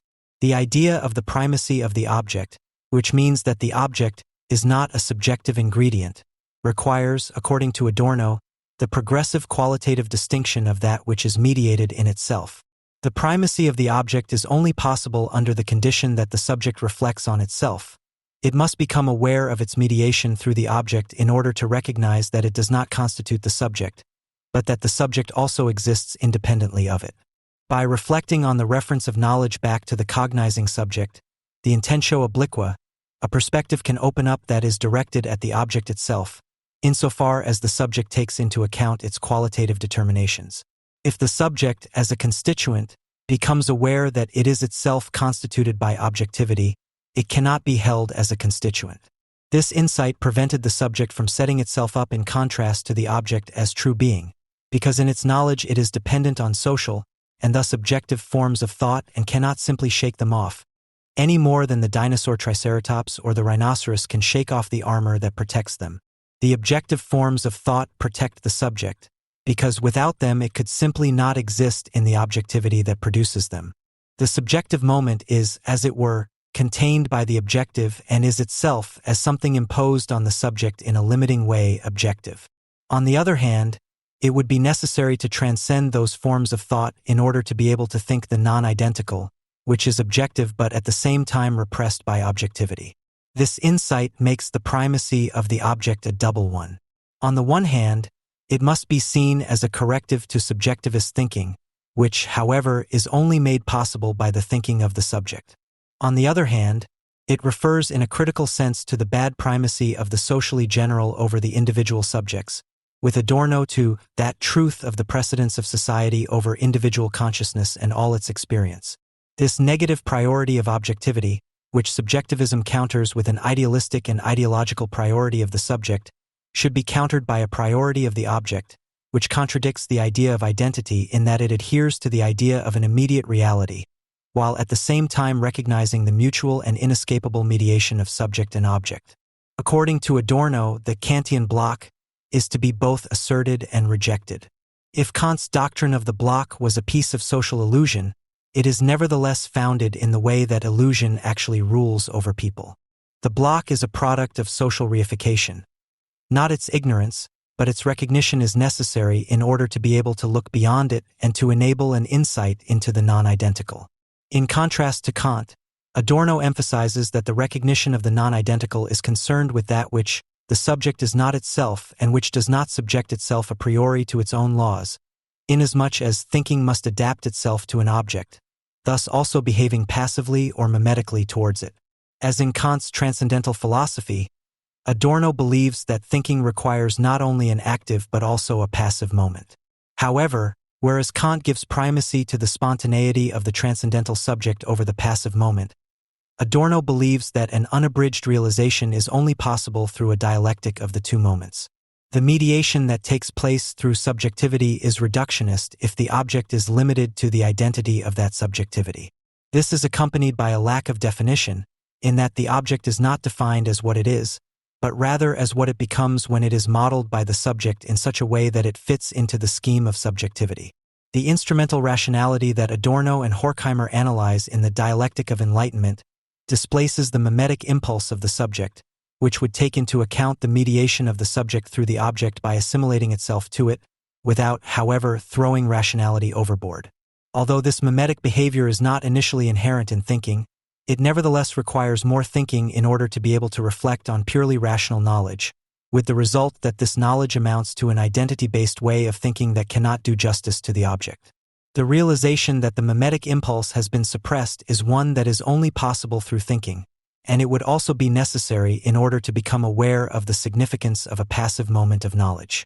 Adorno's emphatic concept of thinking, in contrast to instrumental thinking, implies both the active rational and the passive mimetic capacity.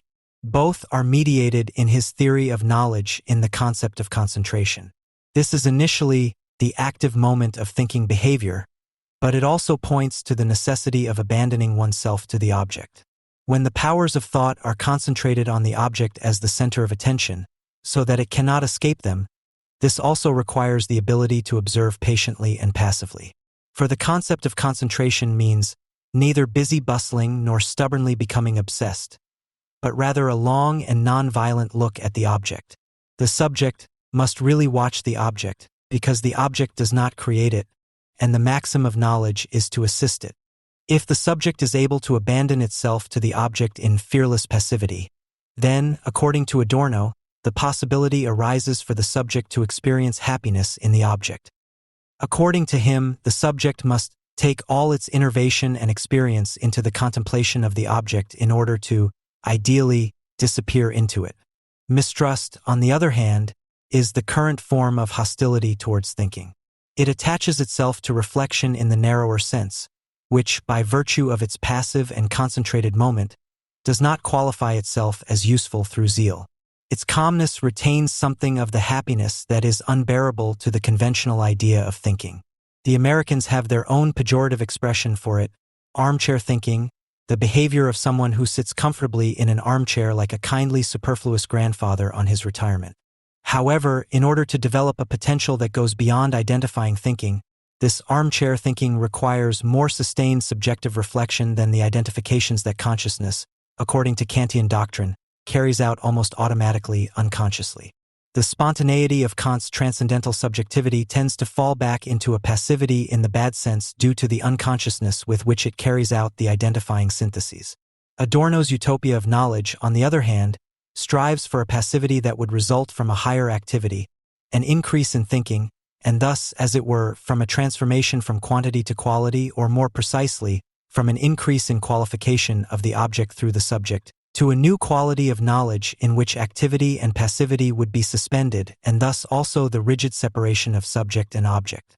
In this way, the non-identical could open up to the subject, namely as that which is not itself thinking in the object. In this, what is to be unriddled in thinking is to be sought. I do not think, and that is probably thinking, because philosophy is to think that which is different from thought, that which alone has been made into thought. Such a dialectic of activity and passivity would ideally result in a non-violent contemplation from which all the happiness of truth comes. It would be bound to the fact that the observer does not incorporate the object. Proximity to distance. According to Adorno, the object of undiminished experience, which is given precedence, is a condition of the possibility of recognizing the non-identical. The subject, which without the moment of objectivity would literally be nothing, would have to think more, not less, than the point of reference of the synthesis of the manifold, which in the deepest sense is not thinking at all. Only in this way could it recognize what the thing itself might mean. Rolf Tiedemann writes, "Negative dialectics is not the thing itself, but rather a reflection of what prevents us from becoming aware of the thing itself. It is a reflection of the social conditioning of a knowledge that is only possible through abstraction, by means of conceptual language.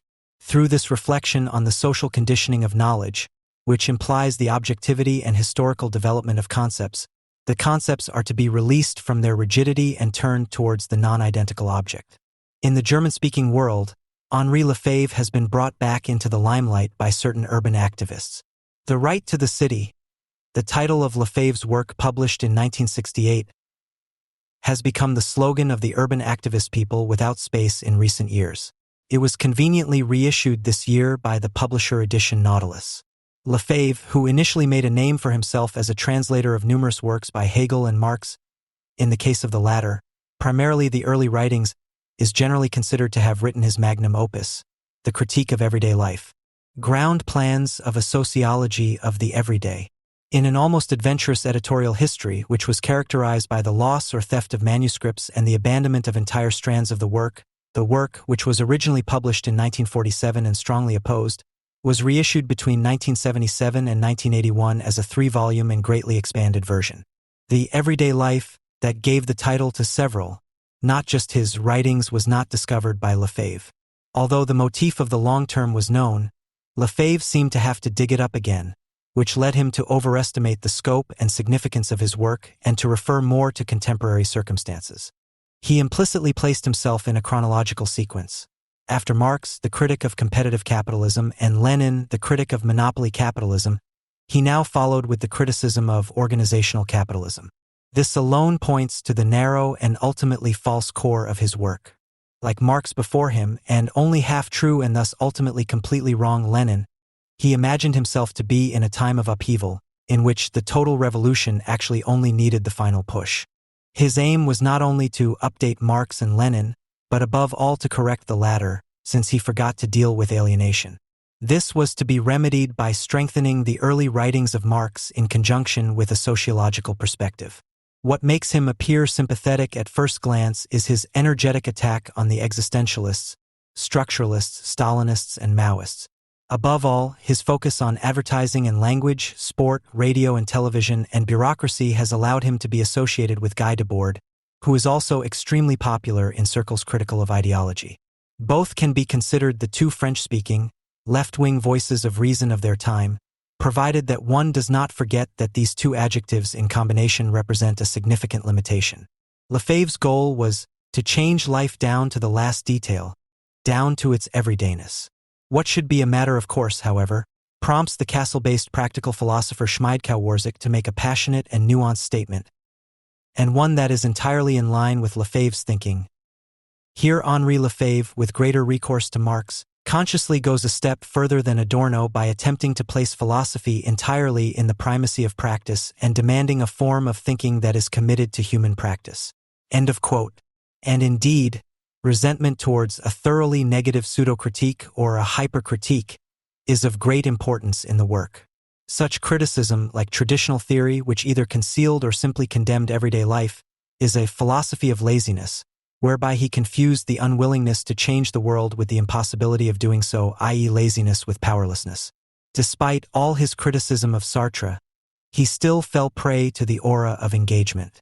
The conflict between the compulsion to engage and the simultaneous inability to actually do so is extremely evident in the character of his methodical and programmatic foundational text. The most common formulation would be something like "one should" or "I should/will" at some point. For this very reason, it is permissible here to borrow a remark by Horkheimer about Alfred Sohnrethel, who has also been largely unjustly praised to the skies. For Lefebvre, too, it is true that he always presents his theses as problems for future endeavors, thereby giving the impression that everything he says will one day be supported by genuine scientific evidence, and that for the time being it is only a matter of hypotheses. The scientific credit he claims in this way must be written off, however, when one realizes that precisely the way he works goes against the expectations of such future proof. I don't need to tell you that I didn't use the lack of evidence in the positivist sense against him, if the work itself did not continually refer to such procedures. It also seems to me that these difficulties cannot simply be eliminated in his case, but that they stem from a deep inner ambiguity that will not disappear over time. End of quote. Although Lefebvre can certainly not be accused of a lack of productivity, certain ambiguities run through his entire oeuvre, such as the persistent oscillation between a ban on images and a concrete utopia, between the pathos of decision-making and its critique, and between countless definitions of everyday life. The polemics against structuralists and existentialists were vigorous in form, but quite conciliatory in content. Since he himself was not sure whether he was really aiming for a critique or rather a theory of society and everyday life, he was also unable to distinguish between systematics and judgment. However, the claim that Lefebvre's work is unfortunately unsystematic and conceptually confused writings, a kind of left-wing essayistic cultural criticism with some apt ideas, as Hans Joos writes in his introduction to Agnes Heller's Everyday Life, an attempt at an explanation of individual reproduction, is gross nonsense, although it can be considered quite representative of the judgments about Lefebvre. On the contrary, however, Lefebvre's everyday life and his critique of it are overloaded with system. In this respect, he is a true vulgar Hegelian for whom the negative is just as positive. End of quote. It is precisely this assumption that leads him to constantly demand that the critique of everyday life as a radical one can only be an optimistic, constructive one, and in his case usually a positive one. He also tried hard at this for decades, eagerly stumbling with functions over fields and levels towards all the theories that were yet to be developed. The later, or depending on the reading of the editorial history, parallel or even earlier work Everyday Life in the Modern World, is able to roughly illustrate certain elements of the critique. However, it does not develop them by a long shot. Even the constant self-corrections, as honest as they may be, do not necessarily speak for the content of the writings.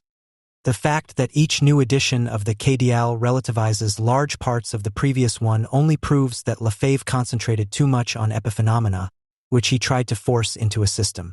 What remains is an illustrated system without content. Rather than the ideas being apt, the motif is to be regarded as fundamentally laudable, the sadness at life falling short of what is possible, an unsatisfactoriness that penetrates into the smallest detail of the days.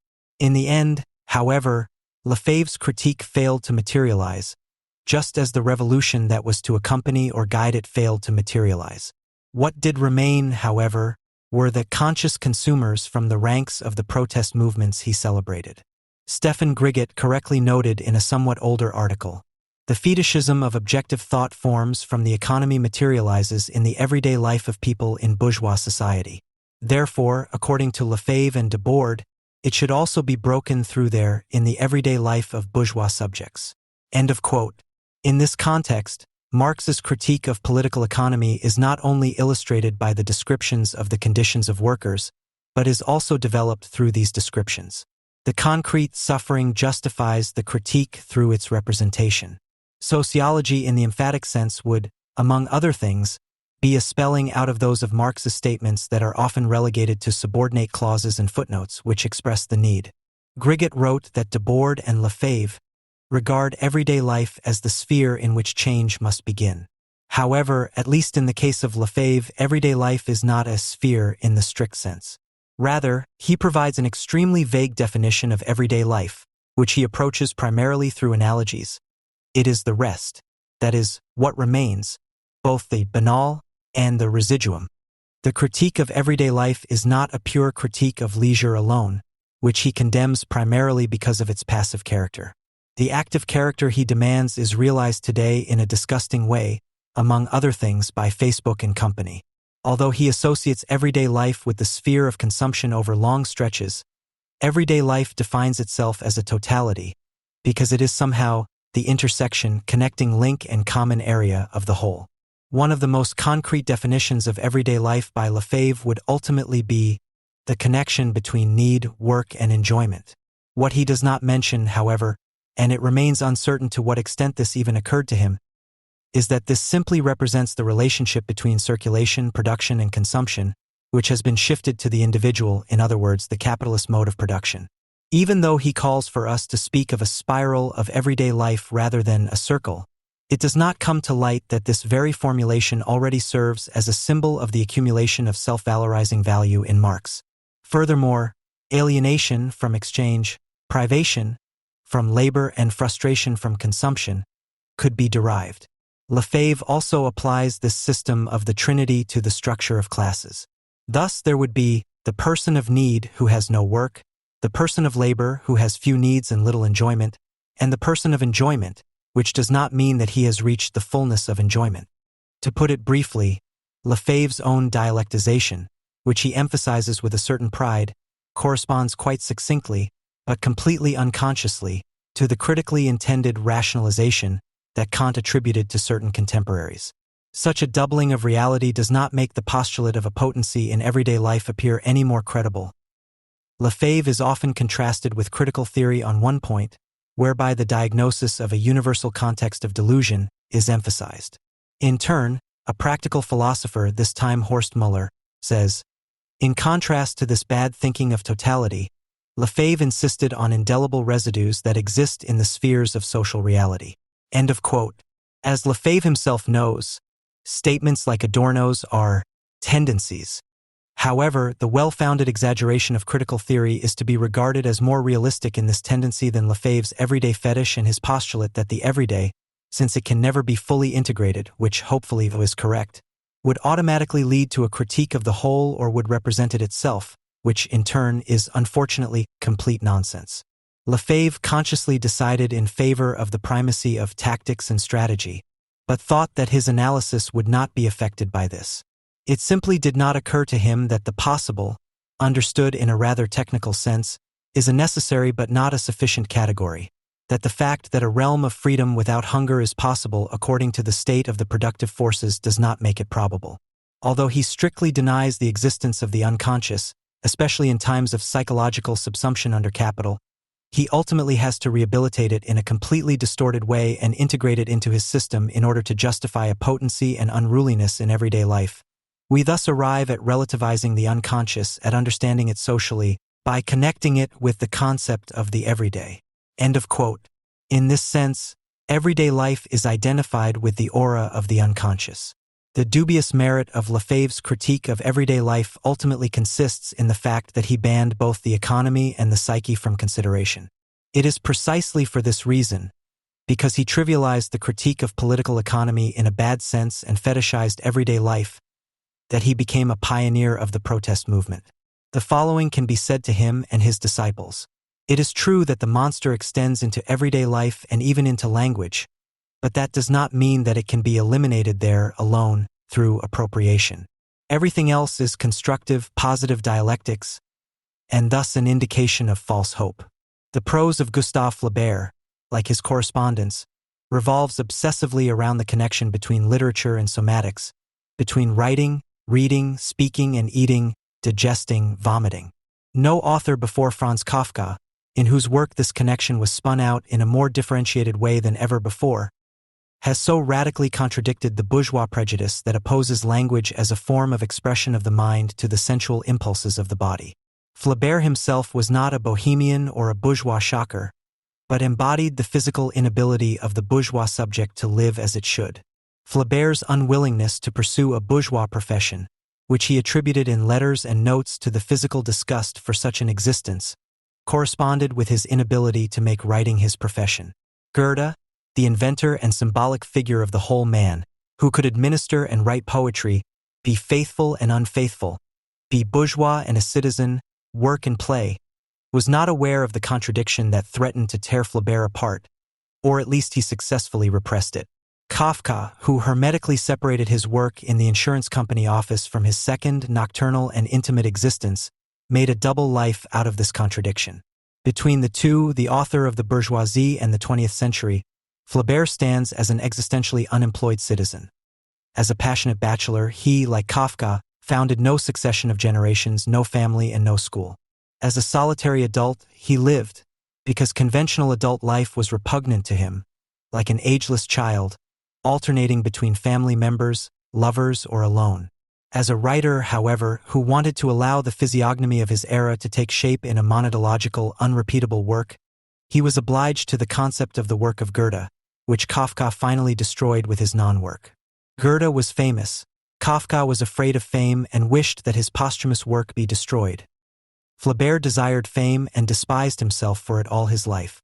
The experience of being too late in his era and embodying a form of existence that is about to be consigned to history, while only this vanishing way of being could have been appropriate to his own life, is articulated in Flaubert's work in the form of disgust, retching, and vomiting, which repeatedly caused him to lose the stylistic composure and habitual discipline that every sentence of his work testifies to. In 1872, while working on the fragment of the novel Bouvard and Pécuchet, which was to be part of an encyclopedia of human stupidity, he wrote to his friend Ernest Feydeau, "I devour printed pages and make notes for a book in which I will try to spit out my bile on my contemporaries. This vomiting will probably take me several years." The literary work is depicted as an arduous and distasteful act of digestion, in which the subject incorporates reality, which presents itself to him as repulsive and tasteless, unwillingly and with disgust, transforms it in the intestinal tract of the mind and brings it out of himself again, changed. Part of what the author has swallowed is regurgitated, another part becomes excrement, and only what remains in the process of self-torturous eating, vomiting, and defecating as a coagulated form of expression of the experience of reality deserves to be called a work.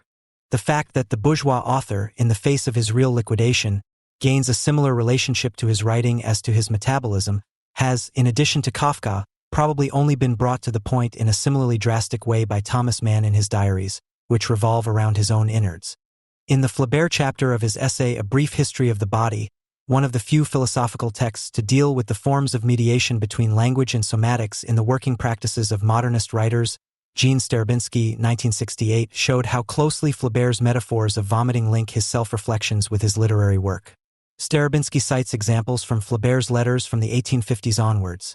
The basic stench of the topics he had to deal with when writing made Flaubert feel sick, and the ordinariness of my topic caused him nausea.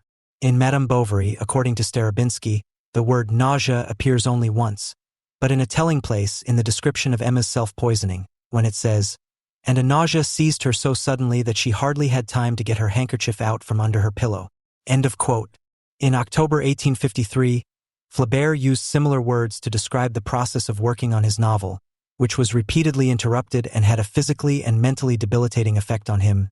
"This book is torturing me to such an extent that it sometimes makes me physically ill.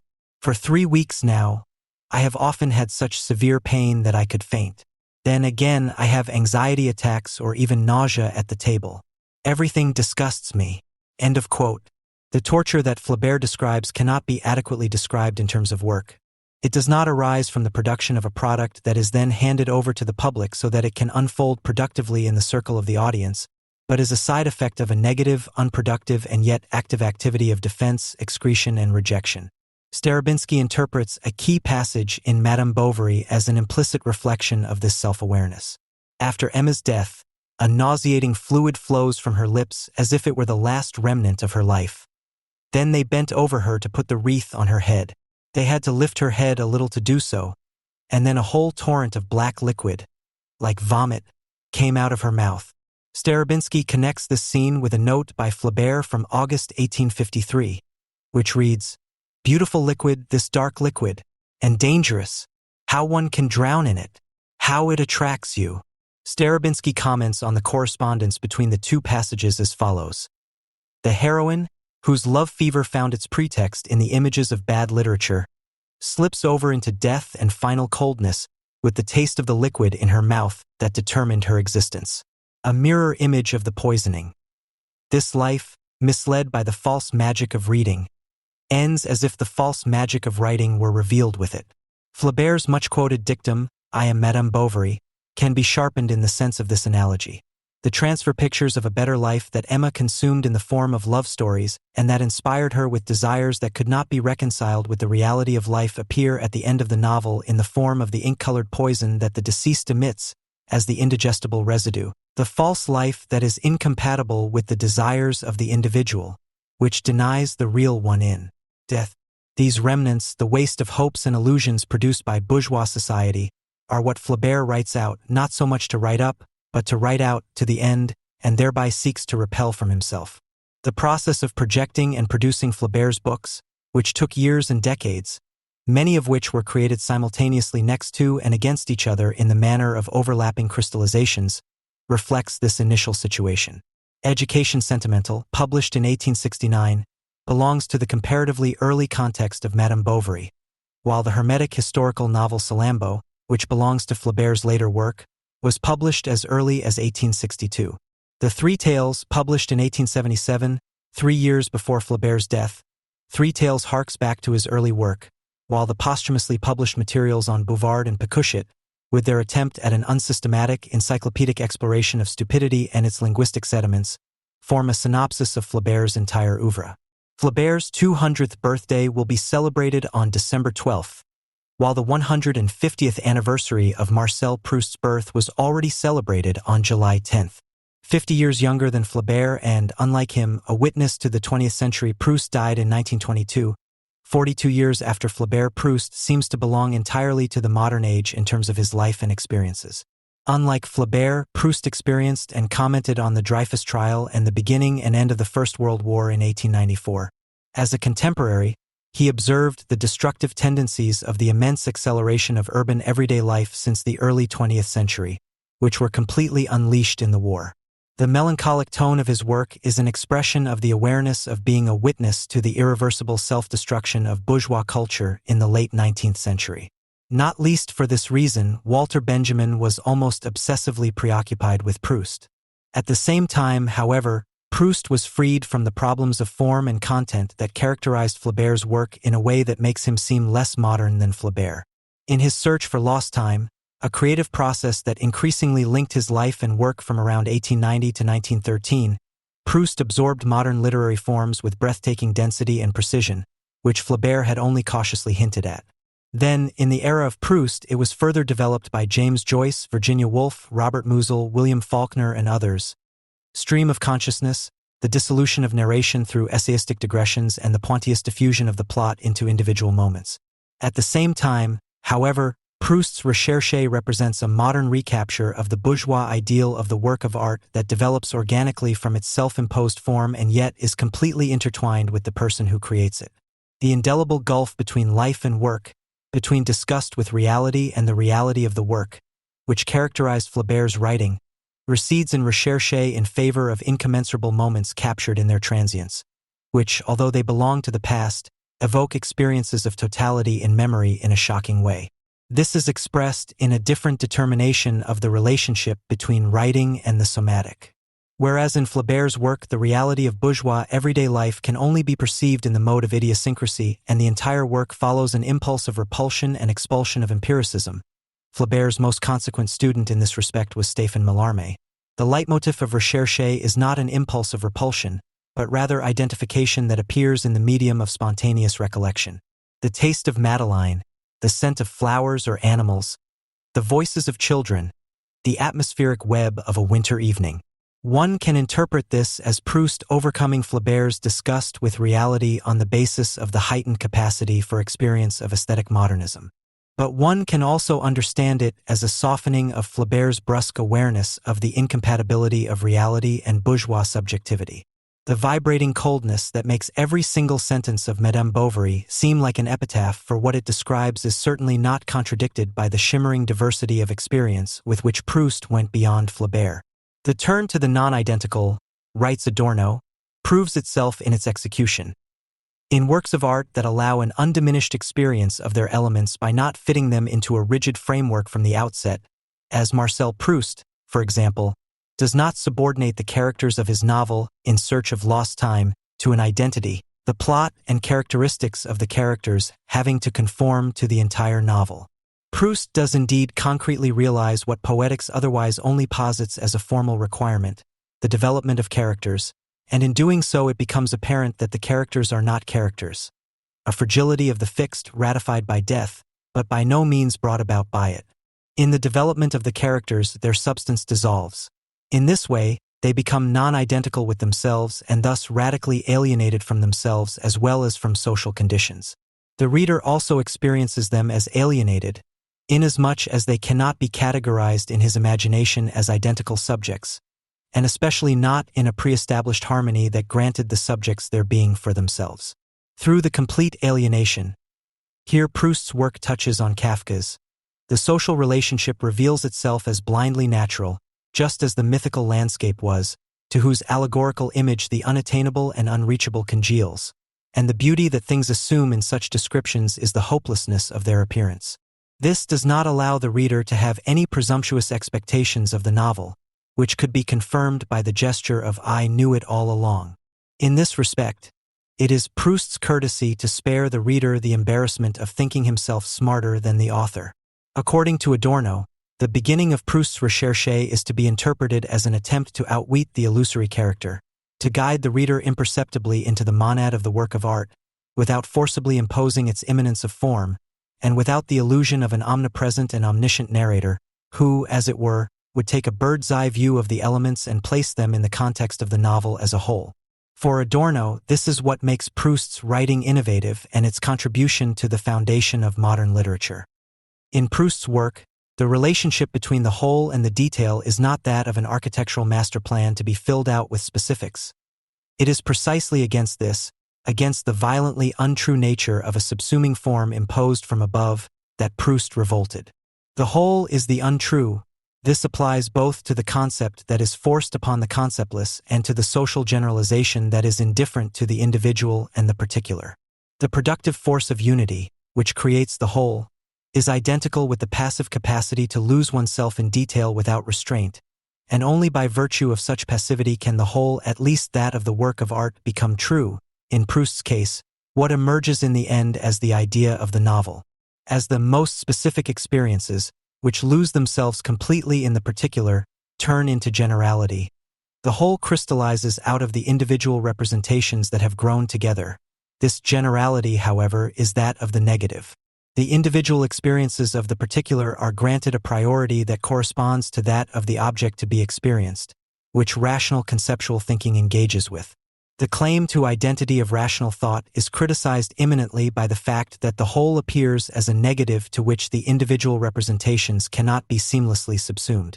The fact that the power to unity is identical with the passive mimetic capacity implies that a utopian insight would have to abolish the separation of rationality and mimesis, and thus reconcile both momentarily by means of a differentiating thought. The mimetic moment, for its part, merges with the rational on the path of secularization. This process can be summarized as differentiation. Differentiating thinking would be one that is able to distinguish the smallest and the most elusive from the concept. And in its concept, only differentiation reaches the smallest. This is why Adorno speaks of an unreduced experience that should take place in the medium of conceptual reflection. This would be the search for the general in the particular, but it can only be successful if the individual particularities are not left as such, but are seen through in the execution of conceptual reflection as part of the bad general that makes them what they are. Philosophy, like art, should therefore be guided by the unverified expectation that every individual and particular thing that is revealed will, like Leibniz's monad, represent that whole within itself, which as such always eludes it again. Admittedly, according to a pre-established disharmony rather than harmony. In the sense of Walter Benjamin, it would be a matter of discovering the crystal of the total event in the analysis of the small individual moment. Proust succeeds in this insofar as he seizes the non-identical in the identity through the passive letting be of the past, the involuntary memory, in this case in the unity of the whole life of the protagonist. With regard to this non-identity in identity, there is a passage in Negative Dialectics that can be assumed to have been formulated by Adorno with Proust in mind. The instability of the identity of the fixed in traditional philosophy can be learned from its guarantor, the consciousness of the individual. As a generally prescribed unity, it is supposed to found all unity in Kant. In fact, the older person, looking back, will clearly remember his distant past, provided he existed in a somewhat conscious way from an early age. It creates unity, however unreal childhood may slip away from it. But in that unreality, the self that is remembered, that one was once and that potentially becomes oneself again, becomes at the same time someone else, a stranger, detached from the observer. This ambivalence between identity and non-identity is maintained right up to the logical problem of identity. The technical language would have the familiar formula of identity in non-identity at the ready for this. It would first have to be contrasted with non-identity in identity. End of quote. The past itself, in Proust's case surrendering to it, creates a unity that is at the same time imminently criticized because it is presented as illusory. That is what constitutes its non-identity. Proust draws the power to create unity from the very process of remembering experience, in the course of which it is first created. This unity of consciousness is not presupposed as a general one, like a container that would be filled with specific experiences, but is formed only from these experiences, which are, however, so incommensurable that they cannot be transferred and integrated into a harmonious unity. As a disharmonious one, it bears witness to the non-identity of the consciousness of the individual. The emerging unity is truth only as a negative, but in the specific experiences as an unregulated one. It is the time core. It is the evidence of the involuntary, the time core of truth as something new, the suddenly appearing truth, and thus the truth of the non-identical. As such, it has the aspect of the deceptive and ephemeral. This is the source of the pain that Proust's irrefutably sudden insight causes him. According to Adorno, Proust's classical rationality and structure of order are suspect from the outset. Their suspension forms the negative formal law of Proust's complete works.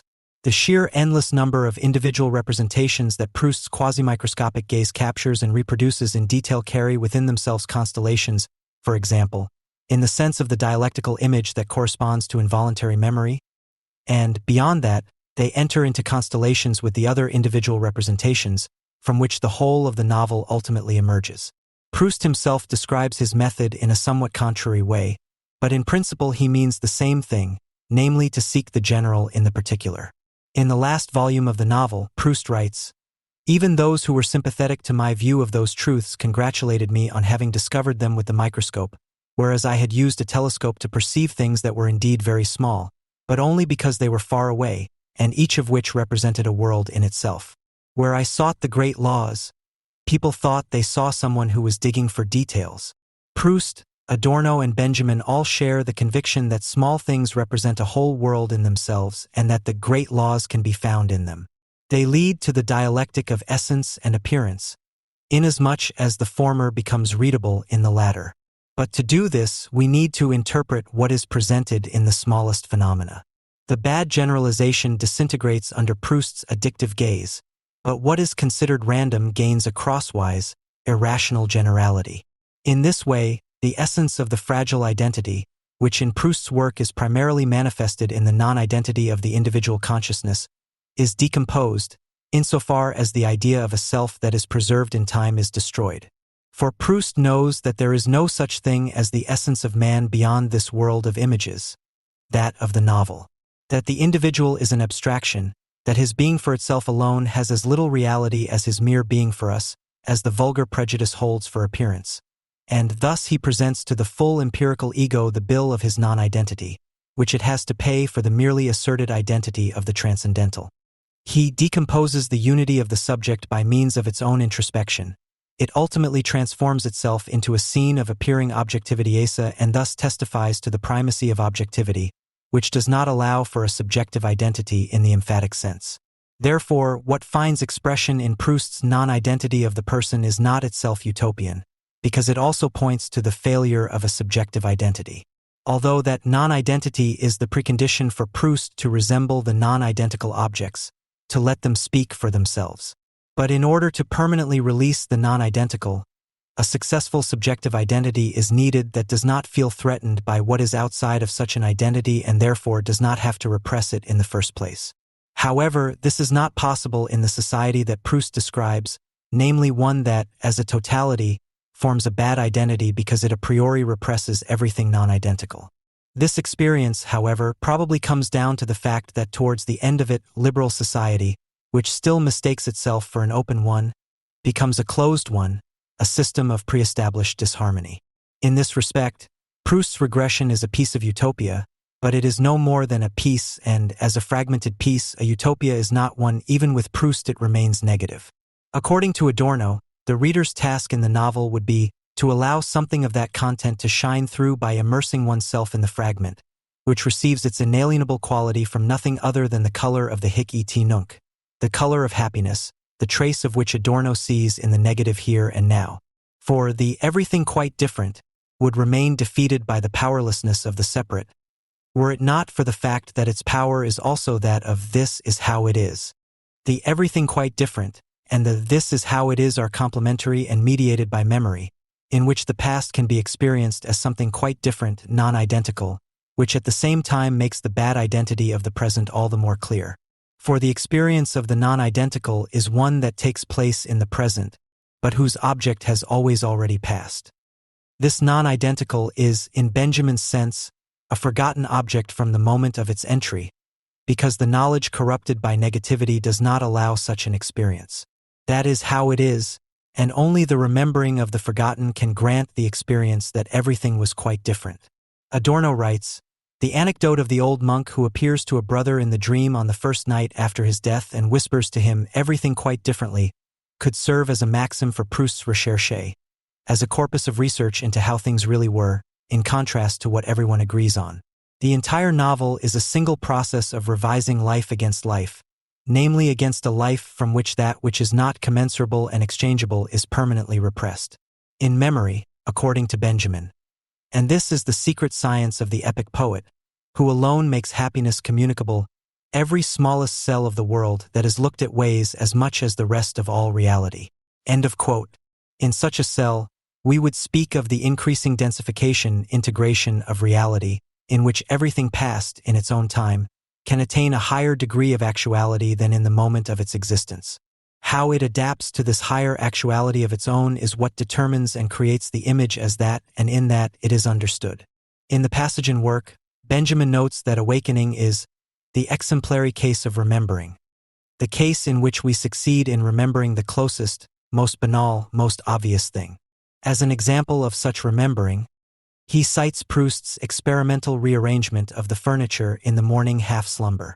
When the Proustian protagonist wakes up and moves the furniture in his room, even if only in his mind, he does not remember its arrangement as it actually was, but rather how it is recreated in and through remembering. Proust writes, "I was now certainly awake. My body had completed a final turn, and the good angel of certainty had brought everything around me to a standstill, had bedded me in my room under my blankets, and in the darkness had placed my chest of drawers, my desk, my fireplace, the street windows and the two doors approximately in the right place. In memory, things move, they do not remain in the same place forever, but are tied to a temporal development that is dependent on the images of memory. It is not the observing perception that gives the image of the room and the arrangement of the furniture, but it is created in the process of awakening, which is immobilized by the final state of being awake.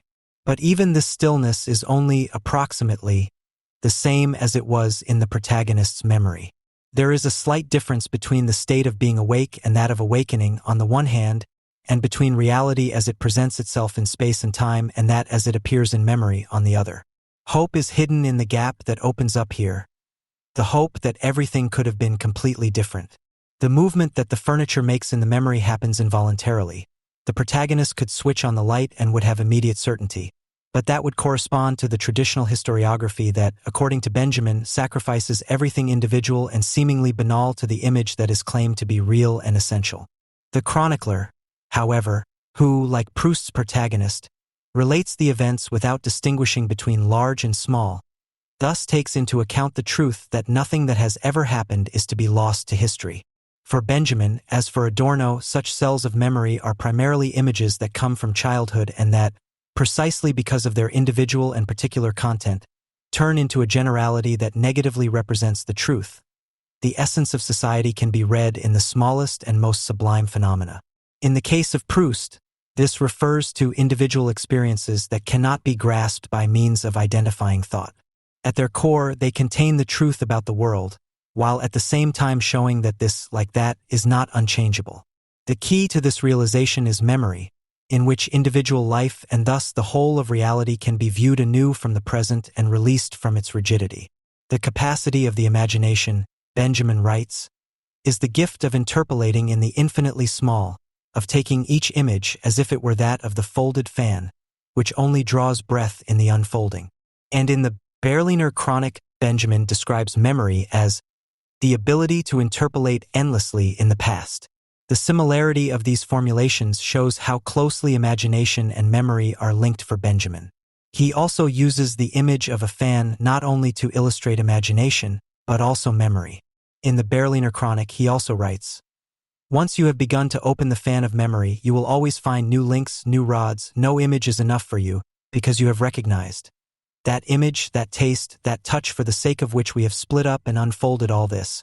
And now memory goes from the small to the smallest, from the smallest to the tiniest, and what confronts it in these microcosms becomes ever more powerful." End of quote. As the image unfolds in the sense of a representation, and the person representing it abandons themselves to it, the experiences that are stored in it become visible and thus bring it forth. The fundamental incompleteness of the endless interpolation does, however, harbor the danger of losing oneself completely to the objects and thus abandoning oneself. That subjective identity that is able to organize and shape the objects and that the self needs for its self-preservation. Even adult life, writes Adorno, is viewed by Proust with such a wondering and alien eye that, under the absorbed gaze, the present is transformed into the past, into childhood, as it were. Every child who is reasonably protected, and whose ability to react has not been driven out of him in the very first years, has an infinite range of experience at his disposal. This is what characterizes the general nature of the experiences described by Proust. The most individual thing becomes general. Adorno thus emphasizes, with regard to Proust, on the one hand the possibility of making the essence of social totality discoverable and tangible in the smallest, most individual and most sublime experiences. On the other hand, the individual childhood experiences described by Proust could make the reader aware of his or her own possibilities of experience. The feeling of the familiar in the midst of the most unusual, which he radiates, is due to the unparalleled discipline with which he disposes of what every individual once knew and repressed in childhood, and what now returns to him with the power of the familiar. What seems so extremely individual about Proust is not in itself, but only because we no longer dare to react in this way or are no longer able to do so. In fact, Proust restores the promise of the general which we have been cheated out of. It makes us blush in his texts, like the mention of a carefully kept secret name. End of quote. The carefully kept secret name is the object of Proust's literary search. Proust seeks it in the unconscious, which ideally represents the content of involuntary memory. However, this involuntariness is limited by Adorno as well as by Proust himself. With reference to the often cited Madeline passage, Adorno writes, "In the long run, however, an inadequacy in the solution cannot be denied." In Proust's case, it becomes apparent that, contrary to the intention, in the executed fabric of the research, the authentic involuntary memories recede very much in favor of much more tangible elements of psychology and novel technique. Proust himself, and his interpreters to an even greater extent, have overstressed the taste of the Madeleine dipped in tea because that memory trace, as one of the few in the work, satisfies the program read out of Bergson. End of quote. The program read out of Bergson, to empathize with the events in the process of becoming by means of intuition, in order to be able to grasp their reality, which coincides with their duration, implies the withdrawal of the schematizing and abstracting activity of the mind. For Bergson, duration means the permanent change of things in time. Conceptualization would tear them out of time and freeze them, thereby falsifying them. Proust attempts, in a similar way to James Joyce, according to Adorno, to satisfy this program, in that he allows himself to be guided by associations that originate in the unconscious, without rational mediation. However, these associations can only rid themselves of mere chance if they change from being particular to being general, if they therefore appear to be necessary and become comprehensible to the reader as such. Sometimes it works, sometimes it doesn't. Proust and Joyce both take this risk in a heroic effort.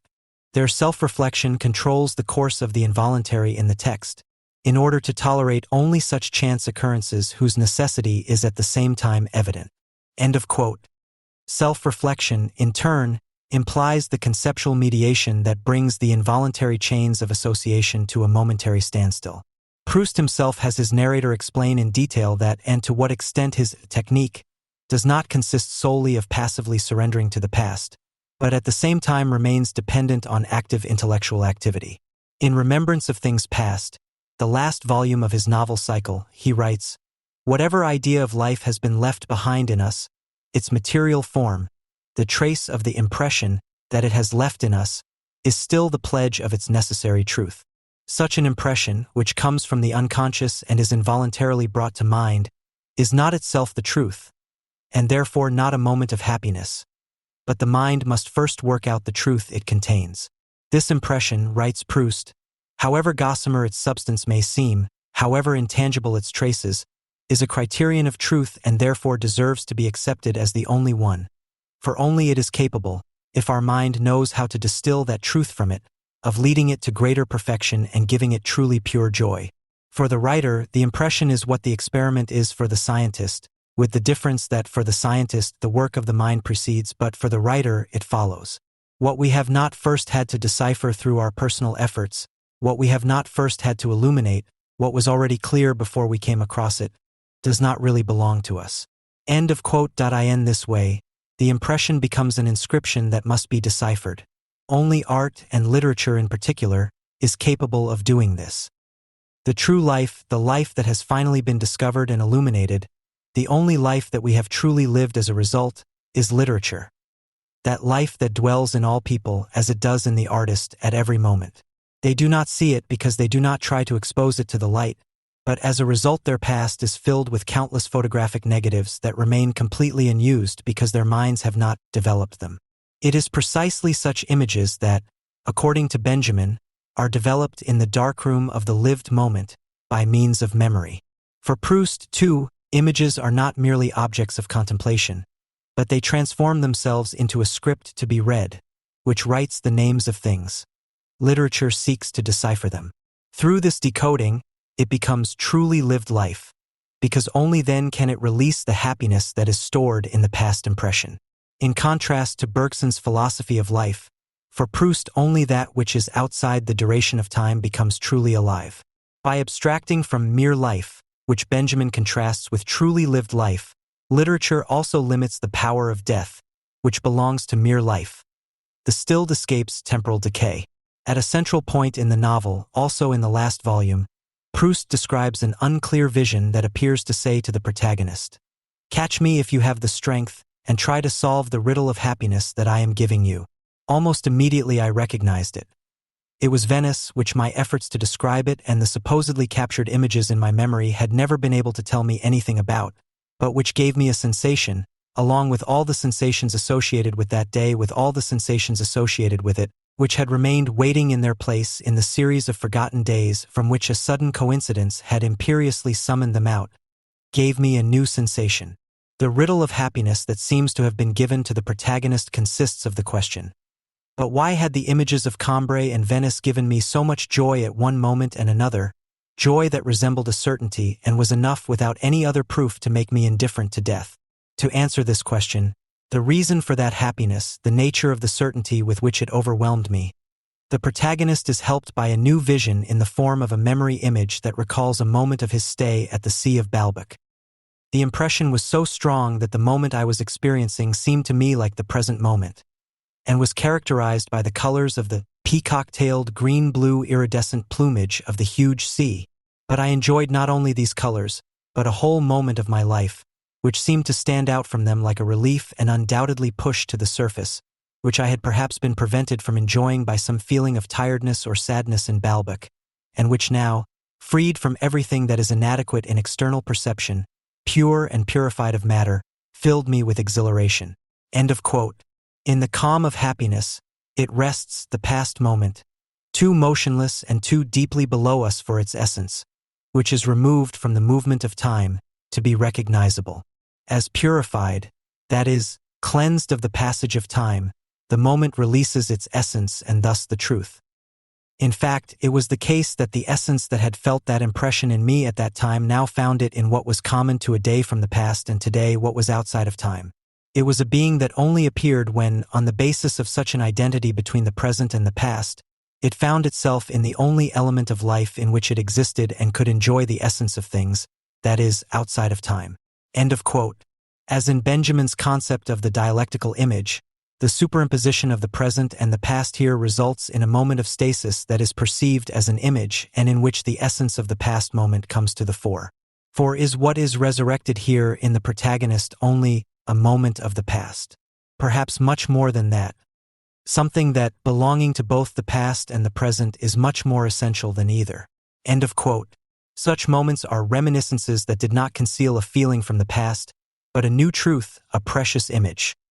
They become signs behind which perhaps something completely different was hidden, which I would have to try to discover.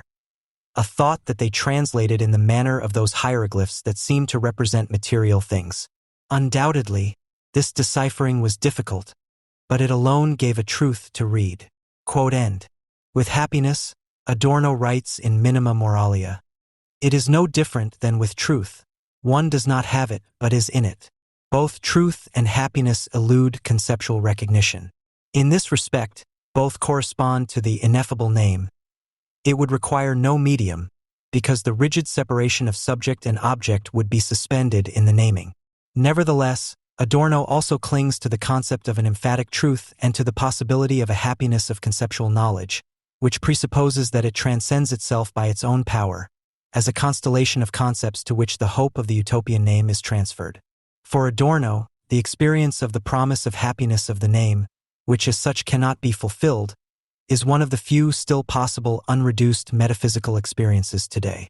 In Swann's World, Proust describes how he, or rather the novel's protagonist, as a child looked at train timetables and how the mere reading of the names of places on the maps triggered ideas about the nature of those places.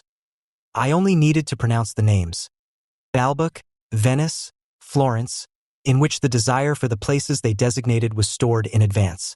They gave me an exaggerated idea of certain places on Earth, making them more unique and giving them something like an elevated reality. How much more personal they became by being given names that were intended only for them, like personal names. End of quote. And a little later, he writes, I had undoubtedly banished everything that my imagination desired and that my senses only found incompletely and without joy in the present into this last refuge of names. The promise of happiness contained in the place names cannot be fulfilled by the places themselves.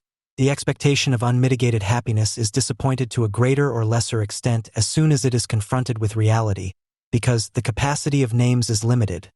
I could hardly fit 2 or 3 of the city's most important sights into them. The images that the protagonist is able to conjure up in his mind's eye in response to the names are necessarily highly simplified, and perhaps it was precisely this simplification that gave these images such power over me. The simplified images are idealized images that reality cannot match. It could only do so if the images were ones that corresponded to the general and thus also to the concepts that both abbreviate and generalize. The abbreviation of the images implies the inadequacy of doing justice to reality. In this respect, the extension of the conceptual interpretation is necessary, which names that discrepancy between the utopian images and reality as necessary. For children's pictures, according to Tiedemann, are dedicated to the irreducibly individualized, from which no path seems to lead to the general, which the concepts strive for. However, the happiness that the pictures promise would only become one if it were the general. Happiness is a plural, it is that of the species or it is not. End of quote. Proust's protagonist refuses to give in to the promise contained in the children's pictures, and the place names also become such pictures for him. Even in a being that is constantly replacing itself, memory creates something like an identity and causes it not to want to leave unfulfilled the promises it remembers, even if it has not signed them. End of quote. For him, the experience of happiness that the names promise becomes one that Adorno describes as a feeling of receding, of being too close to it, in a way related to the dream image. Proust elevates it to a technique in the name of looking at everything as if every object were actually in its place and every person in his or her rightful position, as unchangeable as their names promise. What the cities of Baalbek, Florence, Pisa, and Venice are in space, the lovers are in time. It would be happiness if each of them corresponded to something absolutely individual, leading out of the forest of similarities and breaking through the magic circle of the type. In the confrontation between the dream image and the empirical, the self recognizes its own name as the most distant from it, which is again related to happiness, which, with Adorno, is the interior of objects as that which is at the same time distant from them. Adorno himself also repeatedly refers in his childhood memories to the experiences of happiness evoked by place names. In a passage from his lecture on metaphysics, he explains, "I do not want to reproduce Proust's theory of metaphysical experience for you here. I would just like to point out that perhaps one of the clearest manifestations of what we are talking about here is the way in which certain names may stand for it. In Proust's case, it is the names of Iliers and Trouville, of Cabourg and Venice. I myself have experienced it with such names. When you are on vacation as a child and read or hear names like Monbrun, Riuenthal, Hambrun, you get the feeling that if you were there, in that place, it would be there. This, it, what the it is extremely difficult to say. Following in Proust's footsteps, you will probably be able to say that it is happiness. When you get to such a place, it's not there either, you don't have it. But the strange thing is that even if it's not there, even if you don't find the fulfillment that is stored in these names in Monbrun, you're still not disappointed. If I interpret it correctly, it is because one then has the feeling that if one is completely immersed in these phenomena, one cannot actually perceive them at all." End of quote. With Proust himself, we could summarize, "Nevertheless, I was glad to tell myself that the happiness to which I had been striving with all my might and which had been unable to give me anything had actually existed elsewhere, quite close to me, and not only in my thoughts. But I had known nothing about it." End of quote. Pictorial and written language are not strictly separate areas, but can merge into one another, namely through language. Reading images means translating them into language. This is possible because, according to Benjamin's theory of language, what the subject receives from the things in the images can in principle be expressed in sounds. However, because this would only be possible in a direct way in the name, which for Adorno as well as for Benjamin represents the perfect linguistic expression of a utopian realization, written signs are needed, which in turn can be communicated in conceptual language.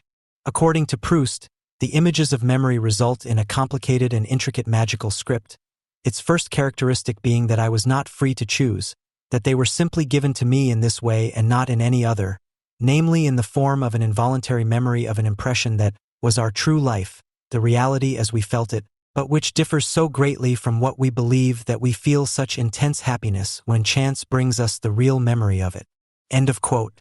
It deviates so significantly from what we believe, because we spread conventional labels, practical purposes, over our true impressions which we falsely call life.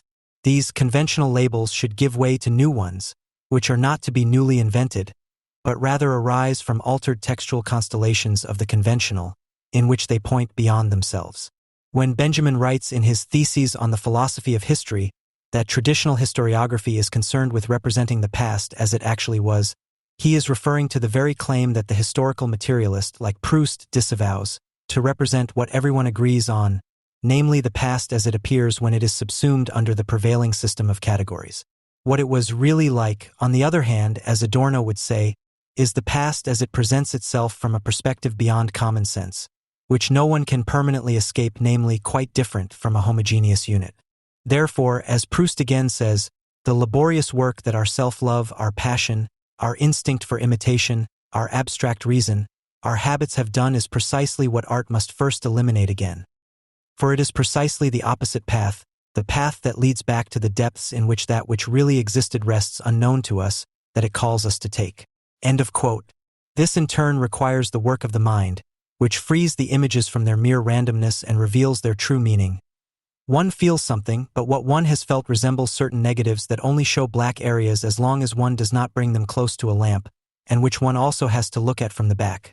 One does not know what is in this feeling as long as one does not bring it close to the light of understanding. Only when it illuminates them, only when it shifts them into the sphere of the intellect, do we recognize, and with how much effort, the shape of what we previously felt. End of quote. In order to solve the riddle of happiness, it is not enough to perceive the images that are stored in the madeleine. For example, strictly speaking, the images are not stored in the pastry itself, but in the impression that its previous taste has left behind. Rather, it is important to regard these images as signs that point to something that is not contained in the images themselves. Proust's literature conceptualizes concrete individual experiences by bringing the involuntary to language and interpreting it. These experiences are primarily those of childhood, which are in principle conveyed to a much lesser extent by conscious reflection than those of adults. Proust captures them, and with them the happiness that comes from childhood. At the same time, he preserves it as a happiness that has always been past, that is not possible in the present, let alone as a lasting one. Loyalty to childhood, writes Adorno, is loyalty to the idea of happiness, which Proust would not have given up for anything in the world. But by not being satisfied with any happiness other than the whole, his need for happiness becomes one with the need for undiminished truth, unobstructed by convention. However, this truth is pain, disappointment, knowledge of a false life. Total memory responds to total transience, and hope lies solely in the power to become aware of this transience and to hold on to it in writing. Proust is a martyr to happiness. In his search for absolute happiness, which he believes lies in the salvation of the past, of time that was thought to be lost, he sacrifices his empirical identity, which is created at the expense of the repressed non-identical, the adequate recognition of which is impossible for it. Finding happiness within objects and elevating it to the truth through language is the utopia of Proust's literature, which is doomed to fail. Nevertheless, in its frenetic search for lost happiness, it penetrates the truth of things like no other, the truth in things. Her interpolation in the infinitely small is the magnificent experiment of a poet who has exposed herself to the risk of failure with an irrepressible desire for happiness, without wanting to retain her ego, in order to fathom the secret of metaphysical experience, which is characterized by the fact that it can go wrong, that it can be completely wrong, but on the other hand also by the fact that it requires a moment of objecthood. For Adorno, these two motifs together constitute the dialectical figure, the dialectical image, which alone may enable us to realize what is meant by the concept of metaphysical experience, which, in the case of the one described by Proust, implies a critique of today's separation of truth and happiness, a separation that allows only the latter as distorted but not as emphatic. This is Proust's protest against the deadly temptation to take the easy way out by renouncing all happiness and all truth. Rather, perish in the impossible. End of quote. The truth of happiness would be the sublation of its dialectics, which, until then, as a negative, remains the reflection of the false. Quote, happiness is a new idea in Europe. St. Just 1794. Only those who expect nothing good from human passions are capable of organizing society sensibly.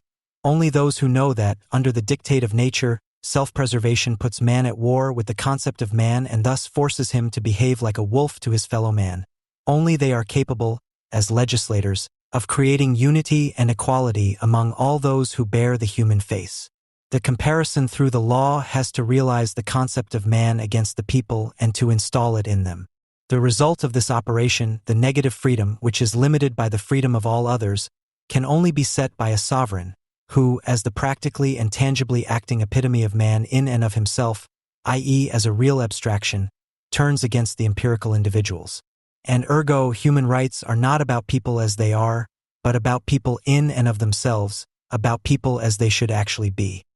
These human rights feign a beautiful plural, which, however, in truth has the small flaw of being a pluralis majestatis. The identity of humans with themselves lies outside of them, in the political sovereign. It is its polito-economic anthropology that is interpreted in the human rights. Article 1. Humans are and remain free and equal in rights from birth.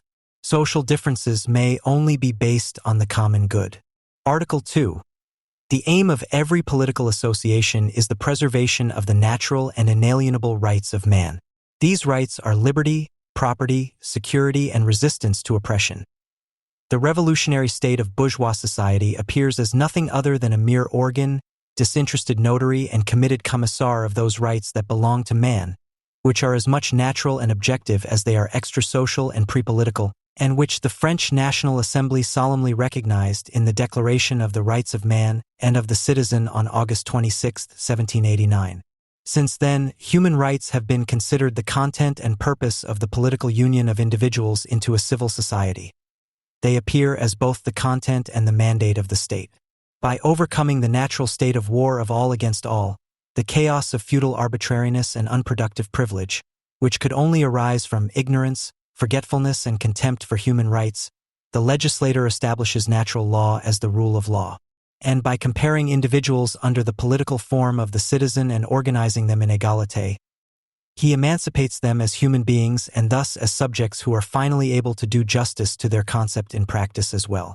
It is not their crude and phenomenal nature, but their prima facie political anti-nature, that makes individuals socially acceptable, and in this transformation as the general will, it brings the essential naturalness of the individual to legal prominence and legitimate representation. The sovereign is the mediator between the individual and his subjectivity, the disinterested broker and faceless intermediary between people and their freedom. Finally, by centralizing this general will, by monopolizing the right of force and placing it under the supervision of a law before which all are equal, regardless of their person and even more so of their needs, and identical in their equal quality as legal subjects, the sovereign nation it nationalizes the individual right to self-preservation and ennobles it in this way from a cause of public misfortune and the corruption of governments to the charitable cement of the social body. And just as the right to self-preservation is annulled in the name of the state, so the struggle of all against all is resurrected in the general competition, and the law of the strongest returns in the anonymous power of bankruptcy, which free competition imposes on the defeated. Freedom reigns when no one is personally meant, equality when everyone runs the same risk, fraternity when no one can break out of human rights. The program of this social pacification within is the immediate program of unlimited sovereignty without, and this social contract that establishes the equality of legal subjects thus appears, without further ado and in the same breath, as the contract of domination that constitutes the sovereignty of the nation. The authorization of individuals as subjects is only another name for their obligation and seizure as objects by the sovereign. Habeas corpus and the guarantee of the inviolability of the body are conceivable only as the subjective reverse side of the warlike exercise of the monopoly on violence and thus of the absolute right of the sovereign to the death of his human material. Whoever allows everything that is not forbidden may also force everyone to voluntarily give up their lives. The bourgeois class emancipates the state in a revolutionary way, making it into a general human being that constitutes the particular individuals as subjects of its human rights. Freedom consists, says Article 4 of the Declaration of Human and Civil Rights, in being able to do everything that does not harm another. Thus, the exercise of the natural rights of every man has no other limits than those which are necessary to secure to every other man the free exercise of the same rights. These limits can be determined only by law. The freedom of each as a natural man, his right to pursue his happiness, is guaranteed precisely by his general comparison as a subject, i.e., as a subject of sovereign power. The individuals, hemmed in by the limits of their own freedom, are able to communicate with each other as subjects, as well as with the objects of their needs, only through the contract that attests to their identity as the holders and executors of the same free and general will. The society of individuals is total, and the subjects, whose uniqueness has just been proclaimed, are only valid insofar as they are examples of one and the same abstract human gelatin. In this capacity, the citizens, all of them Robinson Crusoes of the total society, must create their social cohesion out of their own free will and as a freely forced consensus, which is not even credited to them as individuals, and that is to say as slaves to their natural needs according to the model of the ant colony. And so the social reproduction of the individual right to happiness, Kant, in accordance with one's own taste, as under the form of the law, which is as abstract as it is general and which concerns no one in particular and therefore everyone equally, appears in the eyes of the subjectivized individuals as the immediate and instinctively certain existence of a second and artificial, but now truly natural nature. The individual understands itself under the form of the subject as a mere appearance of the human being incarnated in it, which in turn, Janus-faced, is divided into bourgeois and citoyen. The subject, for its part, feels itself as a human being for itself as a bourgeois, to whom the human being in itself, i.e. the citoyen, it confronts it in the law as its own, albeit pedagogically objectivized self-consciousness. The law is the expression of the general will, states Article 6 of the Declaration. It is the representation and publication of a totalizing, generalizing and all-encompassing subjectivity that wants to be represented and misunderstood as nothing other than the mere sum of all empirical individuals endowed with free will who have realized that they have to bridle their own reason. The total will appears as its very opposite: consensus, contract, free agreement. But the constitutive contradiction of natural law, that in 1789 what is not supposed to be the truth from the origin of humanity still has to be enforced by revolution, also seizes the social contract, which is supposed to restitute the origin and help it to prevail. For reasons that are imminently incomprehensible and also inconceivable in themselves, the contract of free will turns into an irrevocable dictate of its own dignity and suddenly presents itself as the sovereign command of a general that quite arbitrarily enacts and demands its own rules of procedure, the human rights. In the place of the individual person of each contracting party, says Jean-Jacques Rousseau in The Social Contract, such a social contract immediately places a spiritual collective body, whose members consist of all those who cast their votes, and which receives its unity, its common self, its life and its will through this very act. The sovereign is a blue miracle, a mere figment of the imagination one moment and a practical fact the next. The general public, which was just a mere sum of individuals, free consensus and contract, suddenly becomes a tangible reality, becomes more and different than its parts, becomes a state and thus the condition of the possibility of all contracts. The sum of individuals becomes a person in its own right, the lowest common denominator of all individuals becomes the epitome of all their rights and duties. Empirical individuals, as subjects, release a transcendental subject from their egalitarian center, which promptly materializes above them as if from nothing. Thus a public person is constituted, which, independently of the matter to be contracted and independently of the capricious will of private individuals, has as its content and guarantees the social form of communication and mediation of the contract as such. Horizontal socialization turns out to be a vertical event.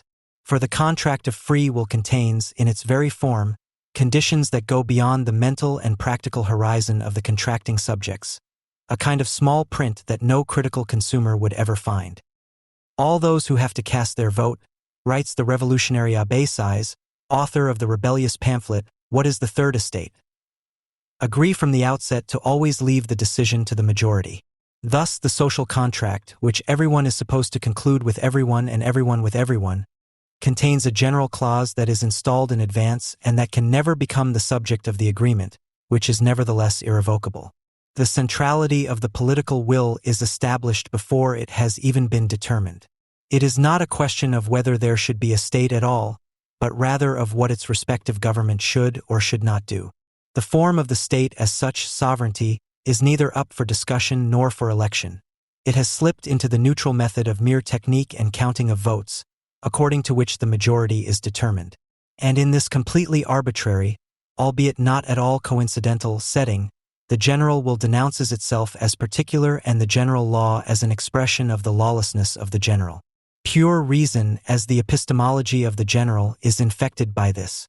Like sovereignty, the form of its reflection also proves to be a precarious matter that notoriously goes beyond the understanding of the members of society. For the constitutive contradiction of natural law is perpetuated and works its way into the reason that recognizes natural law. Thus the human right that it wants to recognize and that makes it recognize itself reveals itself as the philosophically armed legal claim of the general human being against the particular. It is reason that allocates subjectivity to individuals according to their arbitrary will and assigns them human rights, that self-importantly decides who may participate in the general human being, that decrees who, as a mere example of the species elevated to the subject, may be integrated into the total system of equal rights and duties and who may not. It is not people in their empirical immediacy who are the subjects of their rights, but rather reason, which represents the state in the philosophical ideological terrain, and which decrees, as self-confidently dictatorial as Denis Diderot did in the encyclopedia under the keyword natural law, that encyclopedia under the heading natural law, that he who does not want to think rationally renounces being a human being and must therefore be treated as a degenerate being, i.e. as an enemy of humanity, because man is revealed in the citizen, because this citizen therefore represents nothing other than the incarnation of the self-consciousness of the species. Therefore, whoever is a phenomenal human being must, from a purely logical point of view, continue to be so for a long time. The universality of reason is based on the fundamental division of humanity. The identity of the subject is established in the struggle against the enemies of humanity. Racism and antisemitism are the consequence. This reason leads a metaphysical, superindividual, and tendentially anti-individual life. It reduces freedom to recognizing and acknowledging it. Truth is objective, society is nature, and rule is the execution of natural laws. Therefore, as Maximilien Robespierre admitted in his speech on the Mark of Silver to the convention on April 20, 1791, the legislator did not make the decrees that arose from natural law reason, but only solemnly proclaimed them. Robespierre appears as the politicizing Newton of bourgeois society, and the political sovereign relates to human rights as natural science relates to the law of free fall. He recognizes second nature as the immanent truth of the first, and he imposes it as a real abstraction of the first, forms it in his own image and thus founds anthropology. His epistemology, reason, is the intellectual version of the social law of nature, the objectivization of which is the essence of the mere theoretical reproduction of that real abstraction which the human right of the citizen carries out on the individuals. This is the dialectic of enlightenment, that it liquefies the schism between abstract form and concrete content and exposes identity to the principally boundless process of permanent mediation. The concept of the human being wants to distance itself from matter, from the individual, in whom it can only objectify itself. It is this systematic contradiction that drives real abstraction to take the bull by the horns, to subsume the concrete and to reconstitute the empirical as an appearance of form. The needy materiality of the concrete individual is considered to be a merely formal, external, and disappearing marginal condition of bourgeois society. The unequal possession of advantages is not a characteristic of citizens, commented Emmanuel de Size. The inequalities in property and diligence are like the inequalities in age, gender, height, skin color, etc. They do not affect the equality of citizens in any way. Civil rights cannot depend on differences. The law grants nothing, it only protects what exists, as long as it does not harm the common interest. That is where the limits of freedom begin. I imagine the law as the center of a huge sphere. All citizens are at the same distance from it on the surface of the sphere and occupy the same places there. The abstraction that the law makes of individuals, their transformation into subjects, is up to and including the anti-racist Article 3.3 of the Basic Law, not a generalization of the sensually perceivable characteristics of concrete individuals, but the dictatorial imposition of the specifically bourgeois capitalist essence as the immediate general. The measure of their equality lies outside of them. Man is the human capital to which the individuals are compared. The rule of the general law appears, according to its concept, as a subjectless violence and as the rule of no one, as the mere epitome of the lowest common denominator, on which the individuals are to unite to form society without regard to their person and needs. To allow is here to force, and this obligation appears as its own opposite as authorization. More clearly than Article 17 of the Declaration of Human Rights, which declares property to be a sacred and inalienable right, a right that is in truth a damned duty. Article 3 of the Abbé's Project for the Introduction to the Constitution defines the measure by which human rights are calibrated. Every human being is the sole owner of his or her person. This ownership is inalienable. That the individual must relate to himself as to his own private property, that he must think of himself as his original commodity, that he must prove his maturity in the autonomous handling of himself as his own disposable mass, that he must constantly test and prove his ability to relate to his physical and mental powers as exchange values. All this is what first makes the crude natural individual into a human being, into a subject and a person, through whom, as his character mask, property expresses itself as the humanized general. The private property of the subject in itself is the ontology of man in and for itself. In it he finds his essence. He is a subject only as the subjectivized property, a man only as a self-conscious commodity, a citizen only in the equal to equal of exchange. Liberté reveals itself as the total mobilization for the sake of business, égalité as the recruitment without exception for the sake of self-realization, and fraternité is fulfilled as charite perpetuated, as collective subalternity before the authority that, as the monopolist of violence and arbiter, guarantees the observance of all contracts and the form of contract itself. All relations between citizens are free, Desise rejoices. One gives his time or his goods, the other gives his money in return. There is no subordination here, only constant exchange. The impersonal equality of exchange appears as an absolute antidote to exploitation, hierarchy and arbitrariness, and freedom as the unity of legitimacy and legality finally achieved. But the anti-feudal revolution, the revolt against aristocrats who, in order to enjoy luxury and privilege, only had to take the trouble to be born, systematically deceives itself about its own social character. For the revolution of all useful and hard-working members of the community against the idle income and parasitic existence of the feudal lords falls prey to the real appearance of a society of exchange, the essence of which is not, as size demands, already contained in the market as its surface and visible side. He himself knows better. The horizontal surface is that of a sphere, it is curved in itself, and it contains a sovereign that encloses it, a hierarchical verticality that can only appear in the form of its logical opposite, equality. The economic side of this sovereign, that which crouches underground and clandestine in the same and free exchange, draws its existence from the exploitation of the difference between the value and the use value of the private property of the subject to himself. Giving one's time or one's goods for money is not the same thing at all. But for the bourgeois concept of labor, everything is the same as long as it is property. Ownership of one's own person, says the Abbé de Size, is the first of all rights. From this falsehood, ownership of actions and labor is derived. The ownership of objects outside of oneself or the ownership of property is also only a consequence of the ownership of the person and appears as its effect. The air we breathe, the fruit we eat, become our own substance through the effect of a voluntary or involuntary work of our body. It is the breathing, the eating, the mere organic being of the individual that, as a natural process, establishes a natural right to property. Work is immediate life. It appears as the appropriation of that which is worthless and has no price, that which belongs to no one and to everyone at the same time, to nature as a free condition of production.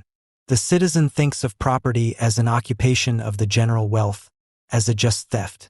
The exchange of working time or goods for money can only be imagined as the reality of freedom and equality as long as the feudal identity of the productive individual with his means of production prevails, which the citizen nevertheless destroys in a revolutionary way. Time as a private commodity is nothing without the chance of its objectification, worthless like air, water, earth. The mere passing of time does not create a substance of its own for the body, but leads to starvation. And so the temporary consent of the person to cede the natural powers of their body to another for productive use in exchange for money is sufficient to create freedom and equality only in the real semblance of exchange. The factory, the immediate material form of the economic sovereign, belies the appearance by drawing its own conclusions and treating the value of labor power as one thing and its surplus productive power, its use value, as another. The identity of the subject, which it is supposed to gain from the exchange, is a pure function of this double character. The factory gives the exchange its essence, representation of capital for the purpose of realizing profit. And so the economic sovereign derives from labor, which is supposed to create property, just as little as its political twin derived from the contract. The same exchange becomes the manifestation of its direct opposite, the appropriation of living labor power by capital, organized in the despotic form of the factory, which only pays for its value and squeezes and pockets the surplus value from its use value.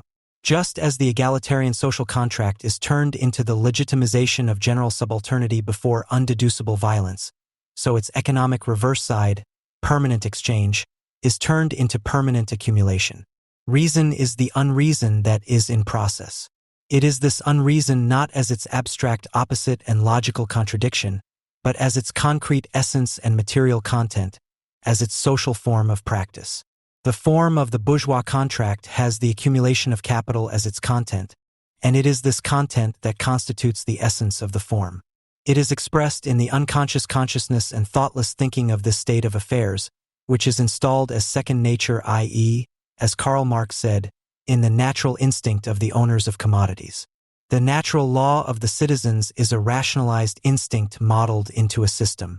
This is the ideological truth and the true ideology of natural law as the spiritual expression of the naturalization of the individual as a freely and equally born commodity, as the code of honor of which human and civil rights have boasted from time immemorial. And yet, for 200 years, emancipatory and revolutionary movements have been taking the name of human rights to mean the principle of the selfish class rule of the bourgeoisie, which is negatively transcended in the direction of total capital socialization. By wanting to free capital and the sovereign from the bourgeoisie's instrumentalization in the name of the realization of human rights, they became a motor of real abstraction through every contradiction and all-class struggle. They found their critical lever, communists and anarchists, social democrats and Bolsheviks together, in the fact that the bourgeoisie, in the system of the census franchise, still knew how to make a distinction between property as the measure of civic quality in general on the one hand, and its mere quantity as the measure of voting influence on the political community on the other. Thus, the emancipation movements criticized the denial of the right to vote as the essence of the bourgeoisie, in unison with the affirmation of capital as the principle of abstract generalization and egalitarian comparison. For with the distinction between the qualitative measure and the quantitative standard of property, the capitalized society of the free and equal finally disintegrated into a quasi-feudal system of dependencies of people of unequal rights. The sovereign nation separated human rights from civil rights because, in the end, it consisted only of work machines and shareholders, according to Desai's, 1981, 266, a blatant contradiction, a selfish inconsistency, and a crying injustice that the Jacobins and Sansculottes wanted to cure with the implemented principle of quality. Freedom is only an empty specter when one class of people can starve another with impunity. Equality is only an empty specter when the rich can exercise the right to decide over life and death through their monopoly over their fellow human beings, proclaimed Jacques Roux, the failed Lenin of the enrages, in 1793. It was the inadequate realization of the bourgeois principle, the exclusion of the have-nots from legal subjectivity, which they opposed, not the measure of comparison itself. They countered the exclusion from citizenship and the reduction to the politically passive status of wards and passive citizens, which Immanuel Kant justified for children, women, and workers with rational means, in the name of the people and the true general public. Just as Olympe de Gouges, the foremother of feminism, was dragged to the guillotine by the citizens, whose Declaration of the Rights of Women and Citizens of 1791 wanted to radically reformulate Article 17 of the Declaration of Human Rights, which sanctified property. Property belongs to both sexes, jointly or individually. Every human being has an inalienable and sacred right to it. Like the social democratized labor movement, whose utopias sound like a late echo of the fear that made the bourgeois Rousseau fear that the social state is only advantageous to people as long as everyone has something and no one has too much. Just like today's anti-racist movements, whose core group, Amnesty International, tirelessly demands realize human rights. The international fights for human rights. As long as the revolutionary movements only wanted to finally take the program of the bourgeois revolution seriously, they provided the saddest example of the fact that the social content of the capitalist age was still not exhausted. The revolution that is due, which will put an end to abstract comparison and total indifference, which will emancipate the individual from the subject form and thus make the unity of the many possible without coercion, i.e. the free association, Marx, cannot possibly advance under the banner of freedom and equality. It will rather appropriate the idea that Baruch de Spinoza formulated a full century before the Declaration of Human Rights. We conclude, then, by saying that Peter must necessarily agree with the idea of Peter and not with the idea of man.